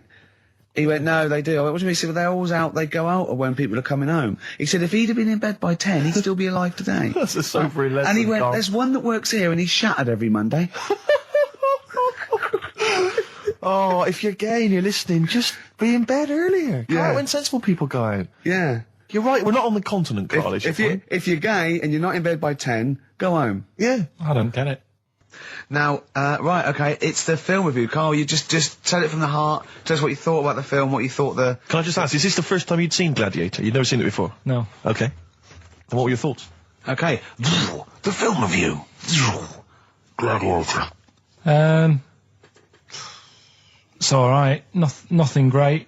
It's like an old, sort of an old version of Rocky done in the olden days, really. Right. A bloke fighting other people. Sure. How sort of well known is the story? Do you reckon people know the basics? Well, just very quickly, just do the plot. Quickly. There's a guy called Max. Maximus, yeah. Yeah.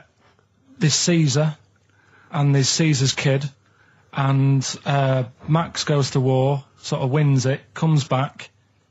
Caesar says, you're good at what you do. I wish my son was as good as you. So I want you to be in charge when I die. His kid finds out, a bit annoyed about it, kills his dad, because he don't want anyone to hear that he said that he wants him to be in charge. Yeah. So his kid gets in charge and thinks, I'll show you. You're not going to be a king, I am. You're going to be a slave or something. And then... next thing you see is... sorry, can I just stop there? My only thought is the film's 3 hours long, so maybe we shouldn't go through the whole plot. We've done the first 10 minutes, but go on. So, yeah, he's a slave and then... Yeah, but then, that was an interesting bit that I thought, right? I mean, I was watching this with a girlfriend, she was already annoyed because she wanted to watch Friends on E4. Okay. Yeah. It was a good episode as well this week. Was it? Yeah. Don't tell her that. Okay. Right, so she was annoyed and she said, come on then, put it on. And I got it wrong straight away because it says on the back 149, so I thought that was an hour and 49 minutes. It turned out it was 149. No, I thought it was 1 hour 49. Yeah. But it was 149 minutes. Sure. So it overran anyway. By 40 minutes. Yeah. So anyway, the interesting bit was where he was going across the desert on a horse. And I think to show you how long he'd been going across the desert on his horse, he's showing you a shot of the horse's knees and they were bleeding. And I just wondered whether that's what horses do if they run for a long time. Do you know? I don't. Good. Right, so anyway, so he goes on, he keeps going on like this. He's a slave, and then he has a fight at the end with the Caesar's kid, and he kills him. And that's how it ended. Okay, good. What did you think of it? Just generally, what bits... what do you think was wrong with it? Right, well, I've read up on it, and there's already a fact that is wrong. Right. Caesar's kid, he didn't actually kill his dad. His dad died of a natural death. Right, in real life, you mean? Yeah. Okay. And, what's Caesar's kid's name? Comedian or something? I think it's comedian, yeah. Yeah. That's where the name comes from. When a funny person is called a comedian. He didn't actually get killed in real life by Max. No. He died by his sister poisoning him, and he didn't die. No. Are you saying that this is not a historical document? It's wrong. All over the place. Yeah. Well, next week I'm giving you Braveheart, and that is actually true. That is factually accurate. I can't handle it. It is. It was a little Australian fella that helped him out. Just for people who watched it, you know that the guy, Caesar's kid. Yeah. He died. His sister tried to poison him. That didn't work. Apparently, he was a gay fella, and his boyfriend, who was a wrestler, strangled him. Where did you get this information? On the internet. I thought I'd look it up to see how much of it I actually got right. Yes. And that's what I read. Okay, so out of 10? 5. Really? Yeah. Okay. It's no good. I wouldn't get it out. And it's annoying the way it says, like, this film's got to be seen at the cinema, because I saw it at home and I don't think I missed out on anything. Very good point. I think that's probably the point they're making, but yours is valid too. It was all right. Yeah. He went, wait till you get out. You see Piccadilly, it's better than Euston. Right. It was. It was nicer. I went outside and there was a ridiculous queue, and sort of one cab. Right. Yeah. So horse-drawn. Yeah. And so I walked, and it was okay. It was only down the road. It was a bit dark. It was wet and raining. Obviously, it's the north. I know, yeah. The hotel was very nice, but no minibar. I've never seen that before. I've travelled all over the world seeing them in a hotel without a minibar. So I don't know what's going on then. I don't know what's going on there. And then I did this corporate gig in Old Trafford. Pitch was up. I don't know what they were doing, but very impressive, big impressive. I think they're the richest football club, aren't they, Carl? Yeah. You did a gig at where? Old Trafford. It was in a function room. Oh, there, well, I thought it was the stadium. No, I'm not that big yet. No. But I mean, I can't really comment on Manchester. I do know that Liverpool was voted most important music city via poll. True enough. So, Carl, you're making noises while I'm talking. Yeah, but you do this all the time trying to wind me up. And I'm not saying Manchester's the best place in the world, but what I'm saying is, there's bits of it that I really miss. Yeah. Like last Sunday, right? When I'd met up with Ricky, we had spaghetti bolognese, which was alright. And then I said to her, I need some soil. Damn, I wish you'd invited me. It sounds amazing. So I need some soil. What do you think? You need some what? Soil? Soil, yeah. I need to repot a plant, right? Yeah. So, you need to repot a plant? Yeah. Fair enough. So, I'm like, where you can't see these shops in London. Do you know what I mean? There's nothing around. I took him straight to one in my street. Yeah, but near your street, and that's probably the only one in London. Well, you say that, Carl. No, it does annoy me. Round my way, it's like, you can't move for soil shops. You can't. There's earth. You can just pick up handfuls walking down the street. Yeah, incredible. People just lean over into someone's front garden. No, you can take the plants as well. No, but what I'm saying is, Manchester, there's loads of decent hardware shops. Yeah. Here, if you want a panini and a latte or whatever, you can't move from. But for soil, I had to go virtually how many miles away from me to carry that soil home and stuff. Yeah. It's not good. I mean, London's all right, but if cities were sort of it's neglecting the peat market, really. Well, there's barely any mulch available in central London. I'm sick and tired of not getting a good decent compost of a Sunday. Indeed. So I'm thinking of moving to the north, where there is loads of soil and gravel, and animal shite. Right, welcome to the show on that. Hello. Let's play. Right, and I say, right, your first one is W. Mm-hmm. And the cryptic clue, because it's done like crosswords. Okay. So not quite like Blockbusters. Well, this young man prepared for his death. And it's a W, so the answer. And it's not always going to be like our sort of music, it can be any sort of music that's out there. So the W is the name of the answer. I understand that, but is the answer always the band name, or is it? Yeah. It's always the band name, is it, or the artist? Yeah. And so would the W be the surname, or would you have both the initials if it was someone's name? Would Elvis Presley be EP? Don't get annoyed, Carl. These are questions that I knew would be asked. I know this. You tested it on me, so you've got to tell them. We need to know the rules. If it was Elvis, I'd probably do E. No. Give him the answer. Give him the answer. Right, did you hear the clue? No, give me the clue again then. So the letter is W. It is a cryptic clue, and the clue's fine. Listen, and the clue is, this young man prepared for his death. This young man prepared for his death. Yeah. This young man prepared for his death. And it's a W, and it's his first name. That's what he needs to know. That's the, Yeah, but I don't... Well, shouldn't we have the initials? Wouldn't that make it easier? I mean, but they didn't do that on Blockbusters, it just had one letter. They did if it was the gold one, they often had us for 3 or 4. Did they? Letters, yeah. But it was normally just one word. It wouldn't have been a name or something. Alright then. Y. Will Young. Excellent. Right, I didn't understand it. What this was the young Will man prepared for this young man? So he's sort of mixed, sort of cryptic. Yeah. But I mean, it's a good effort. That's better than usual. No, it's better than usual. It's not bad, is it? So do you want to play? Let's play Rockbusters. Yeah, Rockbusters. How many of these have you got? No, because let's just clarify a couple of rules here, Carl. Let's just make sure we thought everything through, because I'm pretty certain when they get these things on TV, they at least have a go at them in the office first before they put them straight on there. I'm sure that's how it works. I'm sure Bob Wallace just didn't turn up the first day, and he goes, "Don't worry, we'll wing it. It'll be fine. Bring the students in. Let's have a go." I'm sure they did a bit of preparation. So let's just check. We've got every base covered. Yeah. Firstly, how many questions have they got? I'll tell you what. Let's do this off air then. Should we play a great tune? Well, Yeah. Well, people need to call in, don't they? Because we're doing it, aren't we? Yeah. It'll be all right. And there's good stuff. I've got CDs, right? I've got some compilation stuff and a couple of videos and that. So that's what they're playing for. Call up now. 08700 800 1234. Get them on the air. Play the game. Brilliant. Yeah. Yeah. Is that what we're doing? Bit of the Cure. Brilliant, Pulp. Good news and bad news. Bad news is we have got enough callers to play Carl's game. The good news is we don't have to pay any more adverts in this show. So, if it doesn't work, sod it. Right, who have you got on the line, Carl? Sam. Now, let's just remind ourselves, what's the game?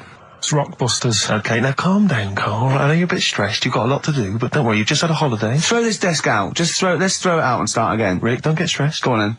People wouldn't think it was us if this show wasn't, half-baked and ill-formed and generally shoddy. That's what they've grown to love. Okay. All right. Sam? Hello? Is it sounding all right today? It is. It's just about. All right. Cheers. Sounded worse. Right, yeah.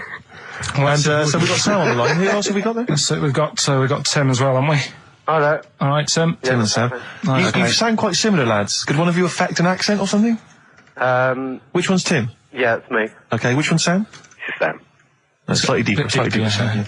And they're not against the clock anyway, are they? So it doesn't really matter. I suppose not. So I think Steve just wanted a bit of variety. Okay. You understand the rule, lads? Can you explain them to us? Right, play it. Okay. Hang on, wait. Well, let me explain, because life is too short. Now, Carl's going to read out, say 3 clues, yeah, and just shout your own name and answer it, or shout the answer. Shout your own name, then the answer if you know it. It's the person who gets the most right.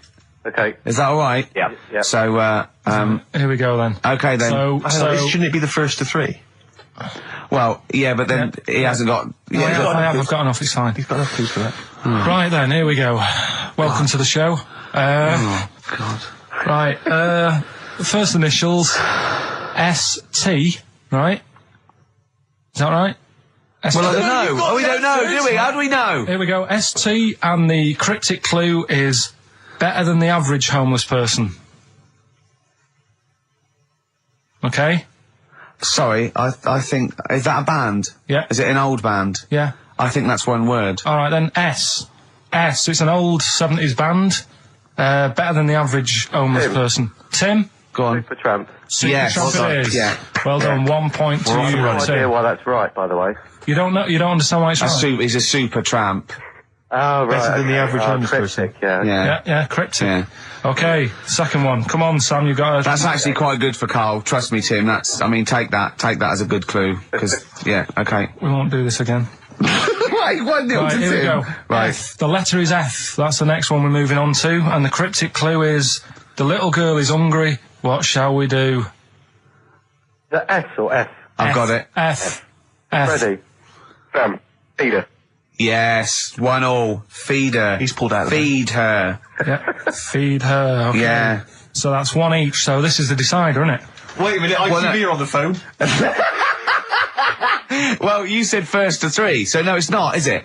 That's what I said. Just do the 3 clues and who gets the most. Okay, well, we can do that now.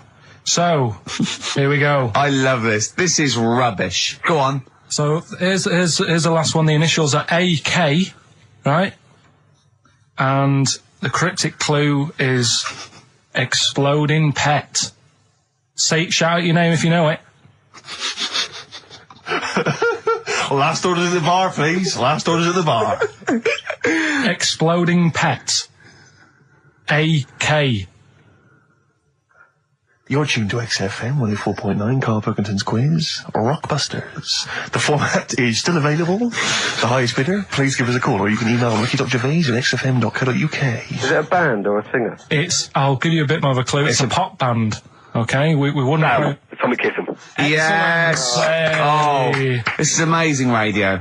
Oh. So who was that won? That was Sam who won. So it's 2-1 to Sam, so he wins... What does he win, Carl? He wins some CDs and some videos. No, he's got... And obviously now, Sam, if you're ready, take the spot, you're going to do the gold run. Away you go, Carl. I haven't got any more. You're a fool. Right, stay on the line, we're giving both some presents. Play a record for... Rick, I'm going to shoot off. Not come! Feeder. come back around. He's getting all stressed again. You know, we've only done an hour. I know. I'll tell you what. This seems there's like another 3. hour to go. I know. I don't know what it seems like to the, the listeners. I'll tell you this. I'm not trying to be disrespectful, Carl, but I think maybe someone else should come in and press the buttons. Because I'm not sure you're across it. I don't think you can concentrate on talking and working at the same time. I'm not sure you can... Walking Yeah, for you, it seems a bit no, like... don't say that. Look, he's gutted. No, there's a lot of gone wrong here. I say throw this desk out and get a real one. Seriously. Well, I think there's a Fisher Price when you can buy in Argos that might be... Yeah, we got there, but we were stunned because it was second-hand, this one. But this is like the Mir space station. I mean, it really is falling apart. Get a new one in. Let's not, I can't believe it. Look at that. Look at the library. Look at the gaps in the library. Let's not go on about this, because this isn't good. What? Whereas that quiz was. Whereas that was good radio. You can join in and stuff. But the problem is, Carl, why do you rush to do it? I told you before we should practice these things. Although, to be fair, Steve, I haven't got time to do anything, so at least Carl's coming up with stuff. But I don't mind, running through with it while you're having a kip outside. Really? What other ideas have you got? Have you got any other ideas, Carl? Because you've got another hour of it. Have you got anything at all? No, I wasn't disputing. He's all smug because he's had a phone call. What did she get for history? What did she get for history? Yeah. I think she did very poorly. Why do you care? See, I was just going to say, this has backfired a little bit, because Carl is genuinely... I don't know if he's actually upset or embarrassed, but it doesn't matter. Why does it matter? You were 15 and didn't go to school. If you were my friends, I think you would have just said, oh, we can't find them. Why? Because but you just wanted to know. What to do with that? Well, what do you mean? What do you mean? It's ridiculous. Do it again because you want to learn, because there's great things in the world to learn about. Don't worry. Look, GCSE is vocational. Is vocationally for a 15, 16-year-old to go on to do A-levels or whatever, or to get results. But you don't need that, because you've done very well. You don't care about the Tudors and the Stuarts. I mean, I mean, I've had a couple of jobs, not this one, because you don't need qualifications to get a job. Obviously. In the radio. Yeah. Obviously. Absolutely right. But the ones that I have got in the past, I did, because I didn't collect them, I had to lie. And I didn't like go mad. I didn't say I had A's and stuff. But I didn't put history down because I didn't even know I did it. So it's a bonus. I kind of treated myself to like a D and a couple of C's and that, so it's like, well, he's not... I love the fact that Carl even then was honourable. It's like, I'll at least put down the ones I think I took and lie, but the ones I didn't take, I won't lie about. Yeah, and don't give yourself a B. Exactly. If they're going to find out you lied, give yourself a B next time, Carl. It could backfire, couldn't it? I mean, my brother's a bit mental, and he used to do things like go for jobs and say, oh yeah, I've done this before. Like being a mechanic, and he's never even picked up a spanner. And yet, he'd have the confidence to go and try and fix cars. Well, I'm not that daft, but... God, and he... Who do you blame for this? That's what happened to Henry VIII's various wives. In order. What does it spell out? No, it doesn't spell out. It doesn't spell anything. You just got to remember the rhythm. In order in which he married. Yeah, but it helps. It's like when my mum taught me the alphabet. She taught me as like a song. A, B, C, D, E, F, G. Yeah, constant. No, not like that. Huh. That's how everyone else could do it, and I couldn't do it that way. What tune did she do it to? It was A, B, C, D, E, F, G, H, I, J, K, L, M, N, O, P, Q, R, S, T, U, V, W, X, Y, Z. And your name comes up. Now, I don't know if you've told us this story. I think you may have done, but I can't remember the facts about it. It just says Karl Pilkington with his pet bird. Was it a magpie? I can't remember. He brought it to school to show everyone, and it flew away. Oh, God. Oh, no, they do that, don't they? You show them what was the story there, You give them seed and they just leave. What do you mean? Well, this sounds like Kez. Well, that's it. I was a big fan of Kez. And it was the time our dog had just died. Yeah. So I didn't have any pets, and the cats were always getting run over. Yeah. And so we didn't want any more pets. Yeah. But there was a magpie that used to fly about on the estate, and I managed to sort of tame it. And in the end... With a chair and a whip? What do you mean you tamed it? Well, just used to sort of hang around it and talk. But how did you get hold of it? Did you catch it? Well, eventually, yeah, it used to just come to me, and the annoying thing was, it got to a point when I wish I hadn't bothered, because it used to pop me bike tyres. It used to sit on like, if I was talking to my mates and I was on my grifter. I love the way he just throws things in. It's like an Alan Bennett play. It landed on my tyre, and it used to peck at the tyre and pop it, and then it used to then never go away, so it was always like around the house, and my dad said never bring it in. So he used to sit on the porch, and I used to go out, and it used to fly down and land on my head. Oh. And it really hurt. It used to, like, peck and stuff. He thought it was a tyre. So it wasn't so much tamed as a stalker. Oh, God. So you took it to school and it flew away? Yeah. So did you take it in proudly going, look at my magpie? Oh. Yeah. Oh, no. I think it got a bit confused in the area that it was in, because I used to just keep it sort of around our estate, but the school was a bit of a distance away. How did you get it there? Tying it on my finger. Did you walk? Yeah. Wow. So it was happy there, then it got... But it used to be one of those things that people would stop me in the street and sort of go, oh, what's that? And I don't suppose you called it Maggie. You didn't get Charlie's Angels to go and find out what happened to it? Investigate? Were they impressed? No, not really. No. Carl, this is quite a little insecure sort of chap. And he was just worried about that last bit. He was going, who would ever find that interesting? He was worried about people finding him boring. And Steve said, as I said, you know, it's like an Alan Bennett thing. He went, yeah, but... You know, no one would care about Alan Bennett if he wasn't such a hit maker. They wouldn't care what he had to say. And we just looked at him for a while and he went, thinking of Tony Bennett. Bless him. Listen, it's almost the end of the show, Carl. Oh, yeah. And it's really been a Carl special. This is a Carl special, yeah. Well, next week, we'll lay off next week. We have to. We're not going to... He wants to retire a little bit. Just a few more names that you may recall from Friends Reunited. Go on. Lisa Shufflebotham. Do you remember her? Yeah. She, was she one of Charlie's Angels? No, she wasn't that nice, but she wanted me. her and her mate Rachel, I remember, I don't know why, but it was some sort of PE lesson where it had to be a bloke and two girls, and they were fighting over me. Could you hear what they were saying? They were just like, I want him, and I was loving it. Stuck in the middle, and they were fighting over me. And then the next week, I thought I'll sit near them. What sort of game do they play at this school? I don't know. That's an incredible game. But I think punch me on the arm. No, punch me on the arm, Carl. They just went through it. Because the following week, I thought, right, I'll sit near them again because I quite enjoyed the way they fighted over me. But then they picked somebody else, and I don't know who I was with that week. So you didn't get any action with Shufflebotham or a friend? No. And then as she got older, she went a bit off. She's not that good. She's probably nice now. It's just, I mean, I'll say about myself, when you get to sort of the end of secondary school, you do sort of go a bit odd looking. Right. Do you know what I mean? When your sort of head grows funny.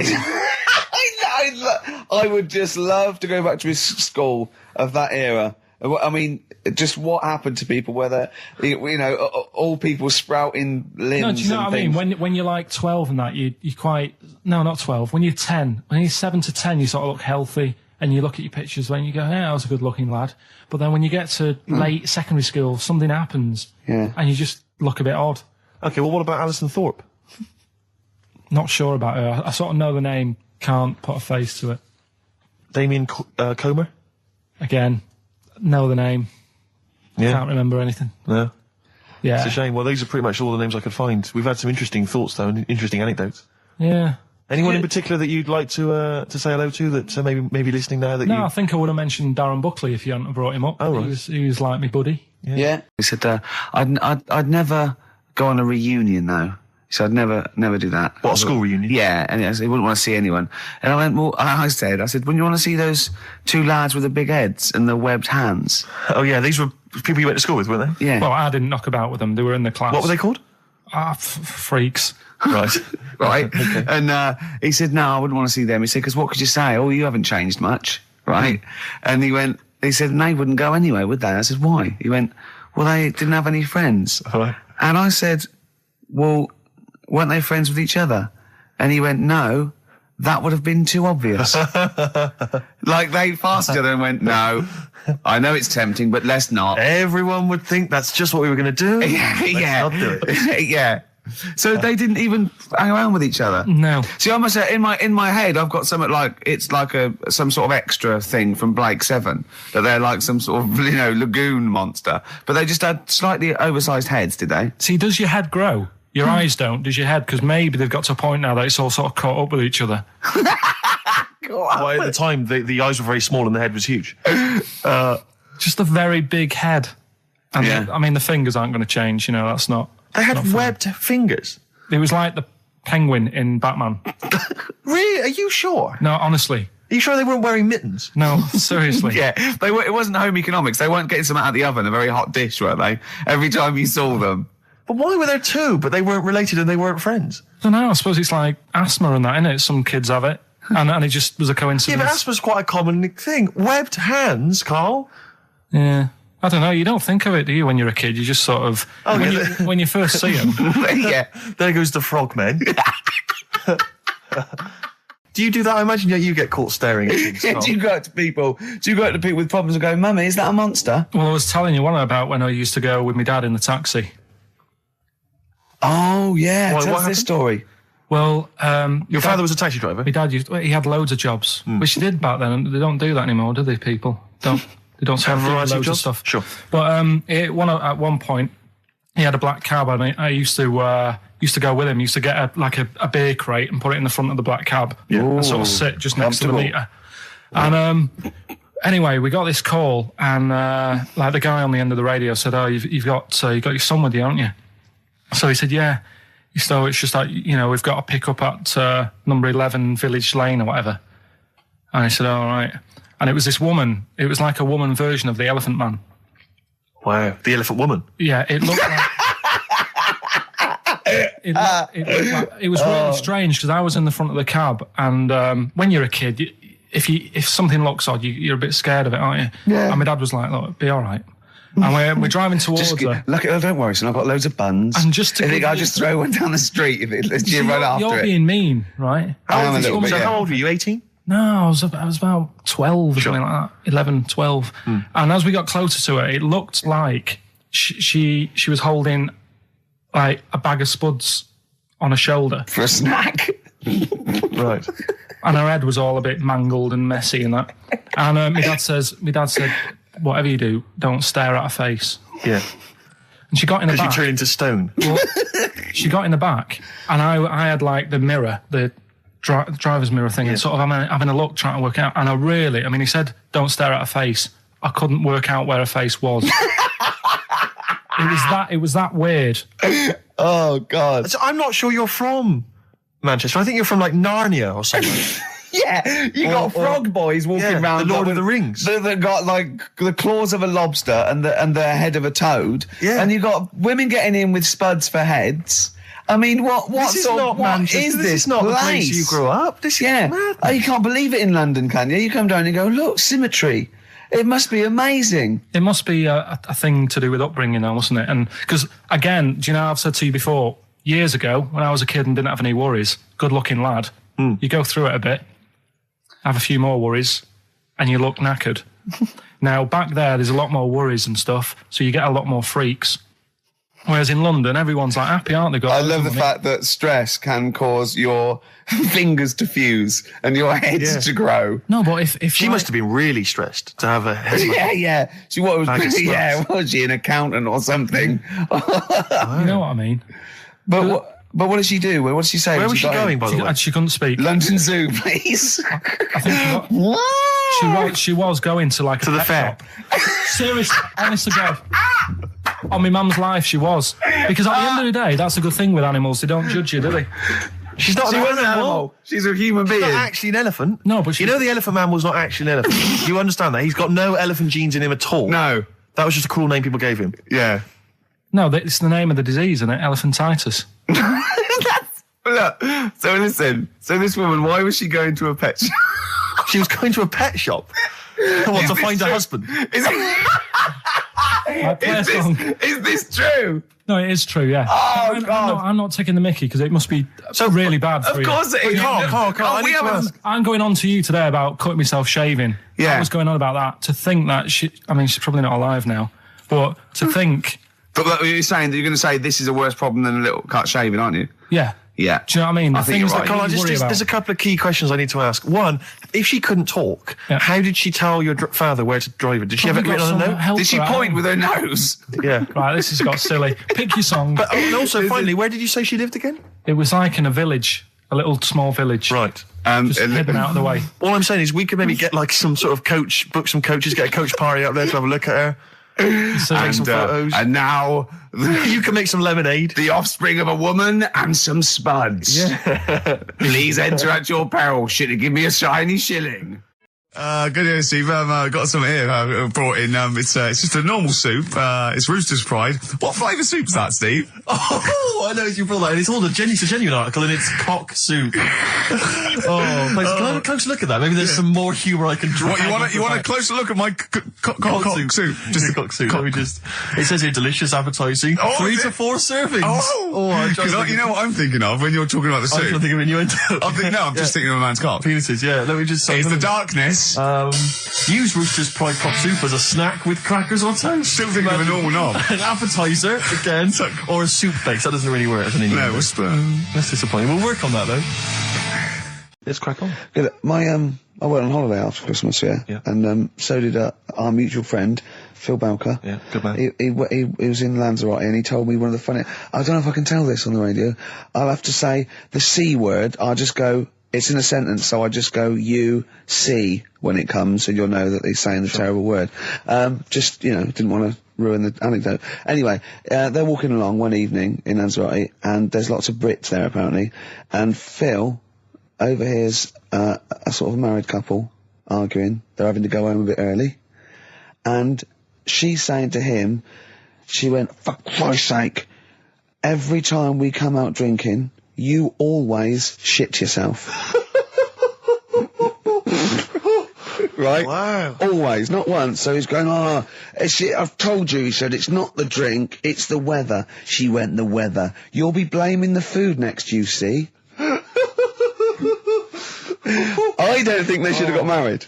Wow. Or when did you think the shitting yourself started? Must have been after the marriage, because if you're courting, and you go, went out with Derek again, did you last night? Yeah, how was it? The evening was lovely, the meal was nice, but he shot himself.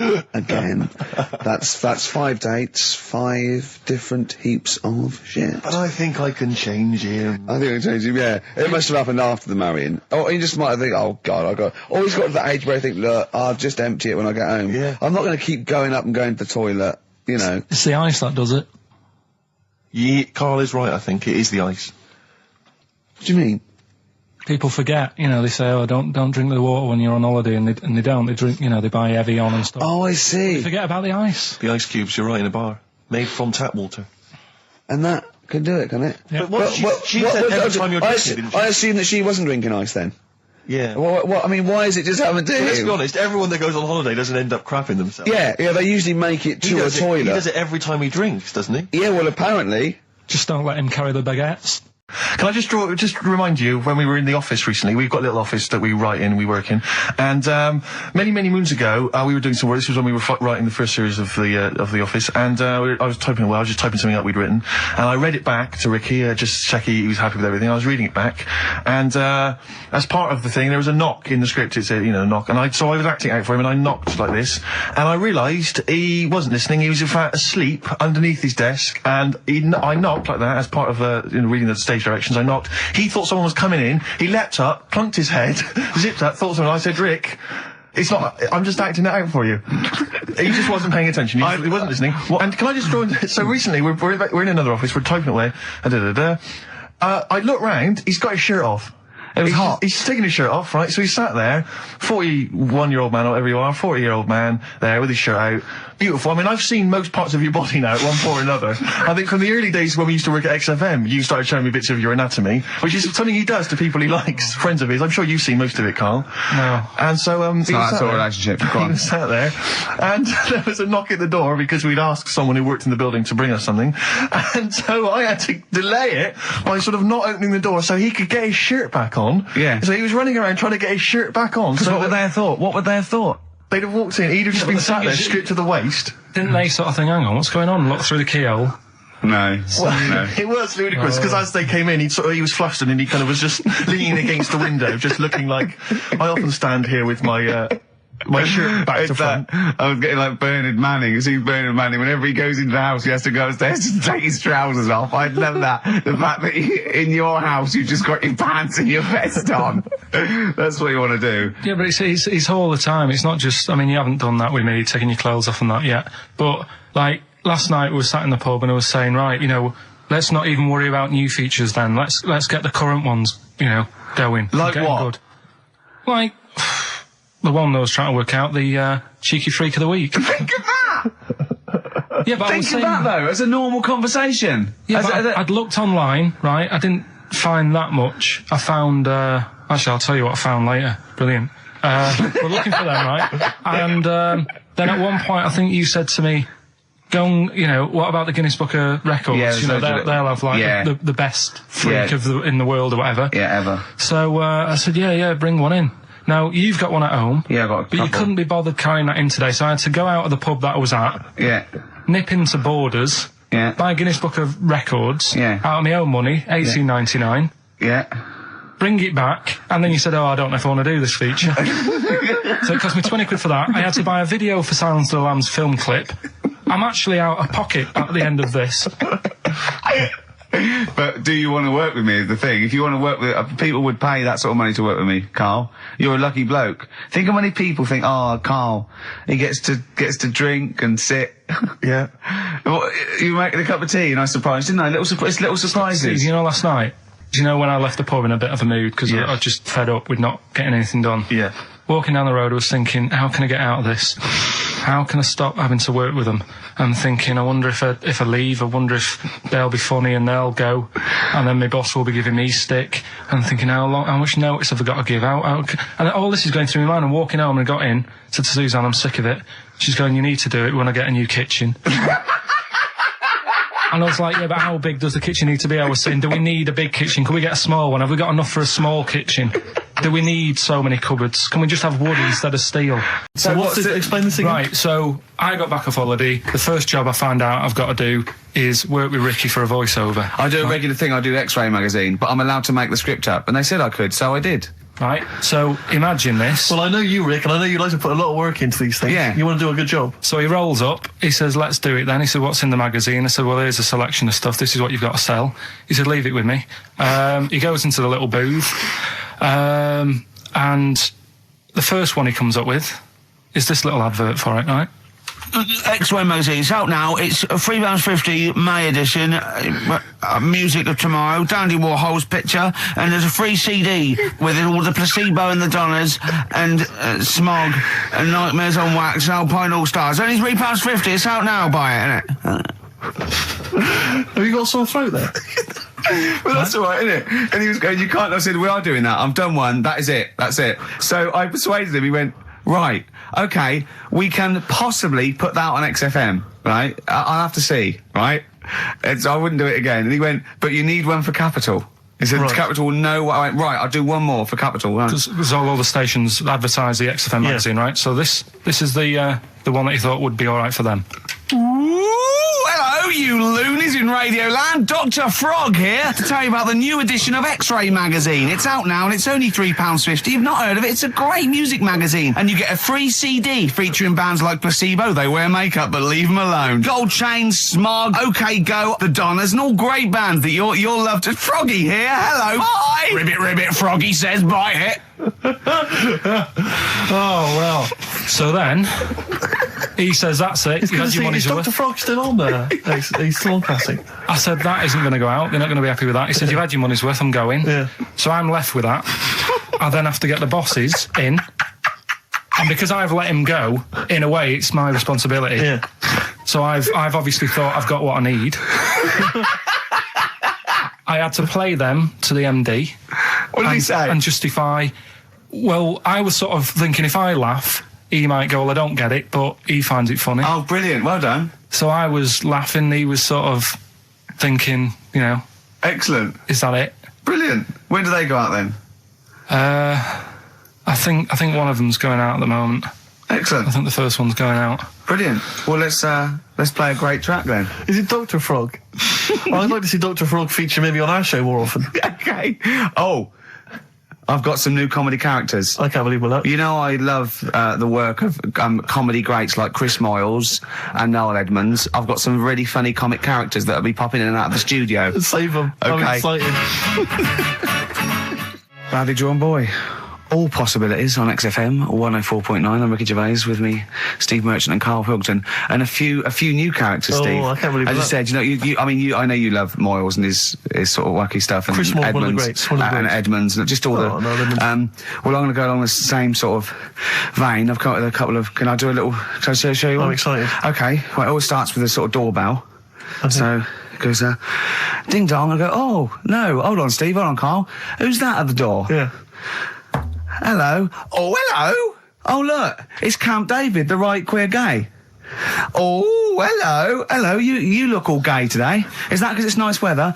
Oh, no, that's not what it means. Oh, have you got a girlfriend, Camp David, the right queer gay? No, but I've got a boyfriend. Yeah. Oh, bye. Yeah. Right. Oh, ding dong. Oh, it's another one. Another comment. Hello. Oh, look. It's Holy Fuck, the little funny Chinese fella. Wait, that's his name, Karl. That's his name, Karl. Karl. Hello, Holy Fuck. Harold. Yeah. Right? Yeah, that's fine. Mr. Fuck, you can call me Holy if you want. No, I'd prefer to call you Fuck. Yeah. Right? You're right. Nothing wrong with this so far. No. Have you got a girlfriend, Mr. Fuck? Achoo. Oh, you haven't got that SARS, have you? Yeah. No, that's my girlfriend's name. See? Yeah. Just before you go, Mr. Fuck, I've got two things here. I've got a nice Trilby hat that you could wear, or I've got a little lampshade. Right. Which one do you want to put on your head and walk around? I presume the Trilby. No, but it's not. No. Yeah. Lampshade. Lampshade, of course. Bye. See you later. Yeah. I thought they were genius. Can I be honest? I'll be honest. I thought they were brilliant. I thought they were.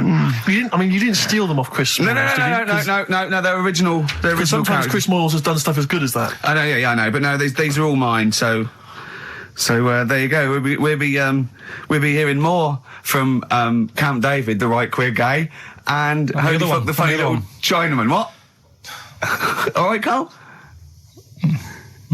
Yeah. Is that your sort of humour? It might not be your sort of humour. You just should have run it past me before you did it. Yeah. What one were you worried about in particular? The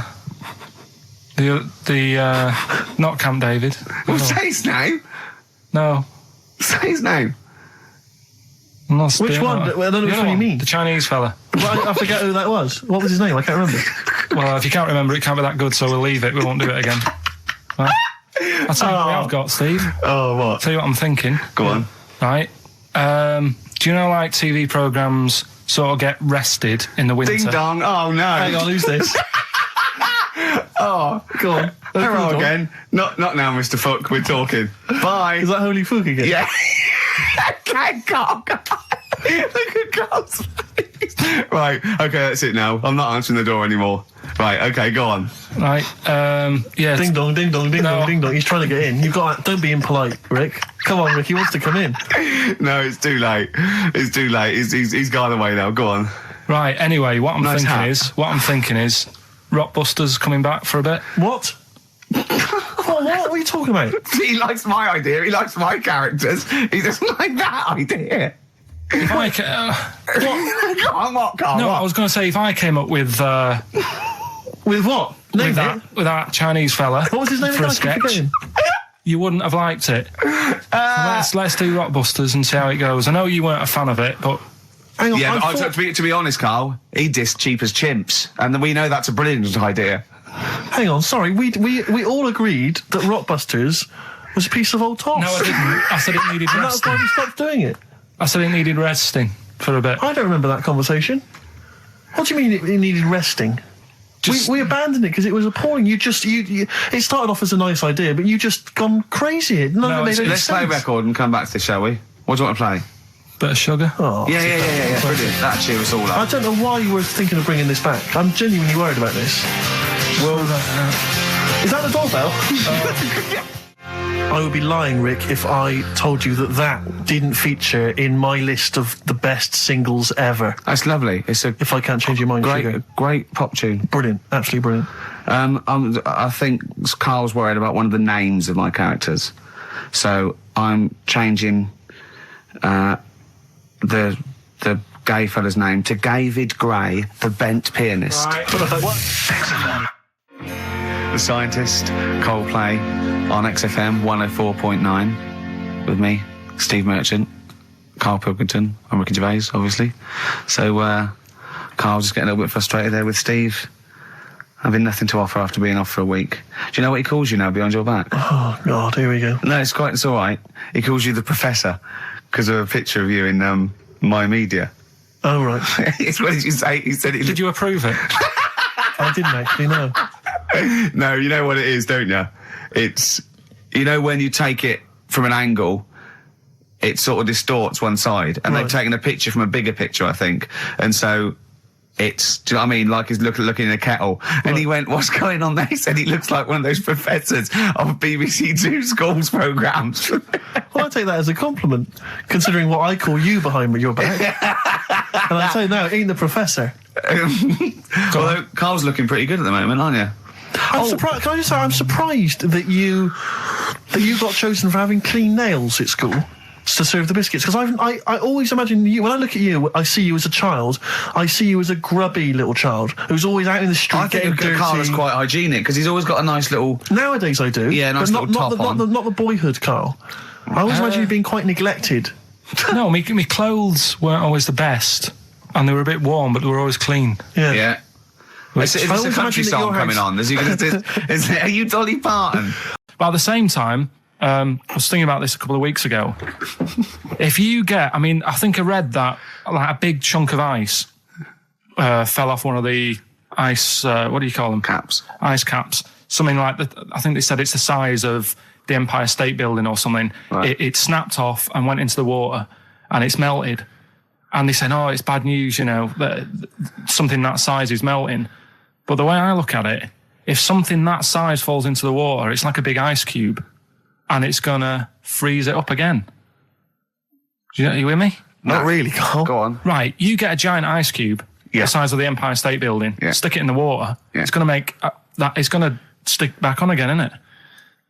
Well, no, only if it freezes up again. Yeah, well, it will freeze up. The water's going to get cold again because you've just put a giant ice cube in the water. So when you put an ice cube in a drink, the drink doesn't freeze, does it? No, the ice melts. If you put one the size of an Empire State Building in your glass of Jack Daniels, it's going to make it freezing. It's not going in a glass of Jack Daniels, it's going in the ocean. I know, but I'm using my fables. Imagine the world. Use your brain instead.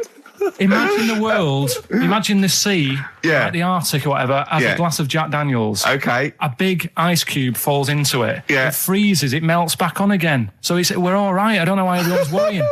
God, thank God for that. I was getting panicked. Oh, fine. Do you understand what I'm saying? Yeah, no, you're right. Yeah, that will happen. Should we play some more music? As seen and talked about in Heat. In Heat magazine. It's got really tough this week now. We're not messing about anymore. Right. Got some good prizes? Absolutely, yeah, we'll talk about those later. Because, I mean, was it last week that you had the classic? Was it, I can't remember, I'm paraphrasing, Carl, apologies. Something like, I'm here in Texas, I've fallen in a puddle, and my knee has got wet. Yeah. Whitney Houston. Yeah. And also, it was last week when there was a little bit of confusion over the one for Holly Valance. Right? Of course. I don't think it was confusion. I think it was your error. No, it wasn't. And it was Holy Valance, and you meant Pelmet. Then Becky, who called up that time and said, if you're getting mistaken with Pelmet, right, she sent me an email in a week saying, I've done a bit of research. Yeah. It was my fault. I've made an error. Yeah. It is a Valance. Okay. And I know about Valances. As I told you last week, at the very end, my auntie loves them. Yeah. Right? She makes them. She started off just like putting them on top of the sort of window around the curtain. And then she thought, I can do more with this. Yeah. And she had a little coffee table that had magazines underneath. And she said, I'm sick of seeing them magazines when I'm sat down. She sounds like a Pilkington. So...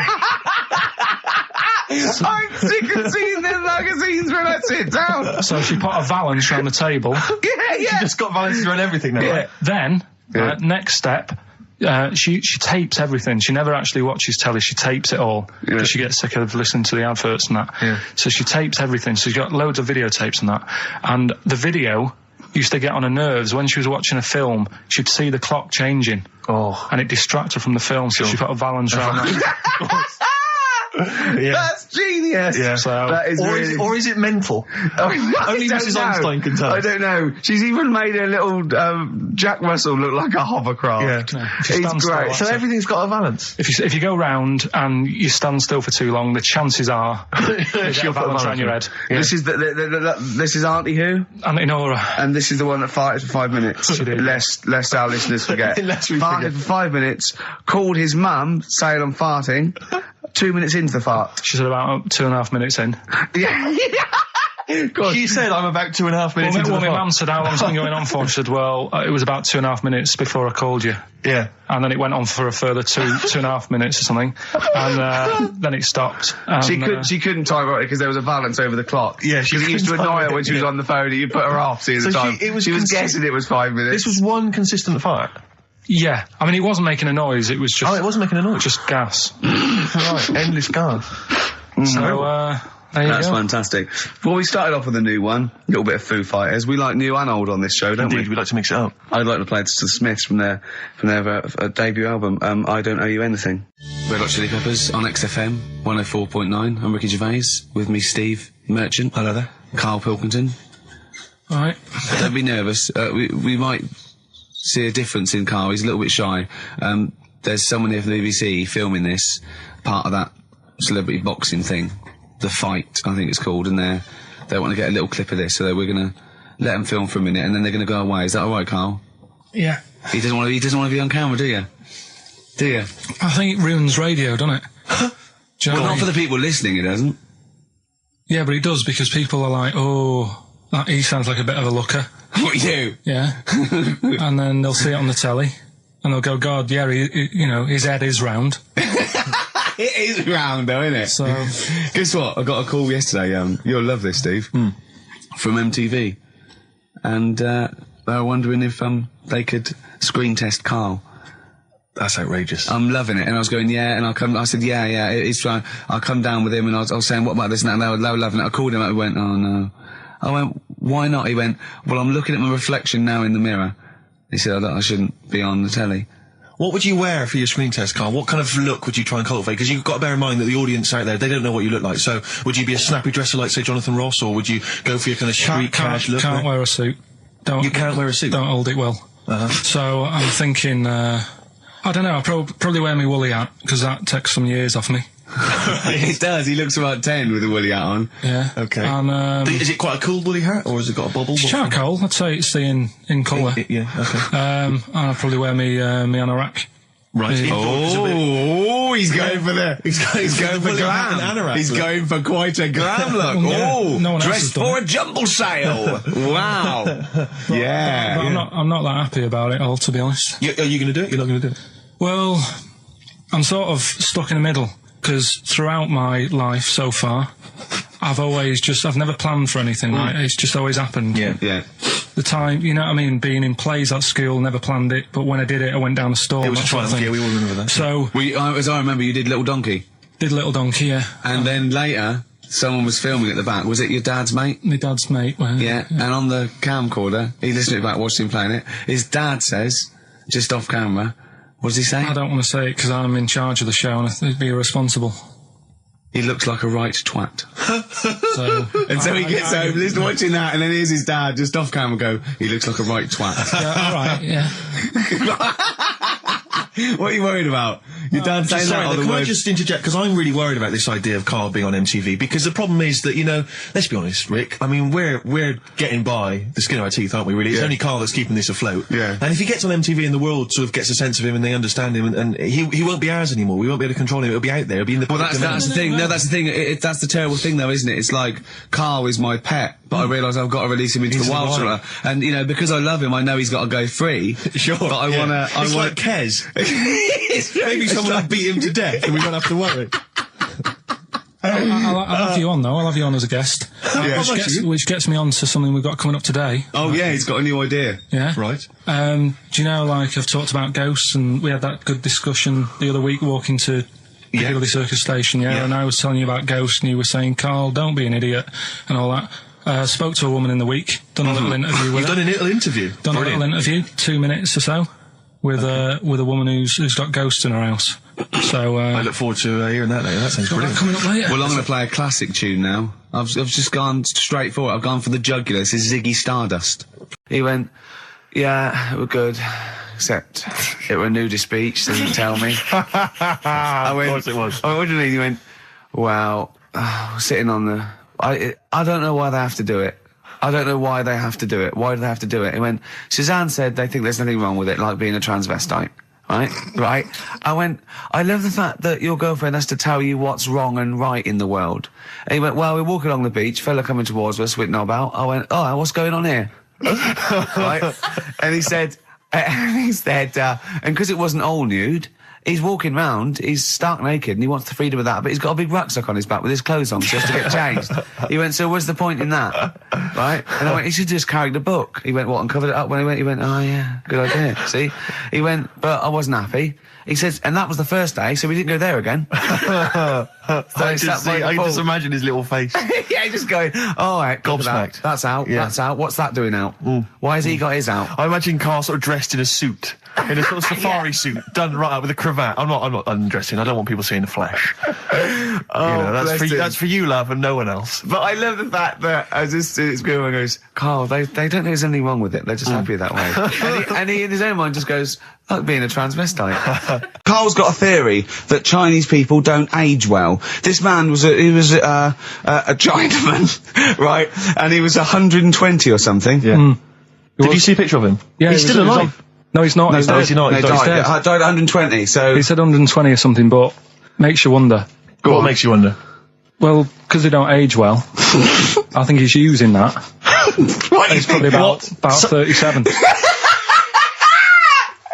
Oh God! Honestly, we walk down the street, right, and we see an elderly Chinese person, yeah, right, and Karl would go, "Oh, I'm just thinking he is." Yeah, like it's not. I don't understand this notion that Chinese people don't age well. I don't know where this has come about. No, I mean, I'm not having a go. No, right? I never want anyone to think I'm like having a go at them. But they are really good looking and they're healthy and that. Till they're about. I've never seen one, right? Can you tell me if you've seen a Chinese person who's about 30? It's either 20 or 50. There's no middle ground. This is what I came back for. This is 2 hours of absolute drivel from the brain of Karl Pilkington. Let me just check something. So the Chinese gentleman who died recently was 130. Your theory is that he's maybe in his late 30s, early 40s. Yeah. This is an elaborate conspiracy on his part, because obviously whenever they talk about the oldest people in the world, it is always a Chinese person. Yeah. Invariably. They do, yeah. I mean, they seem to win that every year. Go on. So your theory is that in those small backwater villages in China... Ross McWhirter comes to a little village. They go, the Guinness guy's on the way. He goes, well, until recently, the oldest person in the world, how old are you? And they're so embarrassed, because they think they look about 120, they go, 120, they go, really? They go, yeah. So this is, we should explain what this is if you've just tuned in. It's one of those stupid lateral thinking problems. That Karl himself has created. Yeah, that was his homework. Right, this one. It's a fella. He has a normal day doing stuff. Nothing wrong with him. Right? And it's the twist in the tale. It's just like Tales of the Unexpected. Yeah. Just a normal day, nothing wrong with him. Hold on, though, he's got the legs of a fish. Go on. So that's why he's been hiding his legs. So Go on. He does his the legs of a fish. Sorry, can't carry on. He has his working day and that, and then he gets a bit tired. Goes to bed. He puts the light on, leaves it on, goes to bed. Oh, that's crazy. That's mental. I can't think what's happened. Anyway, here's Radiohead. Right. Okay. The question is, why does he put the light on when he's going to bed? He's had a normal day, he's come home from work. Is that right? He's come home from work, or he's not been working? Yeah, he's just been out? No, he's been working and stuff, I think. You think? You've made it up, Karl, you can decide. So the question is, why has he put the light on when he's asleep? There's a reason that he's put the light on when he's asleep. Has he gone to sleep? No, Karl, don't shrug. You're meant to answer these questions. He put the light on before he went to bed. Yeah, and the question you're asking me is why? What's the scenario? And the light's on and that, but he's gone to sleep. Yeah. He started reading and then he fell asleep. No. Did he intentionally, for some reason, put the light on? Every night. It's mad. Sounds mad. That's Karl, doesn't it? Every night he does it. Yeah. He puts the light on. Carl, is the point of this, he puts the light on for a very good reason. Not for us, but for some people. He's blind and it's always been on and he thinks he's turning it off, but it was on in the day and he thinks he's turning it off, but he's turning it on because he's blind. That'd be stupid. That works. No, that works great, Rick. Yeah. Thank you, Carl. So you've got to come up with... Hang on. If you're blind, why would you put a light on? No, he thinks it's off. Yeah. But why would he turn it on anyway? Just think so he doesn't get burgled, so people know he's in because he can't see him. So he just he puts the light on when he's there, then he turns the light off when he goes to bed, so people think it's fine. But he's got it out of kilter, and actually he's walking around in the dark all day. I don't believe that if you're blind, you turn your light on. I don't think you'd be living on your own, would you? I'm not having that for a second. Do blind people live on their own? I'm not having that for a second. Well, some people do. Lonely blind people live on their own. No, if you got bad eyes. Any even women? Are there any blind women who are living on their own, Rick? Well, never mind your concern for the partially sighted or sight impaired people coming to London. Get on with this. Yeah. So there he is. Yeah. It's like, a bit tired. Yeah. Just put the light on. Get to bed. Yeah. So he turns the light on and he goes to bed. Yeah. Oh. Should we play a track? He's not sleeping on the job. He's a lighthouse keeper. Well done. Is he a lighthouse keeper? That's not it, Carl. He's a lighthouse keeper. Right, why wasn't the light on all the time? Because it's light in the day. You idiot. Play a record. What? Play a record. You're a buffoon. No, actually, the light isn't on in the day, is it? No, Rick? It's not. I think you're the buffoon. Yeah. Carl has won! What's the last one? Give us the teaser clue again. It was, I wouldn't have come here in hindsight. I wouldn't have come here in hindsight. Yeah. Right, give me some education. This will be the thing that teaches me something. I can feel it in my bones. Come on. There's a kid in Kenya. He was messing about with some beans. Magic. We guessed that as well. You did, yeah. He's fed up because we've guessed his puns, I think. He put one of them in his ear. Yeah. The mum or the dad said, what have you done that for, or whatever. Yeah. So I'll have to take you to the doctors now. So they took the kid to the doctors, and the doctor said, he said, I can get that out, I can sort that out for you. So, he took it out, and the doctor said, right, that's £3.50. And the dad said, I've only got £2.70 on me. And the doctor said, right, well, and he put the bean back in his kid's ear.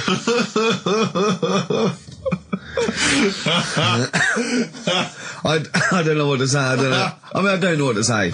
I mean, a couple of questions from me very quickly. Are you sure that those were definitely the sums involved, were they? Well, the equivalent of whatever they deal with in Kenya. Yeah. It was the equivalent of, so what currency was it, Carl, that you translated into sterling?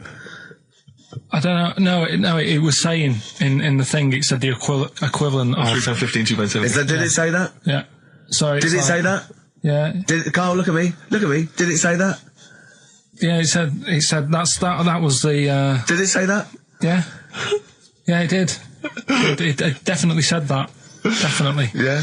Like, follow me in the van. And he was like a northerner like you, and he was giving it all the, all right, yeah, you know. I tell my girlfriend's a DJ, she's got some of these speakers, they're fantastic, and he's giving me this. And then my mind starts working. Now that I've got a bit of time to think, I'm thinking, wait a minute, this all sounds a bit dodgy. Yeah. It dawned on me, Rick. You know, Paul, are you? You're streetwise. Exactly. You're streetwise, Steve. Not only that, I was thinking, how am I going to get them home? I've got to drop the car off at the BBC. How am I going to get these huge speakers back to where I live? And how can I pay for them? Because I've just spent £100 on Find the Lady. Exactly. With a couple of blokes in the square. It seemed like a fair game. Some of his friends were winning. But so I explained to him, I said, I can't get them back to like Brixton where I was living at the time. He went, don't worry, give us an extra 20 quid, we'll take them home for you. Oh, that's good. Delivery. They do a whole service, you see. And there's also a backup guarantee. Did they have the guarantee, the 3-month guarantee? They didn't. No. But so I said, I'm not sure about that. He went, well, why don't you put them in a cab, send them back, and your housemates can collect it? I was like, oh, no, there'd be no one in. And I was beginning to sort of get a bit conscious of, like, maybe this was a bit of a scam, after all. So I pulled into, like, a little side road. I said, I'm not sure I'm into this now, actually. He went, what are you talking about? It's 200 quid for a pair of speakers. It's a bargain. You never get a bargain like this, mate. I'm going, not too sure, actually. I don't think I want them. He went, 150 quid, mate, 150 quid. I went, no, he's 100 quid now to you. And I'm thinking, wait a minute, this doesn't sound like the kind of work that Dixons would be doing. Dixons don't do that when I go in. This is it. Dixons never negotiate in that way. When I go there, look around and I leave, they go, where are you going? Exactly. I go, no, we'll have anything then. Have anything for a So quid. I stopped the car and the white van pulled up behind me with his mates in. Sure. And And I said, can you get them out? I'm not interested. And he went, 100 quid, mate. Oh, you, and he was just going, you tosser, you obviously want some speakers. And he was having a go at me. So I was carrying the speakers out and putting them back in the white van, and he was just shouting at me. He was going, 70 quid. I was like, 70 quid from 200? This is ludicrous. You realise that wasn't Dixon's policy then. Exactly. They don't usually shout you tosser as you leave the shop and walk down Camden High Street. They're not usually shouting you tosser. You should have took the offer of like the monthly payments they've got on at the moment. So I eventually put them in there, and I sort of knocked the deal on the head, and I got back in my car, and they were in theirs, and I just looked in the rearview mirror, and they were punching the dashboard, like with aggression and venom, like we let that deal slip through our fingers. And I've never been so terrified in my life. I just sat there, and I was just thinking, oh my God, all I was thinking now is, what if I go back to the BBC, and they go, we've had a call from the police, the man at the garage, he saw you doing a dodgy deal. I love it. Yeah. Well, what you do is you put the hire car in a drain in your front garden, and then go in and out of the toilet, just pouring bleach down, or Ajax, and they never know. Have you told... Let me just tell you briefly, this is another example of how people can just exploit you and make fun of you when you're tall. Yeah. I was quite tall. I've always been like about 6'7" for quite a while now. And when I was about 16, I went to a big New Year's celebration in Bristol, where I come from. And everyone kind of congregates in this big sort of part of town, and there's all people dancing around, like in Trafalgar Square. And I was there, and somehow I just picked up a balloon somewhere along the line, one of those kind of helium sort of balloons, and I was holding that, sort of dancing around. And these two girls came up to me, and I was thinking, yeah, okay, it's New Year's Eve, brilliant, that's my kind of party. Yeah. They came up, they went, hey. Once a year. And they said, you going to be here for long? And I went, well, maybe. And they said, it's just that we've arranged to meet back at you in about an hour. I went, what do you mean? I went, well, it's just because we can see you wherever you are. Don't worry, you can move around and stuff. We'll see you with the balloon. Just arranged to meet some friends. I love that. A landmark. So pilots use that. Oh, we're just coming in. There's where we go. When we see Steve Merchant, we'll be descending to Bristol Temple Mead. What's really funny is New Year's Eve, Trafalgar Square, you got a huge column, but they use Steve as like the meeting point. Steve's got a huge column. Brilliant, Rick. Well done.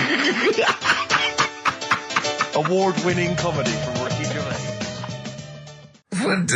Weren't you in a car park once? Oh, no. It was New Year. And we were all gathering up. Like in Trafalgar Square at New Year, everyone gathers and they have a big kind of party and stuff. Well, in Bristol, they do something very similar on a smaller scale.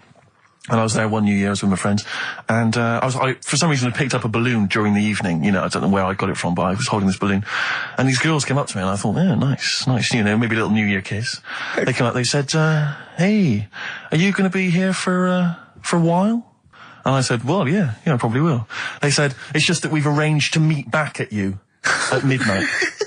What do you mean? Because I was so tall I had a balloon. I was towering above everyone else. I said, what? They said, we're going to meet back at you at midnight. They said, don't worry, you can go about your business because we can see you wherever you are. This is where Nelson's column is. No. No, this is in Bristol. Oh, right, okay, yeah. And so I'm sort of wandering around, and then at midnight these two girls turn up again, and some of these lads come and meet them, and they're sort of laughing and joking. I'm thinking, they're probably going to invite me back to a party. I watched them get in a cab. They went off. They had a wild night. But then I did have a balloon, so it was a great New Year for me. I did have a balloon. Oh. An honest mistake by The Bravery on XFM 104.9. I'm Ricky Gervais, with me Stephen Merchant and Karl Pilkington, our producer. In inverted commas, heat put. Yeah. They know. How you doing, all right, Karl? Yeah, didn't they also write something about me, bald round head? Yes, perfectly round little bald man head, they said, so... Because you need to know that when you listen to the radio on that. Really matters what my hair's doing. Your hair, have you given it a little polish? Because you look like a cue ball at the moment, and you've had a shave in it. I've never seen such a round head. It actually looks like a plate with ears. Yeah, well, for those that have never seen Karl, I actually, if you remember, I think he looks a little bit like Mr. Spoon from Button Moon. He does! If you've ever seen that show, that's and also he looks like, when they say, they find one with a little 4-foot human, and it's actually 500,000 years old, and they give it a name, and it's the first, Australopithecus into, he looks like one of them as well. Perfectly round little, he is the missing link. He looks half human, half monkey. Because he's got a slight slouch as well. So yeah, it's like those pictures where you see it going from an ape to a man. He's one of those in the middle. Yeah, and of course his monkey hands, his hairy little wrist to those skinny little things that he can get oranges out of holes with. And it's unbelievable. Why are you so all shaved and polished and everything? Got a wedding. What? Got to go to a wedding today, so thought I'd, clean myself up a bit. Yeah. Shouldn't you be wearing a suit or something? No, I'll go home and put something on. Oh, okay. But, Suzanne said, make an effort. I sort of had a shave and that, and then I came out of the bathroom. She said, "Oh, your head looks a bit sort of eggish." She's right. She always worries about when I have a shave, because I just, That's your girlfriend, Carl. I know. Saying that. Just think, so don't worry about Heat saying it. And funny thing is, it's Boyd Hilton, I think, of Heat that wrote it. And he's got a little bald head. Yeah, no, don't slag him off. Yeah, but on the end of his review, does it say, written by Baldy Boyd? No, because it doesn't matter, it's a magazine. Don't worry about it. Looking forward to the wedding? A bit boring, isn't it? But you've got to do it. They've not been listening? Should we do a shot? No, it'll be a great day for them, but I know what will happen. Suzanne will see, all the fuss and that, and then she'll get ideas, and have to let her down and all that.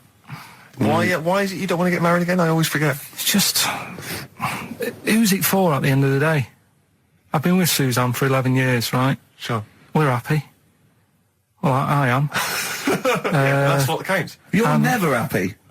I am. I'm all right. Yeah, no, I know you're happy with Suzanne and everything, but apart from that, you're never happy. You are the most grumpy, moany thing in the world. I mean, I get annoyed, but I'm always happy. I was annoyed here. I was happy coming here, but there was a bloke behind me walking and scuffing his feet. He had a pair of those stupid skulls on, and he was clicking and scuffing. Wear some shoes you don't have to click. Pick your feet up. Flip-flops annoy me. But I'm happy. I'm just annoyed. You are just like, oh, the world's on me. It's rubbish, this. I know the world's great. It's just sometimes people annoy me by being there. But Steve said I should be locked in one of those towers that princesses used to be locked in fairy tales, because everything annoys me. But you're grumpy. I'm not. I'm all right. Oh, right. Okay. Listen, we better play a record soon. But coming up, Steve, I went away with Carl. Okay. It was a little present from Jane. It was a golfing day. I could take someone, took Carl. It was a brilliant day, absolutely brilliant, but it ended with us sort of drinking and chatting and me saying, right, I'm going to bed. Because Carl said the most ridiculous thing he has ever said. Think of that. That's something. Oh. Sometimes, Carl, I think you're on another planet. Here's the only ones. Foo Fighters, Best of You on XFM 104.9. I'm Ricky Gervais, with me, Steve Merchant. And Karl Pilkington. All right. Carl's had a bad week. I'm going to say it straight away. He tries to rule out stress in his life. Yeah. But he's had a bit too much stress this week, haven't you? One, a phone call from his mum, stressed him a little bit. Right. Something he said in a magazine about his auntie. Okay. Came back to haunt him. Auntie Nora? Auntie Nora, yeah. Don't name her. No. Oh, she knows who she is. No. Okay, we won't name her. Right, we just say it's the one who farted for 5 minutes, and as he saw a skirt when he was young, and I found it like a split tennis ball. So it could be any of me aunties. We're that coming up, and also a bloke in Times Online, Chris Campling, did a review of the show, right, and basically said that Karl Pilkington is a creation of Gervais and Merchant. Well, if only that were the case. He said. He started off saying he liked the show. Yeah. He was excited. Said it was a good show. A lot of the jokes. I'm already questioning his critical faculties. Yeah, exactly. And basically said that we didn't contribute much, or seemingly didn't seem to contribute much, and we couldn't sort of like ad lib or anything. We just laughed at, particularly me, laughed at Karl Pilkington, who was coming up with some quite funny stuff. Yeah. Right? But then he does a twist on it. He goes, but the thing is, we're the puppet masters. He's a created person. We've created the persona Karl Pilkington for our own amusement. Right. He bases this on simply that we talked about... What was it we talked about? The Chinese not aging well, and he heard him talk about that on my DVD. But clearly I say, Karl, remember when you were talking like that? It's a news, or remember in the week, and so he thinks it's all scripted now. Imagine if this show was scripted. I'd be ashamed. Yeah. If this show was scripted, I would send back the BAFTAs for the shows the actual shows we've written, and I would say... I'm having a go at Chris Campling. He's nice about our other work. He likes The Office, and he likes my stand-up and everything, and he likes the show, but he's saying...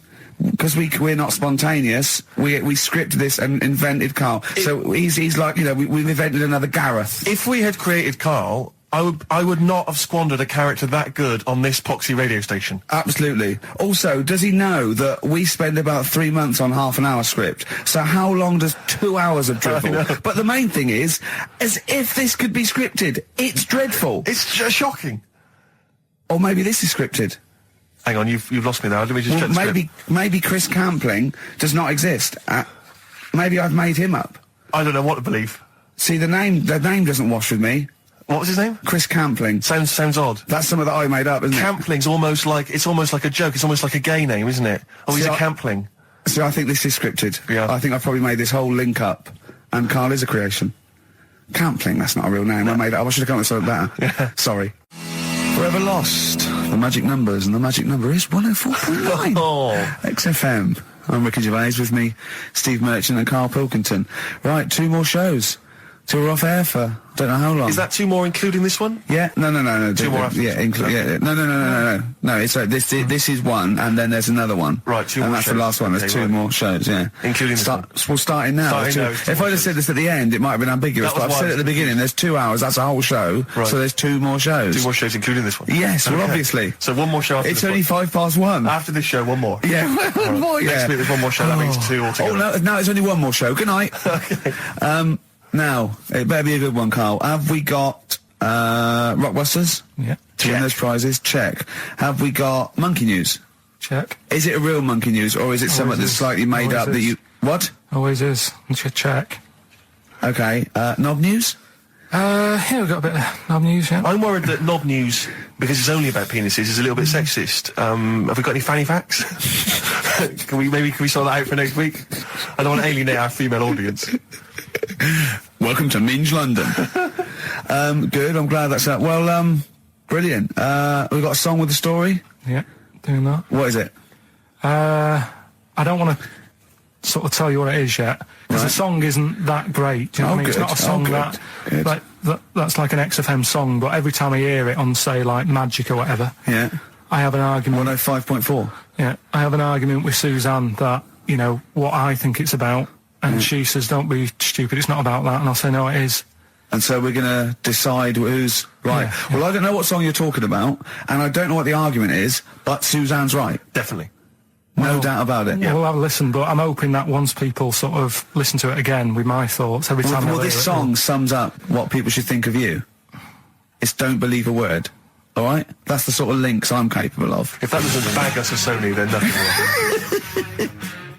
Landed, Mr. Ben Folds. We've landed on XFM 104.9. Ricky Gervais, Steve Merchant, and little Karl Pilkington, and his magical little manky round baldy head. He was described as wacky mank in one of the papers this week. Really? Brilliant. Well, remember we were talking about it last week about he came round to my house and I popped out my Mr. Johnson to take a little look at. And his 2 that made daughters. The papers. That made the papers. Wow. What paper? It wasn't front page of the Times. It must have been like the Daily Star or something. Just squeeze Live 8 on the second page. Yeah, so wacky mank. Wacky mank. That's wacky great. Mank. Wacky mank. We had an email from someone that reckons they remember you from body popping round Salford Way. Yeah, Eccles Precinct apparently. You know that, I wasn't doing it round there though. Well, what do you mean?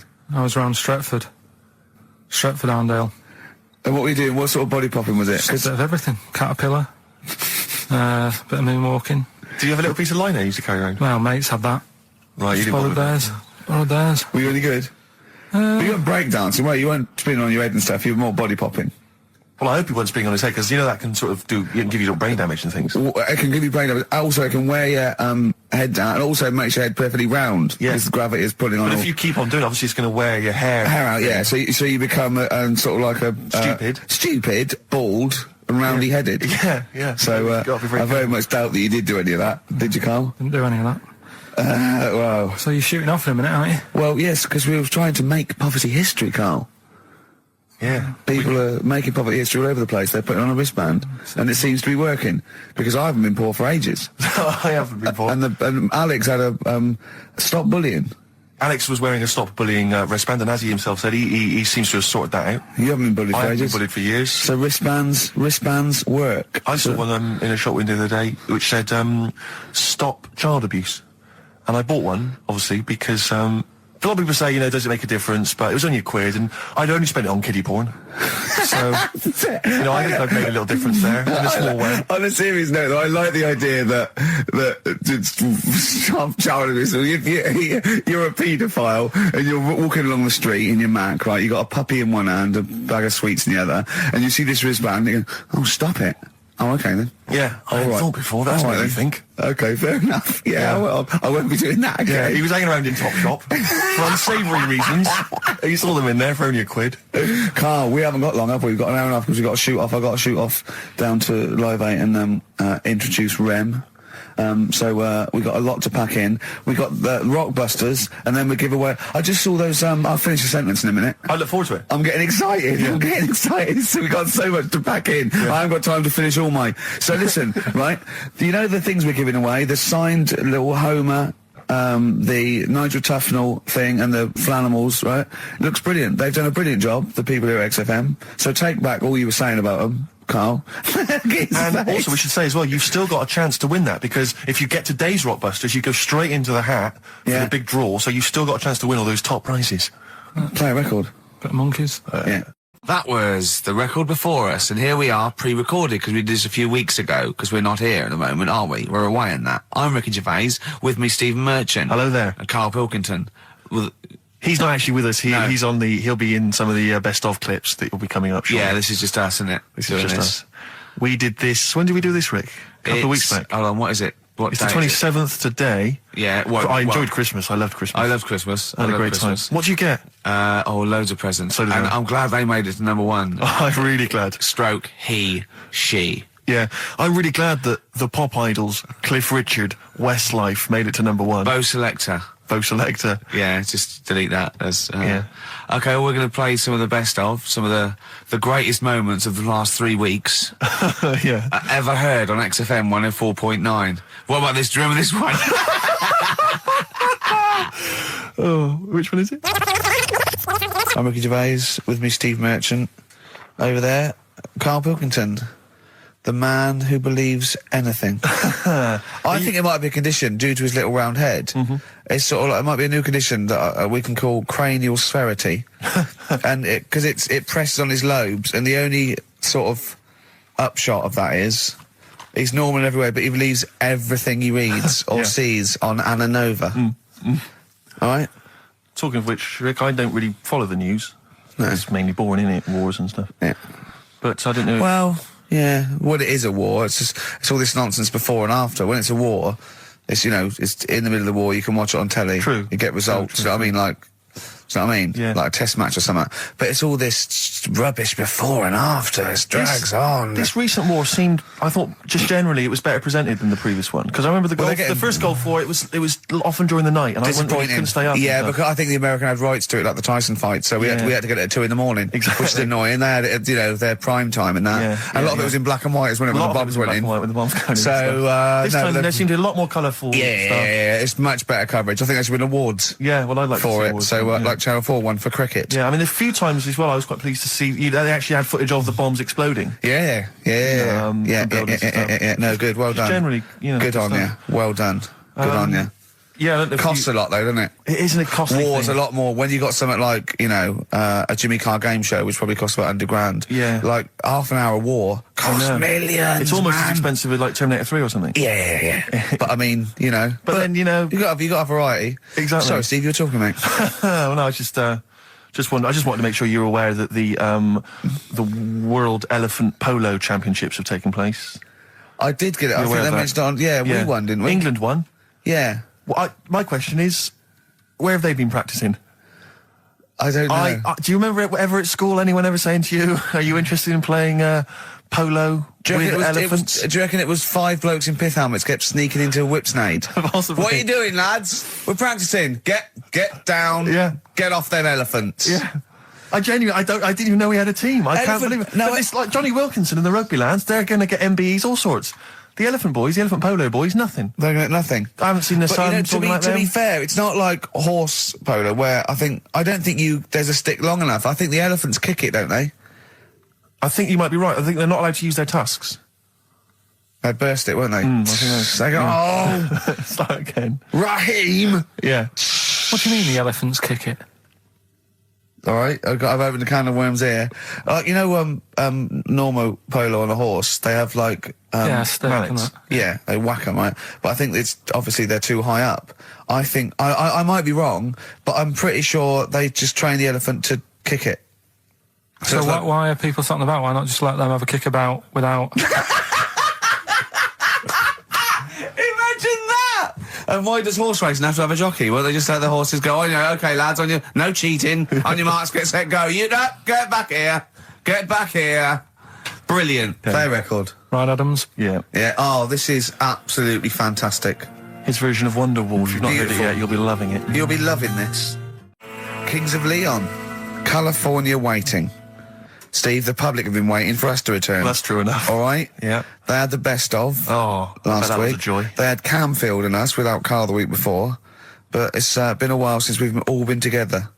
I'm Ricky Gervais. With me is Steve Merchant. And over there, with his little sunburnedy, baldy head, little Karl Pilkington. All right? Yeah. That wasn't Steve slapping me head then, by the way. No, that was just him clapping at, like, Steve Wright in the afternoon. It's a great show. Because it is a good show. Yeah. He's so pleased that we're a posse. Yeah. And we're all back together. 3 holidays Carl's had last year. Yeah. I'd love to have 3 holidays. You've got to start putting the work in there. I had 2 holidays then. No, you had 3 holidays.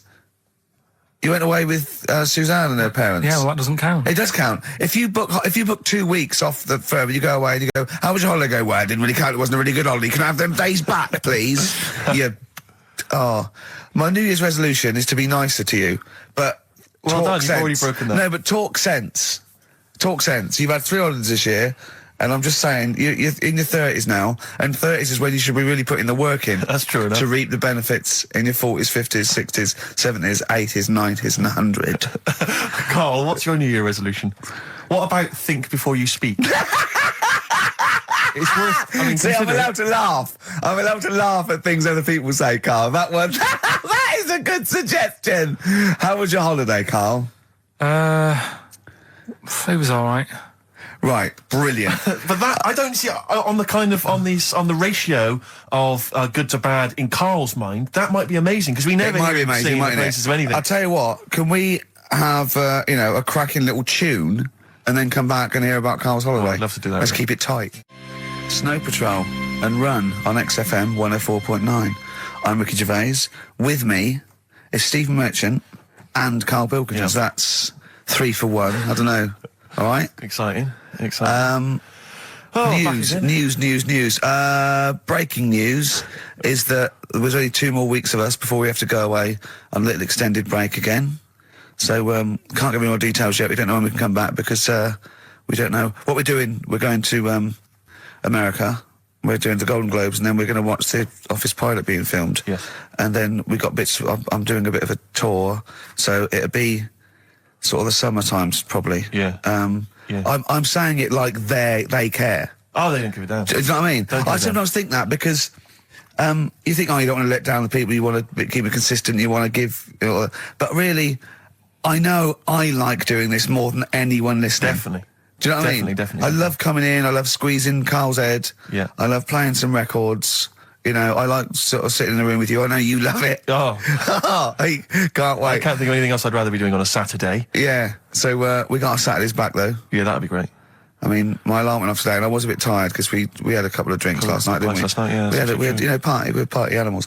I've been looking for an office this week, as you know, and it's so stressful. Just walking around, just talking to agents, right, okay. So my method is this, right? I walk around the area that I want to be an office in because I don't want to hear anything else. I don't want to, you know what I mean? So I walk around. To be fair, it is about a square 500 yards. Yeah. Right? It's sort Your of... house is in the centre. yeah. I walk, And so I walk around and look at placards. I go, that's a nice office. And I phone them up. There's loads of different people I'm dealing with, right? And they went, we got one in so-and-so street. I think it was 5th Street or something. I went, I went along to... I'll see you there in 20 minutes. I got there. You were there, if you remember. I looked around and I said to Steve... It looks all right. There's no pawn shops or anything like that, right? And Steve went, well, it is next to a brothel. And I looked, and there on the next thing, model, 1st floor, Susie, 03. I thought, and I phoned him and I said, do you know what? Don't bother coming here. No, I said, no. I said, because it's next to a brothel. He went, yeah. I went, right, okay. Just for future reference, I don't want an office literally next to a brothel, right? When I go to work, I don't want to walk past prostitutes. Call me old-fashioned. Yeah, right? as you're going into work, there's a prostitute. Yeah. Morning. Morning. Oh, she's got a cappuccino. Yeah, Starbucks, yeah. Business good? Yeah, it's a bit slow at the moment, but it picks up later this evening. Does it really? Good.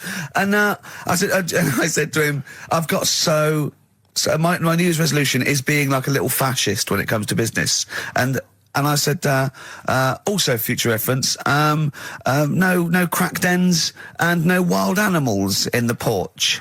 And I just can't believe it. There's always something wrong. We went to one, right? It got there, right? And a woman said, "Oh, I'm new here." She didn't know what keys she was using. And she went, "It's the 3rd floor." And she went, "There's no point. We won't both get in the lift." I went, "Right. Will you get a desk in the lift?" Right? She went, "I've got a chair in the lift before." Brilliant. So, just find me an office, Rathbone Place, sort of Percy Street, Charlotte Street, Dean Street. Yeah. Yeah. 1st or 2nd floor. I'm worried we're going to get emails from estate agents, phone calls from them. You know what those people are like. I don't look at the emails. True. Fair enough. So, play a record. Enough. Fortune Faded by Red Hot Chili Peppers on XFM 104.9. With Ricky Gervais, Stephen Merchant and Karl Pilkington for the last time. Yes, we've said that before, of course, so don't get your hopes up. Yeah, we've had some highs, some lows, some laughs, some tears. Karl, you're concentrating. A lot of tears, mainly from the audiences. Yeah. Now, before we get into that, before we get into talking about maybe some of the hijinks we've had, looking back, looking forward as well. Yeah. I came in, Karl was sitting at the desk, he went, all right? I went, all right, yeah. He went, see that Alan Clark diaries? I went, no, I didn't. He went, no, a lot of people talking about it. He went, I've never kept a diary. Keeping a diary will always get you into trouble. And I said, like Anne Frank. What did you say, Karl? The woman in the cupboard? That's what he said. The woman in the cupboard. And I went, save it. Save it. You never speak to Karl off air. Save it all for when we're on the wireless. He went, but what did she do? What did she do except be in a cupboard? What did she have to write about? And I said, well, her thoughts. Do you know Anne Frank? That's all I know about Anne is. There's no point pretending it. Anne! That I know stuff. Yeah. Right. Well, tell us everything you know about Anne Frank. She was in a cupboard. Yeah, what else? If she didn't do that, I wouldn't know about her, seriously. That's all I know about her. Yeah. So what did she do? But how do you think we know about we know about her cupboard because of her book, don't we? But hang on, what in the bigger scheme of things, why was she in a cupboard? I don't know. Right. I honestly don't know. You don't know anything else about Anne Frank beyond the fact that, to quote you, she was in a cupboard. Well, what's she done then? You tell me, why should I know more about her? Firstly, I don't think she was in a cupboard. She wasn't in a cupboard. She was in an attic. All right. Yeah. So what was she doing? She was hiding from the Nazis. She was hiding from the Nazis. But isn't that the first place they'd look? Sort of work from the top down. Carl, they weren't specifically looking for Anne Frank. They weren't going, where is she? Where's Franker? If she gets that book out, we are in the deep shit. We've got to stop the book. They were just looking generally. She was 13, 14, she was hiding, she was Jewish and she was hiding, lived in Amsterdam, didn't she? Yeah, as much of her family were having to hide, being helped by, friends, non-Jewish in a cupboard. Cupboards, And how long did she sort of hide up there for? Until she was caught. Long enough to write a book. So she even got caught after all that? What do you mean, so she even got caught? We're talking about one of the great, humanist tragedies of our times, and you're going, she couldn't even stay hidden. What do you mean, didn't she get caught? No, I'm just saying, it's not a great tip then, is it? Do you know what I mean? She didn't do it well. She didn't hide and say, well, I escaped it. Her diaries are not a manual on how to hide from people. It's not how to win at hide and seek. I don't know anything about her, and we might be going down some ground that's a bit dodgy. I don't know enough about it. Maybe it's best just leaving it. All I was saying is diaries, what do you do them for? Have you kept one, Steve? Never kept a diary, no. Right. I can understand your fear that it might get discovered, someone might read it, find out all about your inner secrets. Of course, the good thing about you is you tell everyone what you think about them. Yeah. Yeah, but... no one's going to find a diary and go, oh, God. Can't believe it. Carl doesn't like my haircut. Yeah. Carl Carl thinks I look like Dave Hill from Slade. Yeah, I told you that, didn't I? Yeah, I told you that. Do you think they'll last, though, diaries and that?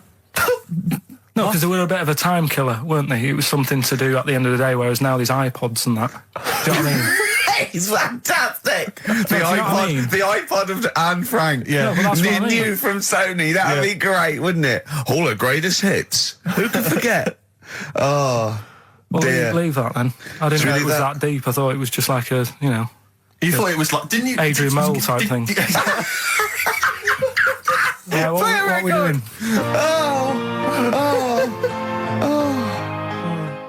Since you've been gone, by Rainbow. Since we've been gone, Steve. What's been going on, mate? Well, so much has happened, hasn't it, in the world?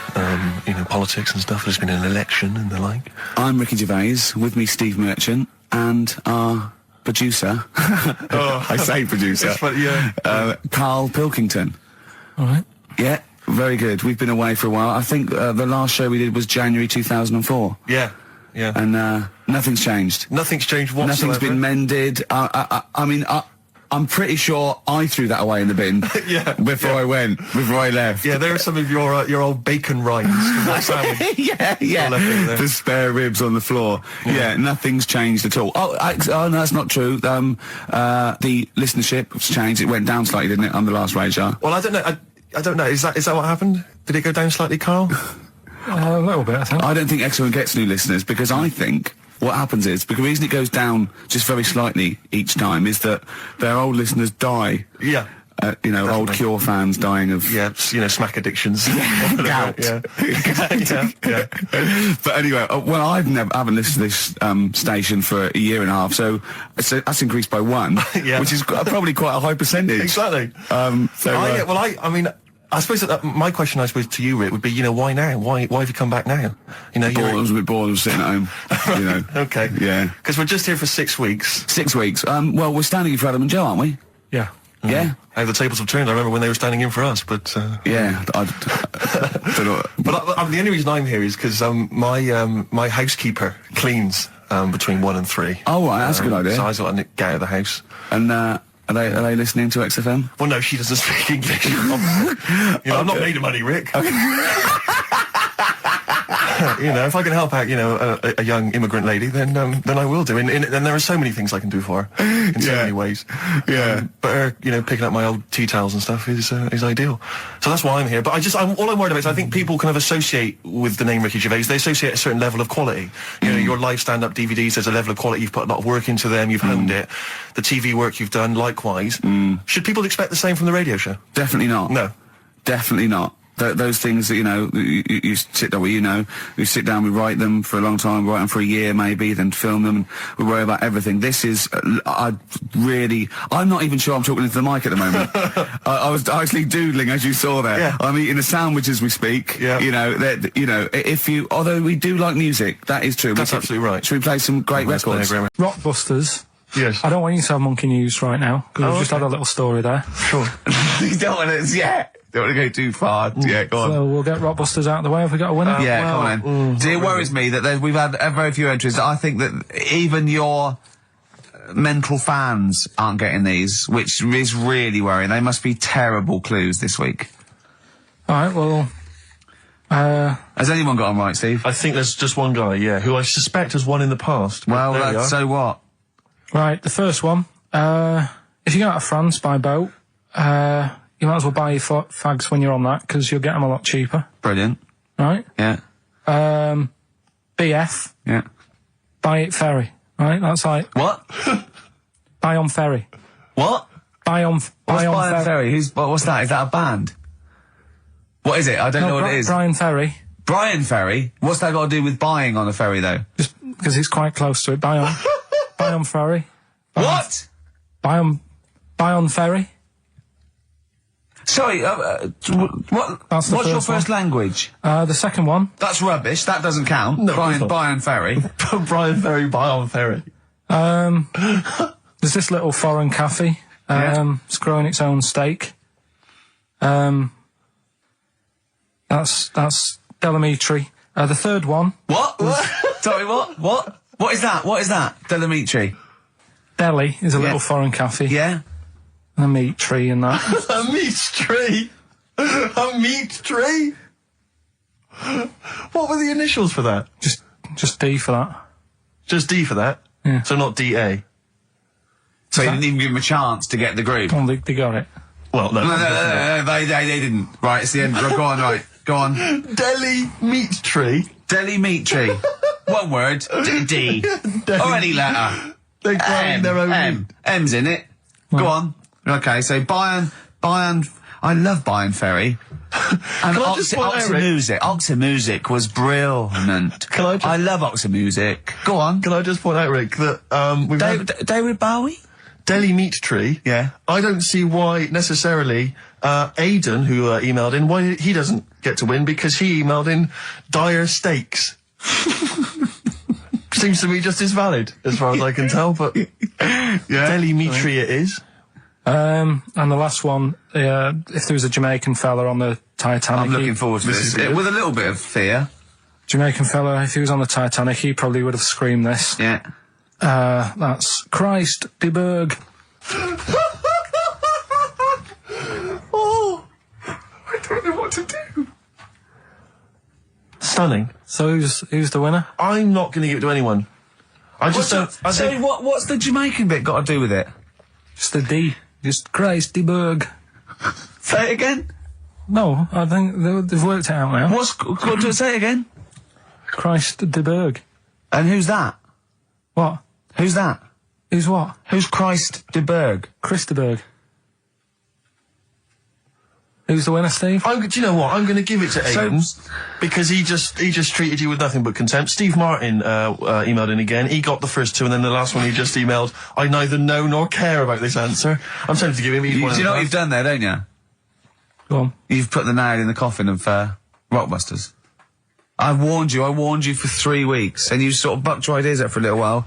But Christ de Berg... Those are the worst you've ever done. The worst ever. Delimitri. So, and didn't it just put D, and then Bayern Ferry.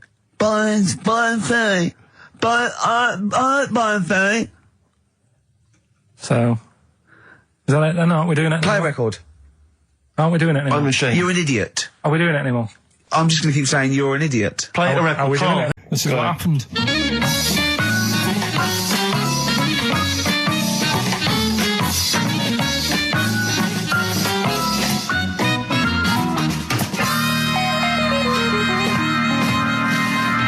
Now, what I'll do, I'll tell you as much as I know, and then you can fill me in if I'm right or wrong.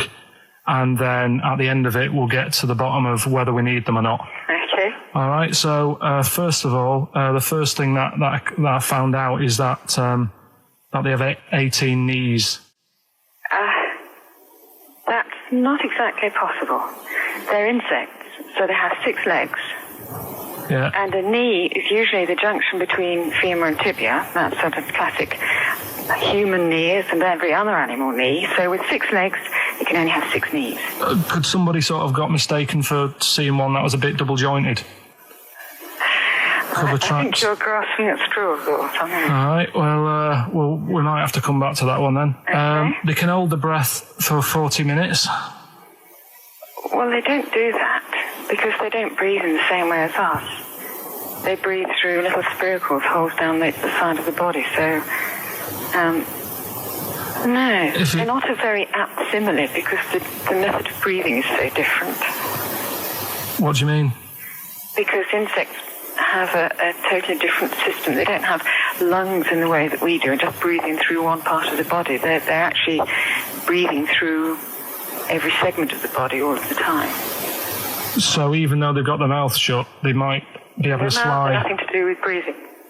So only just feeding. So you see, maybe that's where someone's gone wrong. Someone's got hold of one and sort of taped its mouth up or something and got bored after 40 minutes and said, well, we'll call it right. It's a pretty unkind thing to do to an insect, even to a cockroach. Yeah, but it's all... You can't do that. Yeah, but... No. Pretty unkind thing to do anything, even a cockroach. Something else I found out. Yeah. They can live for a week without an head. Well, that's true if they don't bleed to death in the process.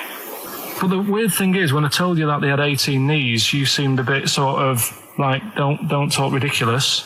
But then we're talking about an animal that can live without an head. So there's a little bit of truth in that one, yeah? Yes. Why, when it was invented, has it got that facility?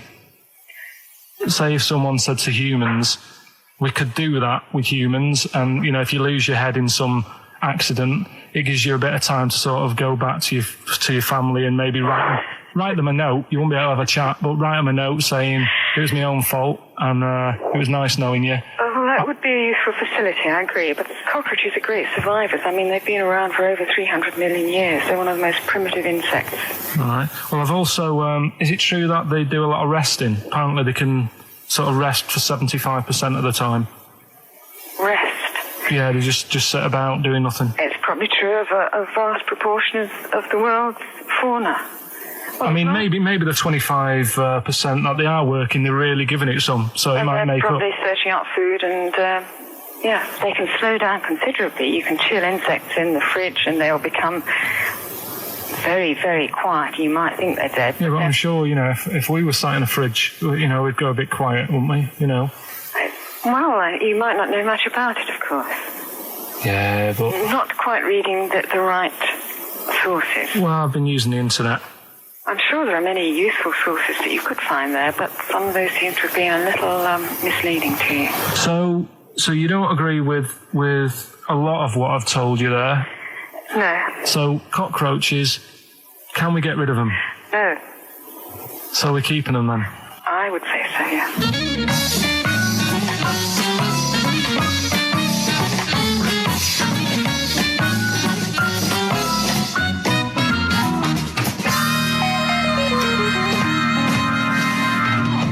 I think we should get her on more often because she sounds like she'd be a bit of an ally, really.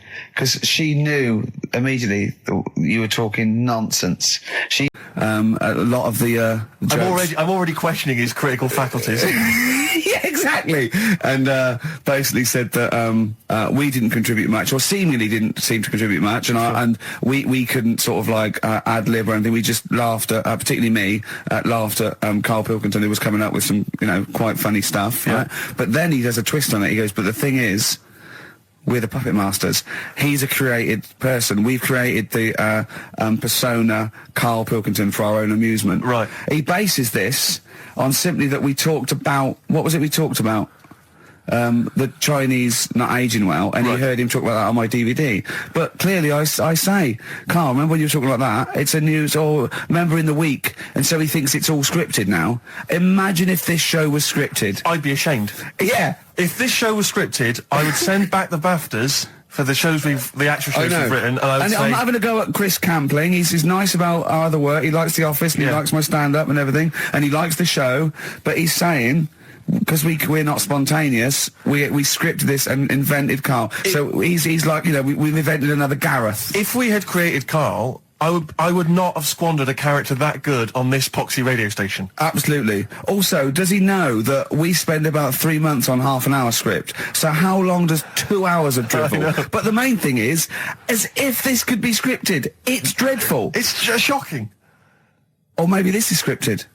Hang on, you've lost me there. Let me just check the script. Maybe Chris Campling does not exist. Maybe I've made him up. I don't know what to believe. See, the name doesn't wash with me.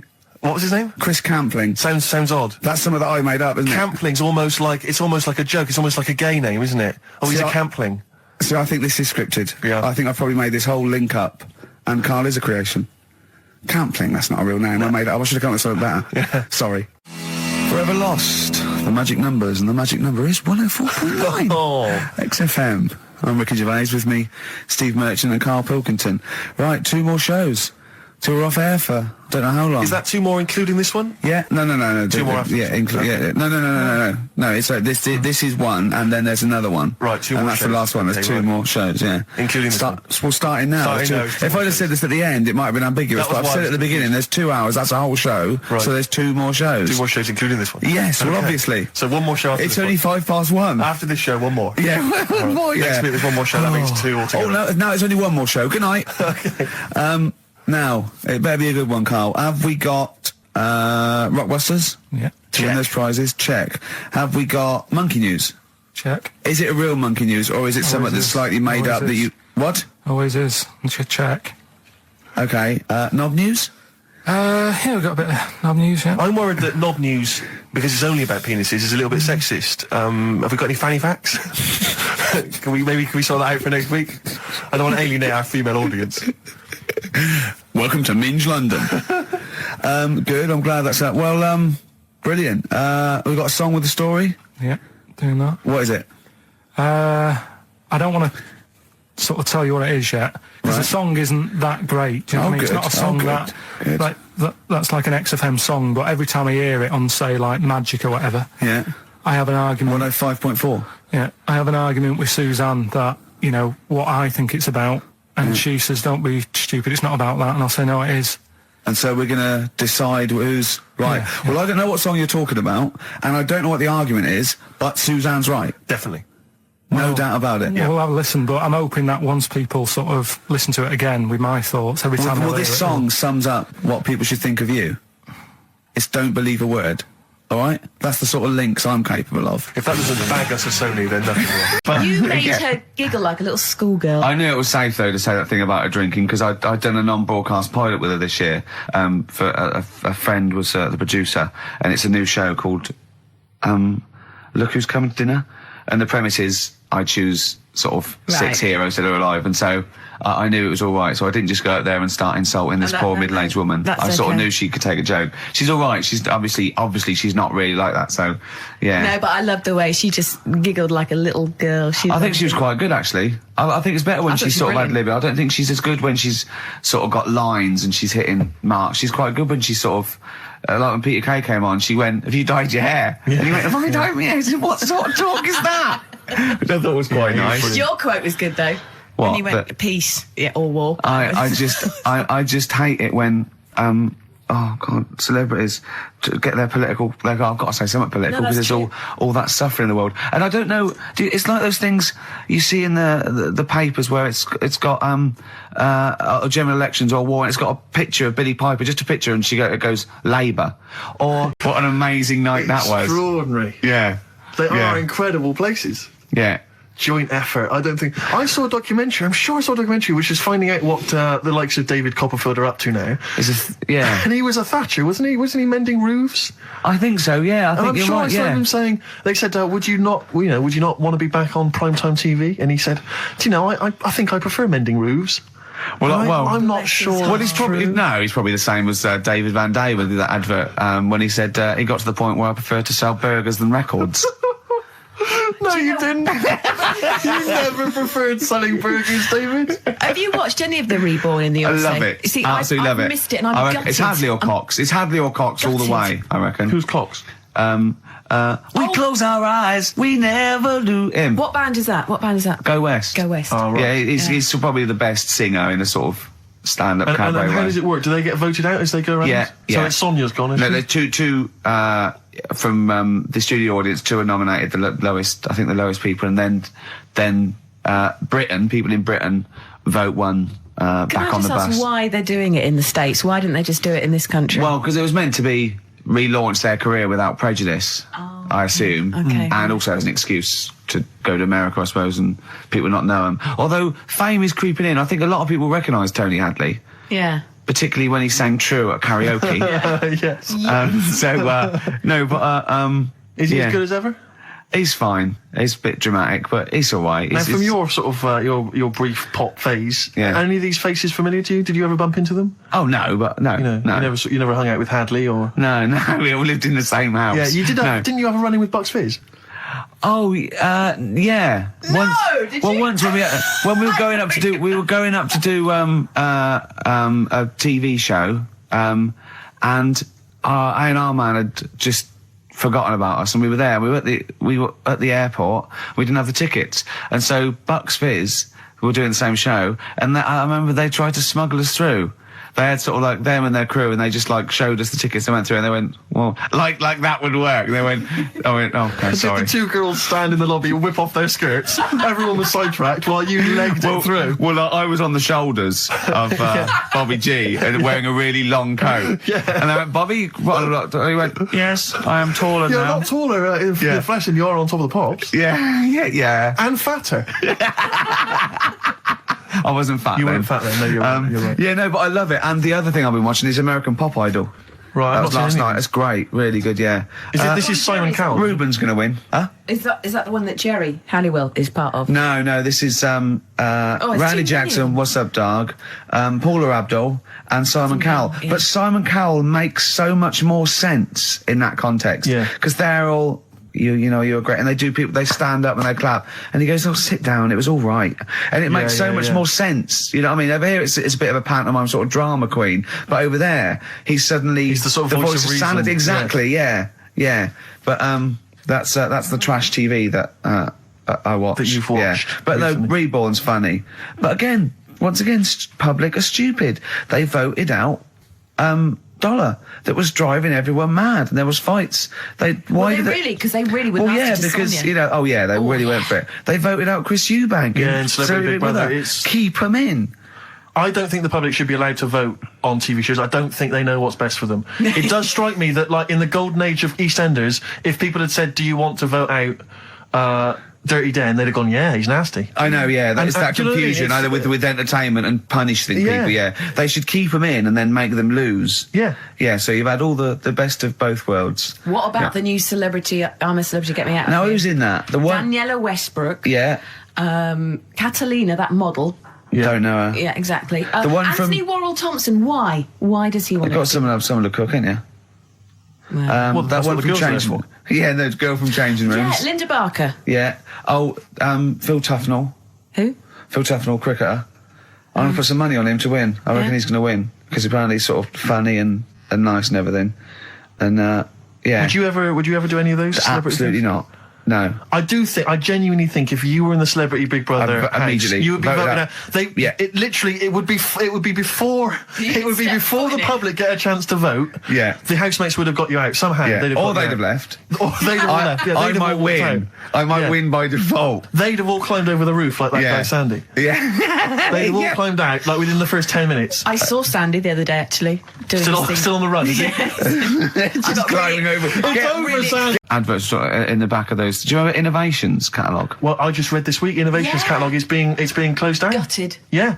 The Innovations catalogue, Gutted. it used to go to something like 50 million homes or something. I love the Innovations catalogue. You do think, well, I could do with that because I want. I've never thought that. I do. I want to spend money on an advantage in life, like I want the power packs and hoverboards and things that are like to see through walls. Just for 19.99. They don't work, do they? I bought oxygen.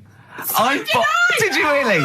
I bought oxygen. What do you mean you bought oxygen? Well, me and my mate were sort of like, I'd run it. It was about like, I don't know, 1987. And me and my mate, Wally, we were doing long distance running together. We were trying to get good. And I thought, I'll just have some oxygen before the race. What do you mean some oxygen? It's there, free in the air. What's going on? You put some big canisters. A canister of oxygen? It didn't work. It just smelled like you were sniffing mints. I couldn't get any in. What was it supposed to do? Well, oxygenate the blood so you can. Right. But yeah, I don't know why. How much was it? I don't know. I can't remember. But Mine was 19.99. It was a big canister. It was rubbish.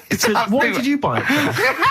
I mean, he was at least doing a job. For much the same doing reason. a job. I was training. Because the problem with the Innovations catalogue is that for the few idiots that buy stuff like you, there are hundreds, thousands who just looked through it and laughed at the absurdity of, a motorised tie rack. I bought the Abs Master. Who is so lazy that they need that? Yeah.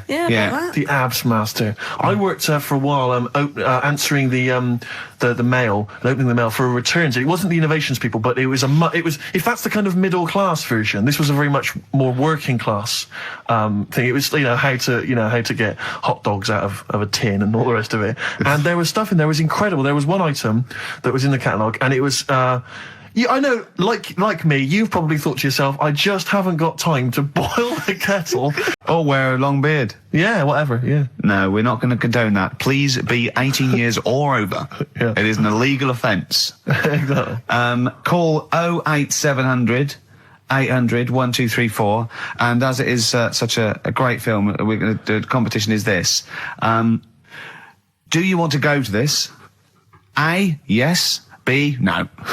So C, I'm not sure I can make it Wednesday. Any chance Thursday? D, I think I'll wait for it to come out on video, you know. E, I don't really like Spike Lee. I'm a racist. Call in.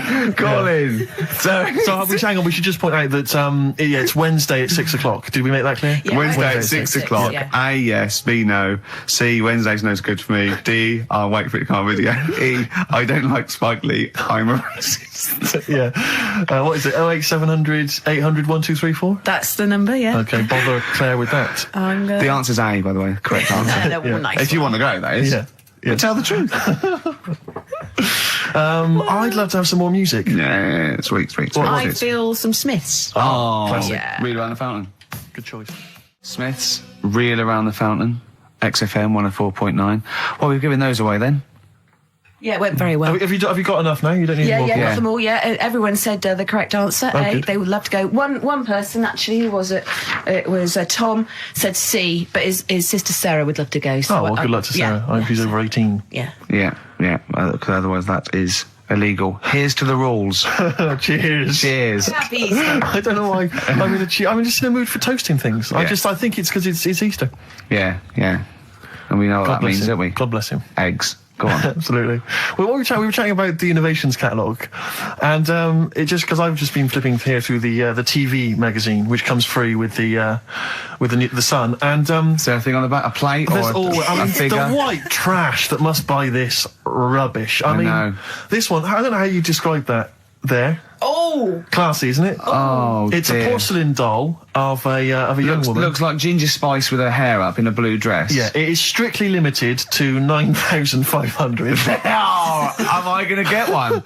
Well, why did we waste time with the show? Shouldn't I have been calling? Well, look, it says. How much is it? Well, she can be yours for the special half-price offer of just £94.50. Is that all, really? You're not winding me up, are you, Steve? You're not winding me up, because if I look at it, it's 940, because I think it should be. I will go mental, because I would love that porcelain piece of shit for £100 on my shelf. Hang on a minute, Rick. Let me just read you some of the write-up. Who buys that? They think it's art. It's classy. Well, hang on, I think this blurb will change your mind. Go on then. Okay, well, I'm just... Okay. Her name is quite simply Dearest Rose. I'll have it. And she's portrayed here holding a beautiful... Well, I mean, of course it's going to be Dearest Rose, isn't it? Let me read it, it's not going to be... Her name is Bert. Dearest Rose is portrayed here holding a beautiful bouquet of roses given to her by her lover. She has gently plucked some of them and placed them in her chestnut hair. Oh, she's wearing a gown. Oh, that's filthy. She is as well. She's stuffing them up on her head. All right, go on. She's wearing a gown of beautiful turquoise silk. Her skirt flows to the floor, and from beneath it, you can see her dainty shoe just peeping out, decorated with a tiny handmade rose. That is brilliant. And it is beautiful, and it's and you can pay £9.45 a month for 10 months. Yeah, and that can be yours. And I think you'll agree, it is just beautiful. I mean, the best one I've ever seen. There was one that was a doll. Right, like a realistic doll, a horrible, scary doll, and it was something like, £100, and it said, "Call your family and tell them it's a girl." And I just imagined this 45-year-old woman with bunches and rouge on her hair, still dressed in her ballerina outfit, going, "I've had a baby, mother." "You haven't." "I have, it's a bloody baby." "Why do you hate me?" "It's a doll." "Why do you hate me?" I mean, I know. What sort of people are they preying on? Well, there was one. Just had a baby. Sorry? Call the doctor. Call the doctor. Don't call the doctor. I've had a bloody baby. Well, I remember seeing one which just was extraordinary. I mean, again, I'm thinking specifically of the people that buy it. It was about 3 foot tall. Yeah. It was, I think, again, made of porcelain or possibly plastic. It was a baby. It was like a kind of 1-year-old baby. Like, that was the design. Wearing a Harley Davidson biker outfit. The leather cap, the jacket, the nappy. Rather like Marlon Brando did in The Wild Bunch. I never really kind of got all the information. Do you remember that one, Carl, where the woman cut off her husband's penis because when he was sleeping? I think he was sleeping, and she drove off. I think he woke up quite quickly. That's so much better than the alarm clock. Yeah. And she threw it off. She threw it out of the window into the woods. And he went and found it. Yeah. But imagine if he'd got to the hospital and they'd sewn it back on. He'd gone, That's bigger than I remember. I'm not sure this is mine. How many of you got us where we dump all the knobs? We dump all the knobs out there. Yeah. That was an extraordinary story. And then, bizarrely, he became a porn star. Yeah. Yeah. Very strange life that man's had. Well, it is a bit of a shock to the system, isn't it? Oh, cutting your knob off. I know. Do you remember that French bloke, the performance artist of about 1910? Do you remember him? No. He, as a performance art, in a theatre, he cut his knob off to a crowd of people. Now, what? That's only a one-night trick, though, isn't it? Exactly. Yeah. But what if there had been a bang outside? They went encore. He went, oh! Yeah. Or they looked outside because a car backfired. He went, did you see that? I go, what? I go, just cut the... Did you? Yeah. Think of that. Sacre bleu. I know. French are funny, aren't they? Cutting your knob off for your art. Weird, isn't it? Longview. Further on XFM 104.9. As we're having so much fun with penises, I thought perhaps I should just mention... That's a slogan. We should just mention this story, briefly. It's in the paper today. A Russian is selling what he claims is Hitler's mummified penis for £12,000. Yeah. Ivan Zuduprov says his ex-Red Army soldier dad hacked it off as a souvenir after storming the tyrant's Berlin bunker after his suicide in 1945. Yeah. Why did he wait till now? He's found out that that might get a bit of £12,000. Which doesn't seem a great deal. Doesn't seem a great deal of money, really. Well, it's useless, isn't it? True. You're not going to be able to use it. It's not going to be able to. It's not going to be a donor. Imagine that if you walked round. You'll never making love to a girl. You'll never believe who this is. Yeah. You never believe who's doing you, love. Exactly. This is going to freak you out. This is, just relax. Okay, sit down now. Was that all right? It was brilliant. It was brilliant, yeah? So you enjoyed it? Yeah. Right. Are you a fan of the Third Reich? Exactly. Well, no, awful racist. Okay, let's go a different tack. You did like the sex. I love the sex. Okay, then. Yeah, it's not going to be Hitler's knob, is it? But, I like the idea that, I mean, you're you're in the Red Army. Yeah. You've just stormed Berlin. Yeah. 1945. You crash into the bunker. You've gone through terrible. How you've lost 20 million comrades. Unbelievable. Oppression everywhere. It's been going on for years. You're in there, you see the man. Here he is, he's dead. He's dead, the figurehead and leader of one of the most despicable, You turn to your friends, there's a tear in your eye. Yeah. And your immediate thought is, I ought to chop off his todger. Yeah. Well, no, I said Bagsy. I said Bagsy is Winkle. I said Bagsy is Winkle outside. Whoever it was. I didn't know it was going to be Hitler. Brilliant. It's just, I can't, it just doesn't make sense. It's ludicrous. And I don't know how is he expecting to prove this? Because I want some proof. Well, I think that's why he said that. He probably started off with, I've got Hitler's face. And they went, brilliant. Oh, let's have a look at it. What do you mean, let's have a look? Well, just check Hitler's face. Obviously, I know what he looks like. Oh, yeah. No, it's not. You know what no, it's not his face. What wouldn't you know what it looked like? Well, I mean, no one's ever seen his genitals. That's what I've got. Yeah. I've got his. It's got a little swastika on it. Is that proof, is it? Yeah. Have you got his ball? Well, no, the Albert Hall's got one, his mother's got the other, so I don't know. See, the Albert Hall, I would have thought, would probably be paying that £12,000, because apparently they've already got his ball. Yeah, they got one of his balls. They got one of his balls in the Albert Hall, his mother's got the other. Yeah. But if they got the Todger as well... If they can track down the one his mother's got, they would have a complete set of Hitler's... I'm just hoping it doesn't fall into the hands of some kind of crazed genetic scientist. What, I could clone it from his knob? Clone Hitler. Back to, I don't even want to think about the future if that's the sort of way we're going. Exactly. If that's the sort of way we're going, Carl, I'd rather not know about it. What do you make of it, Carl? Weird, isn't it? It is weird. I mean, I don't want to go on for this too long. We've probably got about a minute left for the first half hour, and I reckon should can this sort of... What, 30 minutes of genital talk? Just quickly, on a Saturday afternoon? There's one in a museum, I think it's like that London Museum. What? One what? Well, do you know like how people are buying weird stuff and that to put in museums? Yeah. There's this device that, I mean, think about it, years and years ago they used to torture people, didn't they? Yeah. Really badly. Mm. And the device that they've got... There's no real good torture, but go on, I see your point. Yeah, but this device, right, think about it, you've done something really bad years ago. Yeah. Right, and you're thinking, oh, what are they going to do? Do you know what I mean? Could do anything here, it could be the end for me. The device they've got is this thing that you put on your... Radiohead and go to sleep. That's not to you. Please don't go to sleep. We've got another hour and 35 minutes of fun chat and great music on XFM 104.9. I'm Ricky Gervais, with me Steve Merchant and Karl Pilkington. Pilky, little K-man Pilkers, little baldy twat mank whinging, a little bit bent Pilkers. There he is. There he is there. Now, Rick, you may remember that last week we opened with some quality knob news. Knob news, yeah. It was Hitler's knob. Hitler's knob was one of them. That just sparked off into a whole bunch of other knob-related discussions. Yeah. And I'm pleased so far to see that we're almost at the halfway mark for this first hour. And so far we've only talked about nudity and/or todgers. Yeah. So excellent work from us. Well done, lads. Yeah. I'm looking forward to Dr. Fox and the rest of the Sony award committee listening to this one. Yeah. But more knob news. I don't know if there's a jingle for that, maybe. You nearly had the eye out. Knob news. Knob news, excellent. This is an extraordinary story. A woman tried to sue her bosses for £210,000 after finding a cooked penis in a canteen stew. Hospital cleaner Sophie something, I can't quite pronounce that name, was eating goulash for lunch and could not cut one of the lumps of meat. You can see where it's going. I've got so many questions already. I know. She picked it up and tried to chew it, but it was too tough. Then she inspected it with workmates, who all agreed it was a penis. Imagine that discussion. Yeah.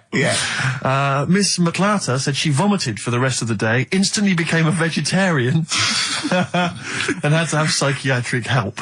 It's not known whether the organ was from a human. The case continues. Well, it can be found out, so that's one thing. Obviously, the doctors aren't confused. They're not going, I don't know, I've never seen one like it. Yeah. Also, why is she eating goulash? I know. I mean, that's my first question. Why? Yeah. You got lunch. What do you want? Oh, no, I fancy some goulash. Yeah. Oh, some gooly lash. Gooly lash, Thanks very much it. Indeed. Lancashire cockpot. Oh, is on the menu. Brilliant. Only £5.50. Wangers and mash. I'd love some wangers and mash, please.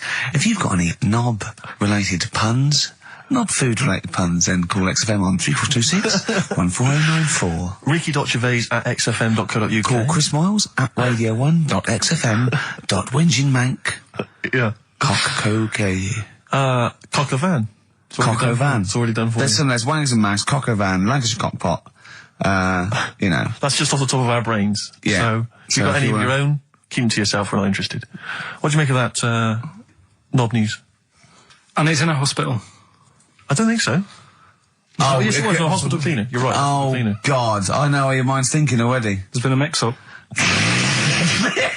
That's been a mix-up. Chumbawamba. Well, you know, what can I... Uneasy listening. Yes! I bet it was from the Chumbas. Are they still cracking on? Are they? Because they used to live in a squat. They've done about 400 albums, them and the Levellers. Yeah.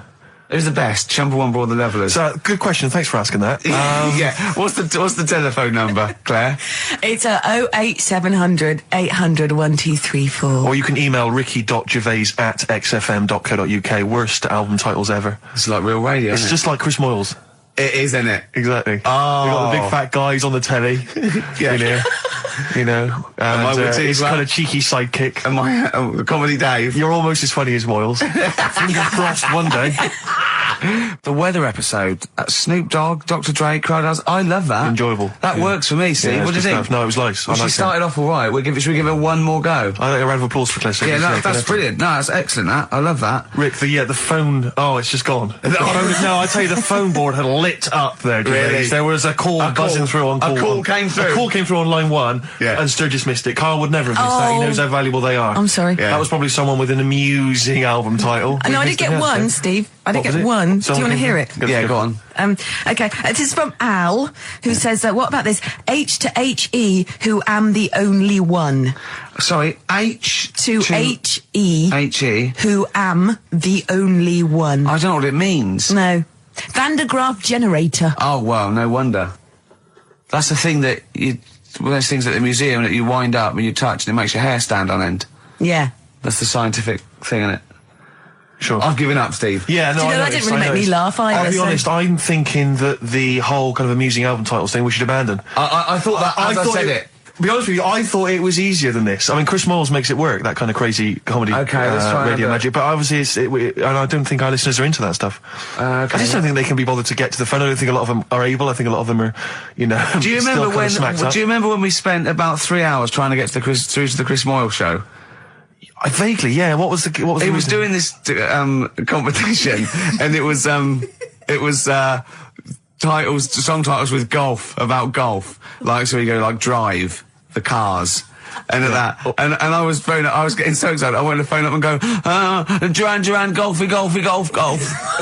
and I just thought, it might have, oh God, it probably cost me about 30 quid just to ruin Chris Miles's competition. Yeah. That was a long time ago. Yeah, those were the days when we realised, he was a great talent and one to watch. Yeah. Before we'd enjoyed his new TV show. But, anyway. Yeah. Let's not. No, that's cheap. It's cheap. Yeah. Anyway, what should we talk about now then? Because that all went well. No, I mean that's 20 minutes. That's 20 minutes done, Fantastic. And we've nailed amusing album titles. We've done that. That's fine. So we need a new gimmick now. I'll tell you what. Wait. You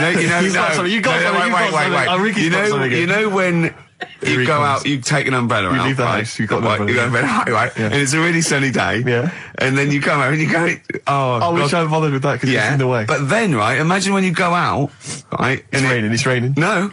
You go out without an umbrella. Okay. And then it rains. What's going on there? Oh, Isn't that weird, isn't it? We've all been there. So if you've got like funny, weird observations of things that happen like that. Yeah, stuff like that about umbrellas or any kind of sort of accessory or hats. Give me the number again, Claire. This is going to be brilliant. This is going to be great. Take this one. 08700 800 1234. Just comedy observations. Yeah, stuff you thought of. Wacky stuff you thought of. Just tell us what stuff you come up with. Get the Sony people on the phone. This is dynamite. There's so many people listening who don't know who the banana splits are. The banana splits? The banana splits. Right. Listen, yes, they know the banana splits are, and even people under 20 know them. Snork, Fleagle, Drooper. Who was the other one? If you can remember the name of that. What's the number? Because I actually want to know this. This is what radio's for. When I can't think of something, they tell me. Yeah. So it's 08700 800 1234. Drooper and Snork. I've no idea. Fleagle, Drooper and Snork. Drooper and Snork. Fleagle. Bingo! Nice, well done. Don't bother calling. Sorry. That particular tragedy or that has been avoided. Bingo. I don't know what bingo looks like. Yeah. There was one. Anyway, there was one that had sewn up eyes. Drooper, I think. Sorry, go on. No. Anyway, my point was this. Go on.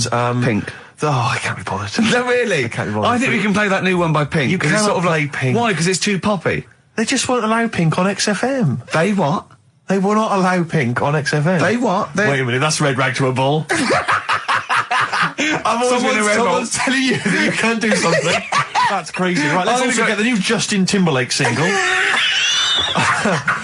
the thing is, Ricky, you're going to have to nip down and have a word with Foxy, because we haven't got it up here. Really? Yeah. I mean, he'll have it. Can't you call someone at Capital Radio?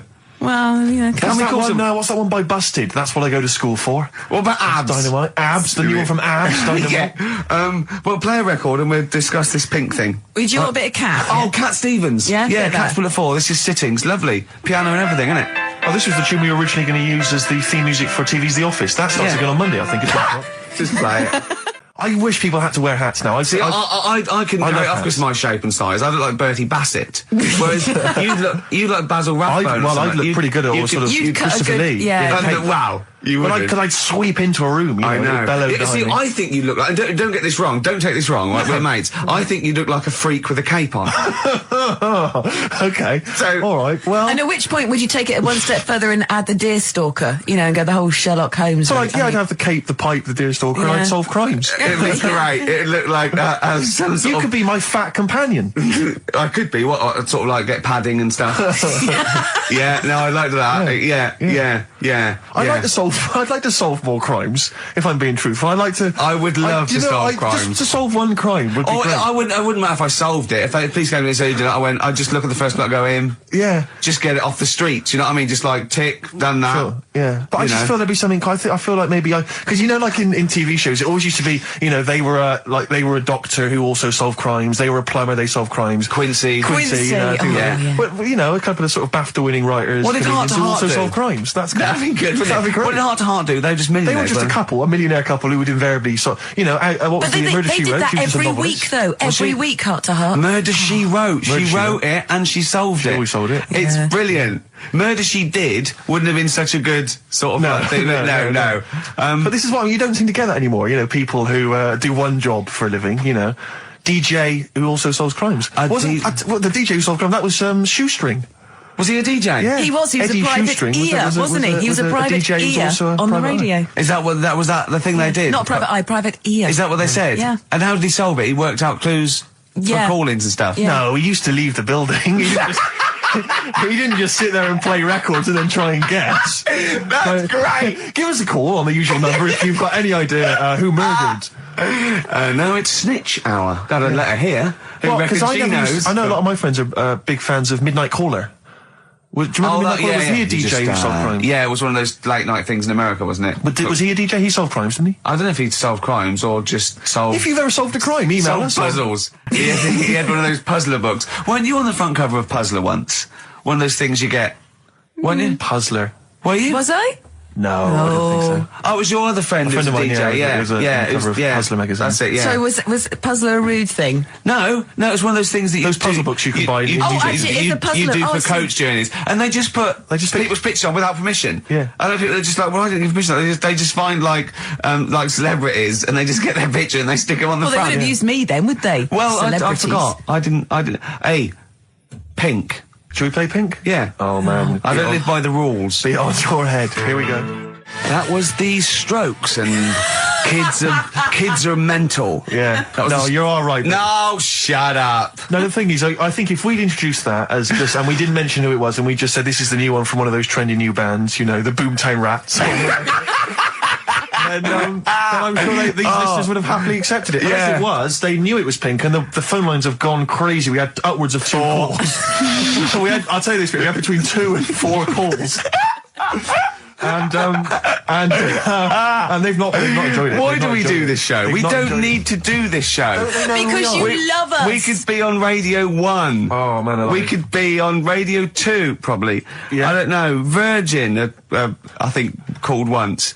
Yeah. Someone just emailed, they just said, Pink sounds like Run for the Sun by Bucks Fizz. I can see what they're thinking. What do they want then? Well, yes. Okay, what's the phone number again? You know what people are like? I never understand who phones a radio. Who tries? It took us like 2 hours to fail to get through to Chris Moyles. People phone radio stations. Can you please play the new one by The Strokes? You just buy it, or you'll have the album. Why have you got to hear it on the radio? What difference does that make? Some guy talks at the end and the beginning of it, partially ruins the song. I can't understand who phones up for a request. We're really alienating our listeners now, aren't we? Nice we don't care what you think, go and buy it. We're going to play what we want and we don't care. Yeah. I mean, we're not being particularly funny or interesting. We haven't even got that to fall back on. I'll tell you what it is, Rick, arrogance. Laziness. When you've got a hit TV show on your hand and you've won the awards and you're making the kind of money that you are at those massive corporate gigs, where they're paying you thousands of pounds to turn up for 10 minutes. You don't need this. I mean, Steve, don't you get that then? I'm afraid I don't, Claire.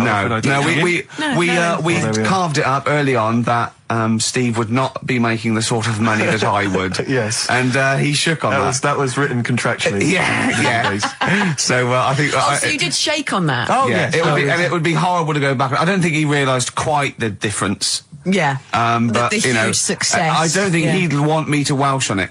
Right. I don't think he'd be happy with himself if I gave him any. I couldn't live with myself if you gave me some of that cash. Well, what should we play then? Should we play some Should we play the Strokes or something? By playing the Strokes. Go on then. That's it. Oh, thank God for that. There's an email here from Davey Monroe. Look, it's lit up. No, wait a minute. Look at that. Oh my God. They've gone mad. They answer it. Put them live. Oh. They might know the answer. Hang on. We'll give them some. We'll give them some CD. How do you put it live? While you figure that out, let me just read this email. Go on. If you're having to play, it says here, if you're having to play extra ad breaks and 8-minute-long songs, it just goes to show who provides all the material for that radio show of yours.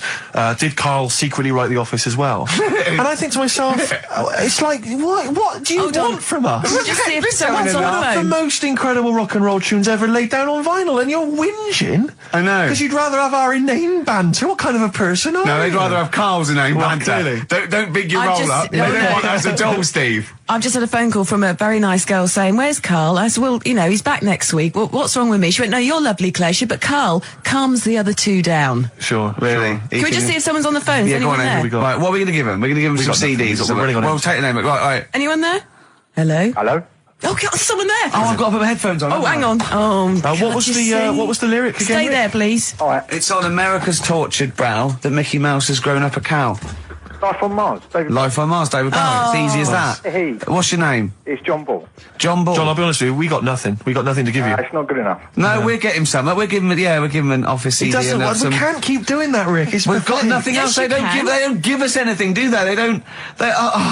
It's a wonder we get into the building. No one's around on Saturdays. No one cares. Office DVD. Yeah, what would you really like, though, if you could have anything? Yeah, Office DVD. See? There you go. Brilliant. Okay. Stay on the line, mate, and I'll get you details, okay? Excellent. That was a competition. That was like real radio. Well done. It was like real radio. Now we've got to play David Bowie, haven't we? That's what they do. Down, Rick, I can see what you mean. No, but Foxy would have it lined up. Rick, you're going to have a heart attack. Am I? Live on air. I mean, it'll be dramatic radio, and that's Sony Award winning. I know that. Any kind of... I think remember when Tony Blackburn had his breakdown on air, I think, did he win awards for that? I mean, it was pretty impressive stuff. It was pretty intense. Yeah, what breakdown award? Have a breakdown, yeah. Excellent. This year's best breakdown on radio. Tony Blackburn. Yeah, but, or Tessa, Marry Me. Yeah, it was something like that, wasn't it? Yeah. He played the same song again and again and again. Must be fascinating radio. That sounds like Capital Now.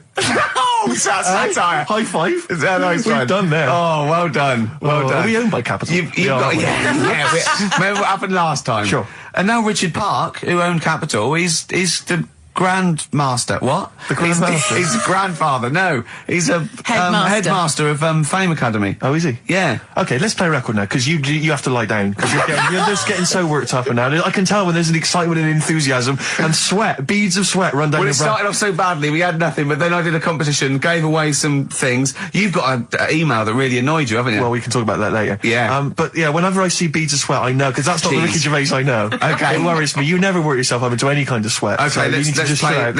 We're going so well, aren't we? What about a bit of Beck? Let's play a lovely bit of Beck, just to chill everything out, just calm everything down. Yeah. All right. Yeah. All right, relax. Yeah. Okay, there you are, you see, he's gone. Yeah. Yeah. Tell them about that email you just got. Right, I got to tell I nearly said the fans!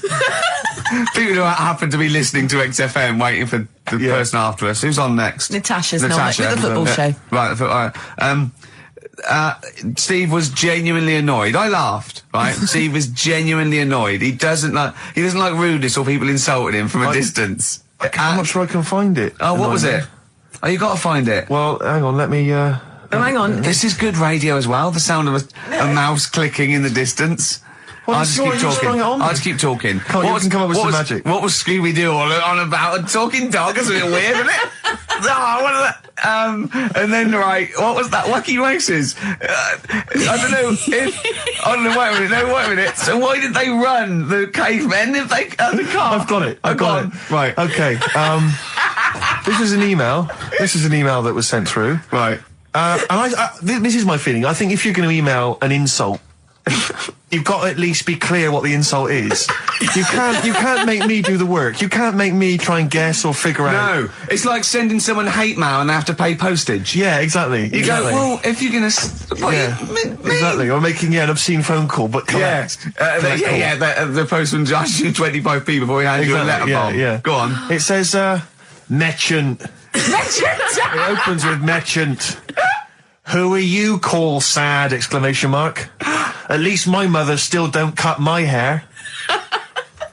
Merchant. Who are you, call sad? At least my mother still don't cut my hair. Is it an anagram? I don't know. I feel like it's been translated from the French. It's a Japanese fella who hates you. Exactly. And he's got a Japanese English dictionary. It's just literal. So, how does he know your mum cut your hair then? You've never said that on there, have you? It's not true, Gervais. Can I just say, I think your hair looks really nice. I've known you for about 5 years now. It's lovely. I laughed at you needing someone to say it. It looks fine. Yeah, it looks good. What do you mean it looks fine? It does look good. It looks good. He's got a little bit of product on it, hasn't he? Yes. Maybe I have. A little bit of hair gel. Maybe Gavin had his fingers all over it yesterday. Yeah, I have my hair cut by Gavin of West Hampstead. Is it called? Is what it's called, Gavin, or is he a bloke who works in? It's Gavin who works in. Do you use that fudge stuff? Sorry, no. But seriously, I use a form of clay, a moulding clay. Yeah, that's Gavin recommended it. Yeah. Gavin recommended it, and I've been very happy so far. Hold on, though. Rick, what do you use? I don't. Yeah. Don't. I just sort of. Well, that's obvious. No, I just sort of like comb it back and whatever way it falls, really. Yeah. You had more questions about Gavin? Good to hear that again, isn't it, Steve? Oh, fantastic. Waiting on a Friend by the Rolling Stones. Yeah? Go on then, Carl. On XFM 104.9, Ricky Gervais, Steve Merchant, Karl Pilkington. Go on. Right, this one Remember Blockbusters? Uh-huh. Right, this one is good, and we'll do this one. Rockbusters. And remember how Bob Holness used to give you a letter? Yeah. And it'd give you a question, and the answer to that question is that letter. Yes. Right, well, it works like that. So if I said to you, we'll test it out on you, Steve, right? I'm Ricky Gervais, with me Steve Merchant and Karl Pilkington. And England are world champions again then, so... Oh, it's brilliant. It was amazing, wasn't it? See, I'm not a rugby man at all. I never watched rugby. I think the last time, was when we won about 12 years ago, whenever it was. And I got into it last week because I realised we were doing so well. I'll watch England win anything. Yeah. Do you know what I mean? I don't care what... In fact, I wasn't into war when I was little until I realised we were so bloody good at it. We are really good at it. It's brilliant. But, yeah, fantastic. Yeah, it was great. Right, that's the rugby thing over. What next? That's it. That's all I've got. That's all I had today. It does steam me... Sometimes I watch it and it does remind me of when I play rugby, because one of them will boot it down the field, and then someone will catch it and boot it straight back again. Yeah. Which is essentially how I was made to play rugby. We had to play rugby. Yeah. And I don't think I'd get rid of the ball so quickly. Yeah. I don't think I ever got tackled or fell over. Yeah. I think I touched the ball about 20 times in the 2 years it was compulsory. Yeah. I was terrified. Yeah, absolutely. That's same as cricket. I can't... I'm a terrible batsman. I'm all right at bowling, but it seemed like the pastime for people I went to school was to injure you. Yes. It was funny to see someone poleaxe. It was funny to see someone get a cricket ball in the head. Absolutely, yeah. You know, I never relaxed into rugby because the first day I was going to play it, my mum, I swear to God, my mother said, "You're playing rugby today, you got the kit and everything. Enjoy it, be careful." There was a kid at my school who broke his neck. And thanks very much for that. See you later. So we just went to school absolutely one thing, broken neck, is that or you get better in a couple of days? Oh, no, you can find your wheelchair. No. Enjoy the game, though. Yeah, no, it was absolutely I was just petrified from that day. See, at least American football, got helmets. The helmets. Yeah, but anyway, no injuries, thank God. Thank goodness. So, well, I tried to play rugby, but it's awkward when you've got glasses. I don't know, there's something about you didn't really play with glasses on? Yeah, of course, I couldn't see anything, could I? I couldn't see anything. How else was I going to play? Oh my God! So you're bound to be cautious, because inevitably you're a bit more cautious when you've got glass next to your face. But the tallest person on the pitch as well. Yeah. I mean, you were when you were about 14, you were probably 6 foot already, weren't you? Yeah. And everyone else was what, 5'2"? Yeah. So you were towering above them, with glasses on. Just with the glasses on. And you've got pretty cool glasses now. You've had a bit of a makeover. It's like Trinity and Suzanne said. First thing to go, the glasses. Sure, sort them out. Yeah, and presumably you used to have those National Health sort of bottles. Pretty much. Yeah. Is it true? You've never been able to mosh? I tried to mosh. Because I've always watched people stage dive in, moshing at concerts. I've always thought that looks like brilliant. You know, when they ride above like everyone's wave, heads, like they're surfing across someone's heads. And everyone's like, yeah. And I always wanted to do that because I'm a big rock music fan. And the only time I did mosh was at Rage Against the Machine.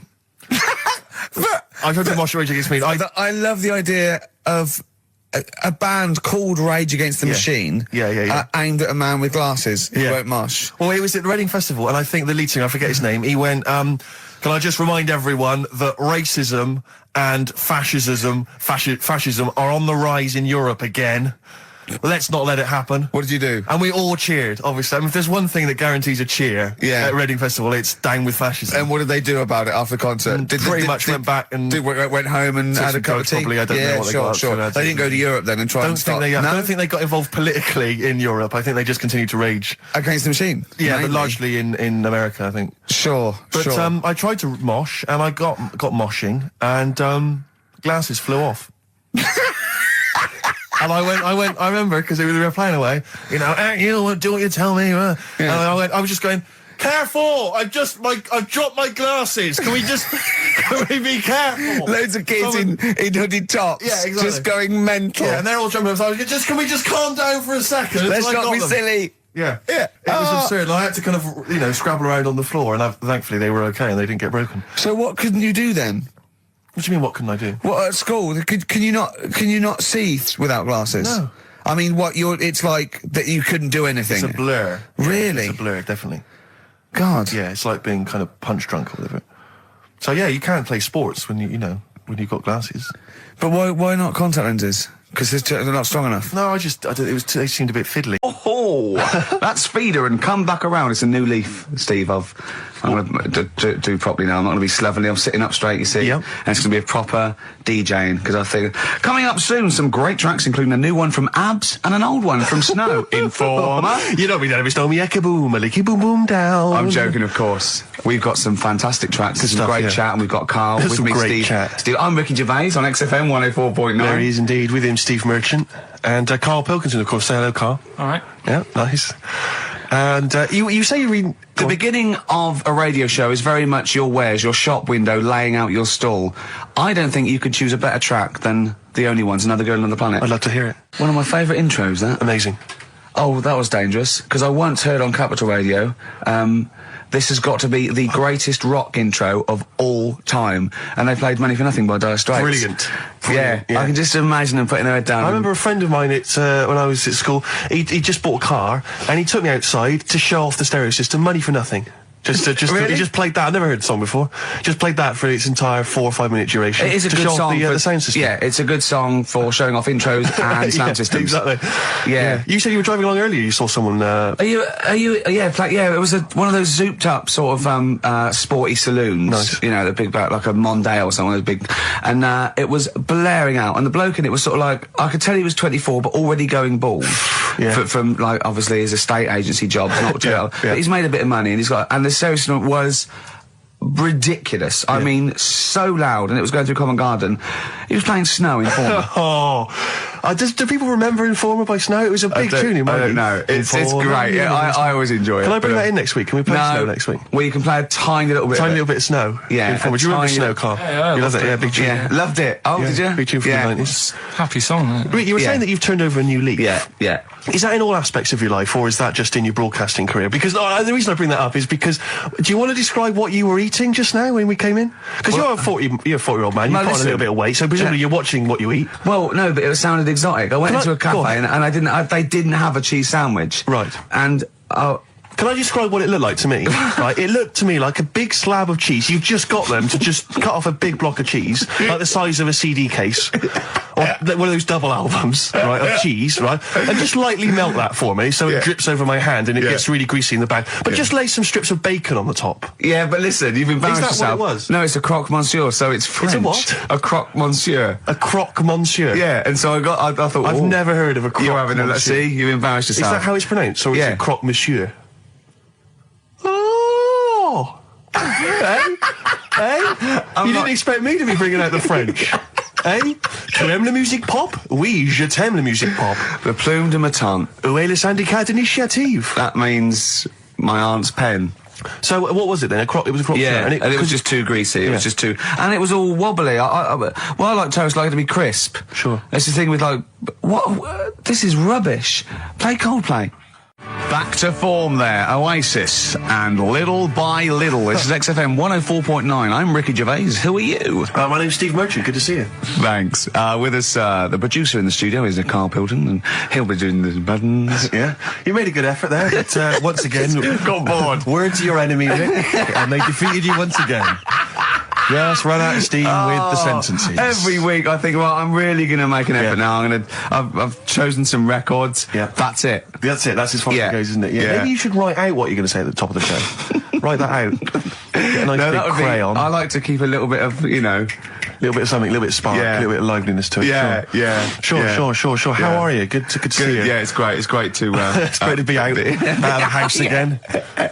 Yeah. Oh yeah, just I was going to say, because we've been doing this for a long time now with a little break, but XFM are bringing new listeners all the time. I've heard 4 or 5 a week. Really? Yeah. New listeners tune in to XFM 104.9. Radio 1, beware. Yeah. And we might take it for granted the people that know who we are, know who you are, know who Karl is. Sure. Now, if you're a regular, then you know exactly who we are. But for those of you who don't, I'm Ricky Gervais. Ricky Gervais, BAFTA award-winning actor and writer. Steve Merchant, all those. A friend of yours. Yeah. And this is the important thing. Karl Pilkington. Absolutely. Our producer. I say producer. He was the bloke who was lumbered with a job. So it was last week when there was a little bit of confusion over the one for Holly Valance. Right? Of course. I don't think it was confusion. I think it was your error. No, it wasn't. And it was Holy Valance, and you meant Pelmet.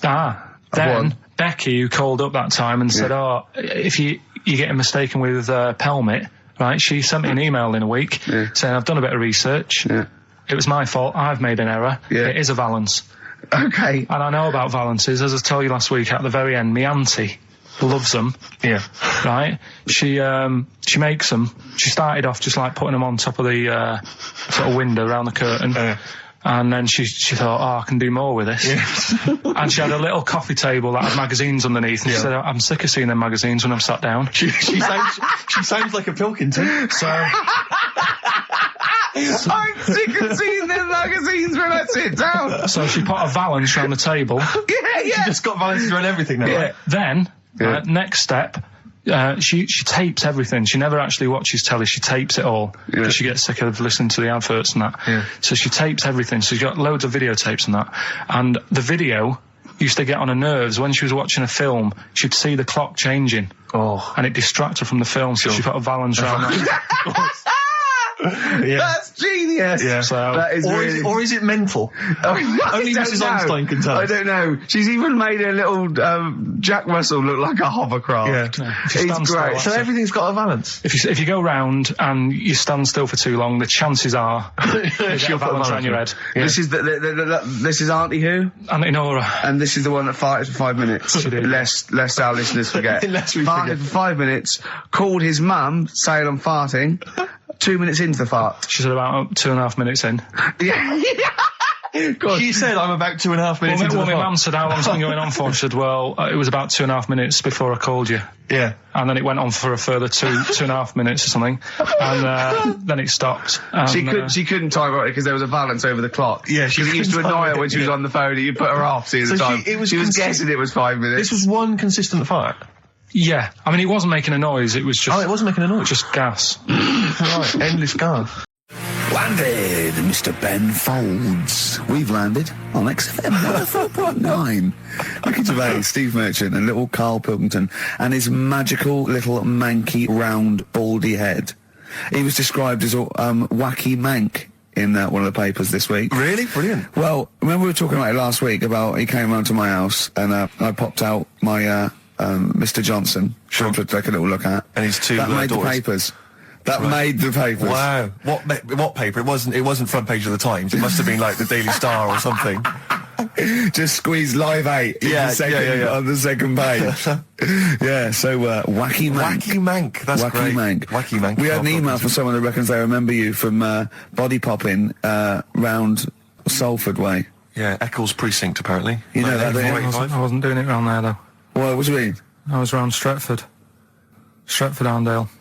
And what were you doing? What sort of body popping was it? Just a bit of everything. Caterpillar, bit of moonwalking. Did you have a little piece of line you used to carry around? Well, mates had that. Right, you didn't borrowed theirs. Borrowed theirs. Were you really good? You weren't breakdancing, well, you weren't spinning on your head and stuff, you were more body popping. Well, I hope he wasn't spinning on his head, because you know that can sort of give you little brain damage and things. Well, it can give you brain damage. Also, it can wear your head down, and also makes your head perfectly round. Yeah. Because the gravity is pulling on. But if you keep on doing it, obviously it's going to wear your hair out. Yeah. So you become sort of like a stupid, bald, and roundy-headed. Yeah. So I very much doubt that you did do any of that. Did you, Karl? Didn't do any of that. Well. So you're shooting off in a minute, aren't you? Well, yes, because we were trying to make poverty history, Karl. Yeah. People are making poverty history all over the place. They're putting on a wristband, and it seems to be working, because I haven't been poor for ages. I haven't been poor. And Alex had a stop bullying. Alex was wearing a stop bullying wristband, and as he himself said, he seems to have sorted that out. You haven't been bullied for ages? I haven't been bullied for years. So wristbands work. I saw one in a shop window the other day, which said, stop child abuse. And I bought one, obviously, because, a lot of people say, does it make a difference? But it was only £1, and I'd only spent it on kiddie porn. So, I think I've made a little difference there, in a small way. On a serious note, though, I like the idea that stop child abuse. If you're a paedophile, and you're walking along the street in your Mac, right, you got a puppy in one hand, a bag of sweets in the other, and you see this wristband, and you go, oh, stop it. Oh, okay then. Yeah, I thought before, that's what I think. Okay, fair enough. Yeah. Well, I won't be doing that again. Yeah, he was hanging around in Topshop for unsavoury reasons. He saw them in there for only £1. Karl, we haven't got long, have we? We've got an hour and a half because we've got to shoot off. I've got to shoot off down to Live 8 and introduce Rem. So we got a lot to pack in. We got the Rockbusters, and then we give away. I just saw those. I'll finish the sentence in a minute. I look forward to it. I'm getting excited. Yeah. I'm getting excited. So we got so much to pack in. Yeah. I haven't got time to finish all my. So listen, right?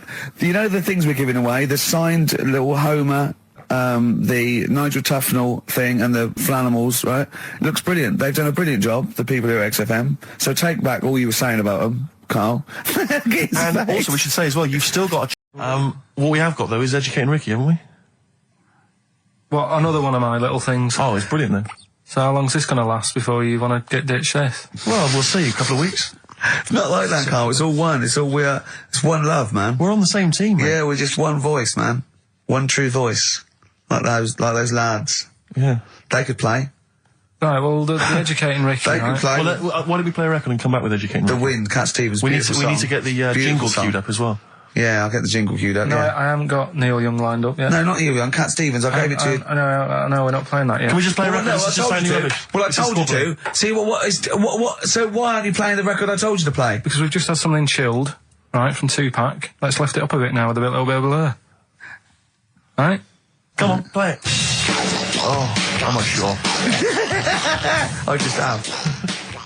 Crazy beat there on XFM 104.9. Right, we're gonna do Educating Ricky instead of Rockbusters. Incidentally, on the subject of Rockbusters, we've just had an email from Phil. He says, I could do with this week's rather shoddy array of prizes, as I'm doing a car boot sale tomorrow and need a bit more tact to fill the table. Probably send it we might as well do it anyway. Yeah. But Educating Ricky, it was a feature. Well, actually, about a year ago, I started a feature called Educating Carl, because we found out he had 1 E at O level at history. And I'd educate him on things like Rasputin, things that I thought he'd be interested in, you know, Winston Churchill, some of the greats, some scientific facts, and then I said, it's your turn, and he started telling me about people born without legs. Some people have got a funny eye. There's a woman whose tongue's longer than her arm. And really, you know, turning the screw on education. Yeah. So I don't know what he's got for me today. Maybe a dog born a cat. Let's have a look. We've done that one. We've done that. Is there, because often we should point out there's sometimes a crossover between Educating Ricky and Cheeky Freak of the Week, just in terms of subject matter. Yeah, so we've done Cheeky Freak of the Week. We've done all the freaks. What have we done with the Freak of the Week? There's a dog. There was a woman that had the back legs of a dog. There was last week. What was last week? It was the girl who was born with 4 eyes, 2 mouths, and 3 legs. Sure. You weren't that impressed. I thought if we've got to that and it's not impressing you. We are a tough audience, I admit. Let's move on. Is there a jingle for Educating Ricky? Educating Ricky. Oh God. You've told me Educating Ricky. Very similar to some of the other jingles I've done. Yeah. Well, they're made by the same people. Yeah. Right, okay, well, it's just, I mean, Educating Ricky is just stuff that I learn in the week, and I think that's interesting. I keep it up here, and then I share it with you, right? And some interesting stuff. One of them, right? Mount Everest. Go on. I need more. Right, well, there's a problem. Yeah. Because people are leaving rubbish up there and that. And, like, people, whoever owns it is saying, Whoever owns it? He's saying, forget this. They're leaving a mess and all that. But do you know why it's called Mount Everest? What was that? That's one, is it? That's one. There's rubbish on Mount Everest. No, How many people go up there? Are we talking about people dumping old tellies and washing machines? Who's fed up? The Yeti? What are you talking about? No, I mean, that isn't what I'm educating you. I'm just telling, this is part of the story. I'm just telling you. It's just a bit of context for you. Like, they're leaving loads of rubbish up there. Well, they're not leaving loads of rubbish up there, are they? No, they are. They're apparently not like prams and washing machines and seagulls flying everywhere. I don't know. Anyway. But anyway, do you know why it's called that? You know why it's called Mount Everest? Why it's called Mount Everest? I know the mount bit. It's because it's a large mount, and if you climb it, by the time you get to the top, you need to have a rest. And that isn't the educating bit. I'm just telling you. It's not true. Well, we'll leave that. Well, no, Carl. In the name of everything holy, do you think that anyone named it? Because you have to have a rest when you've climbed it. Well, we'll see. You'll see what people say on email. But it's definitely not. But anyway, that's one thing that I kind of thought, that's interesting. I'll remember that. I'll teach Ricky that, so you've learnt that. Right, now,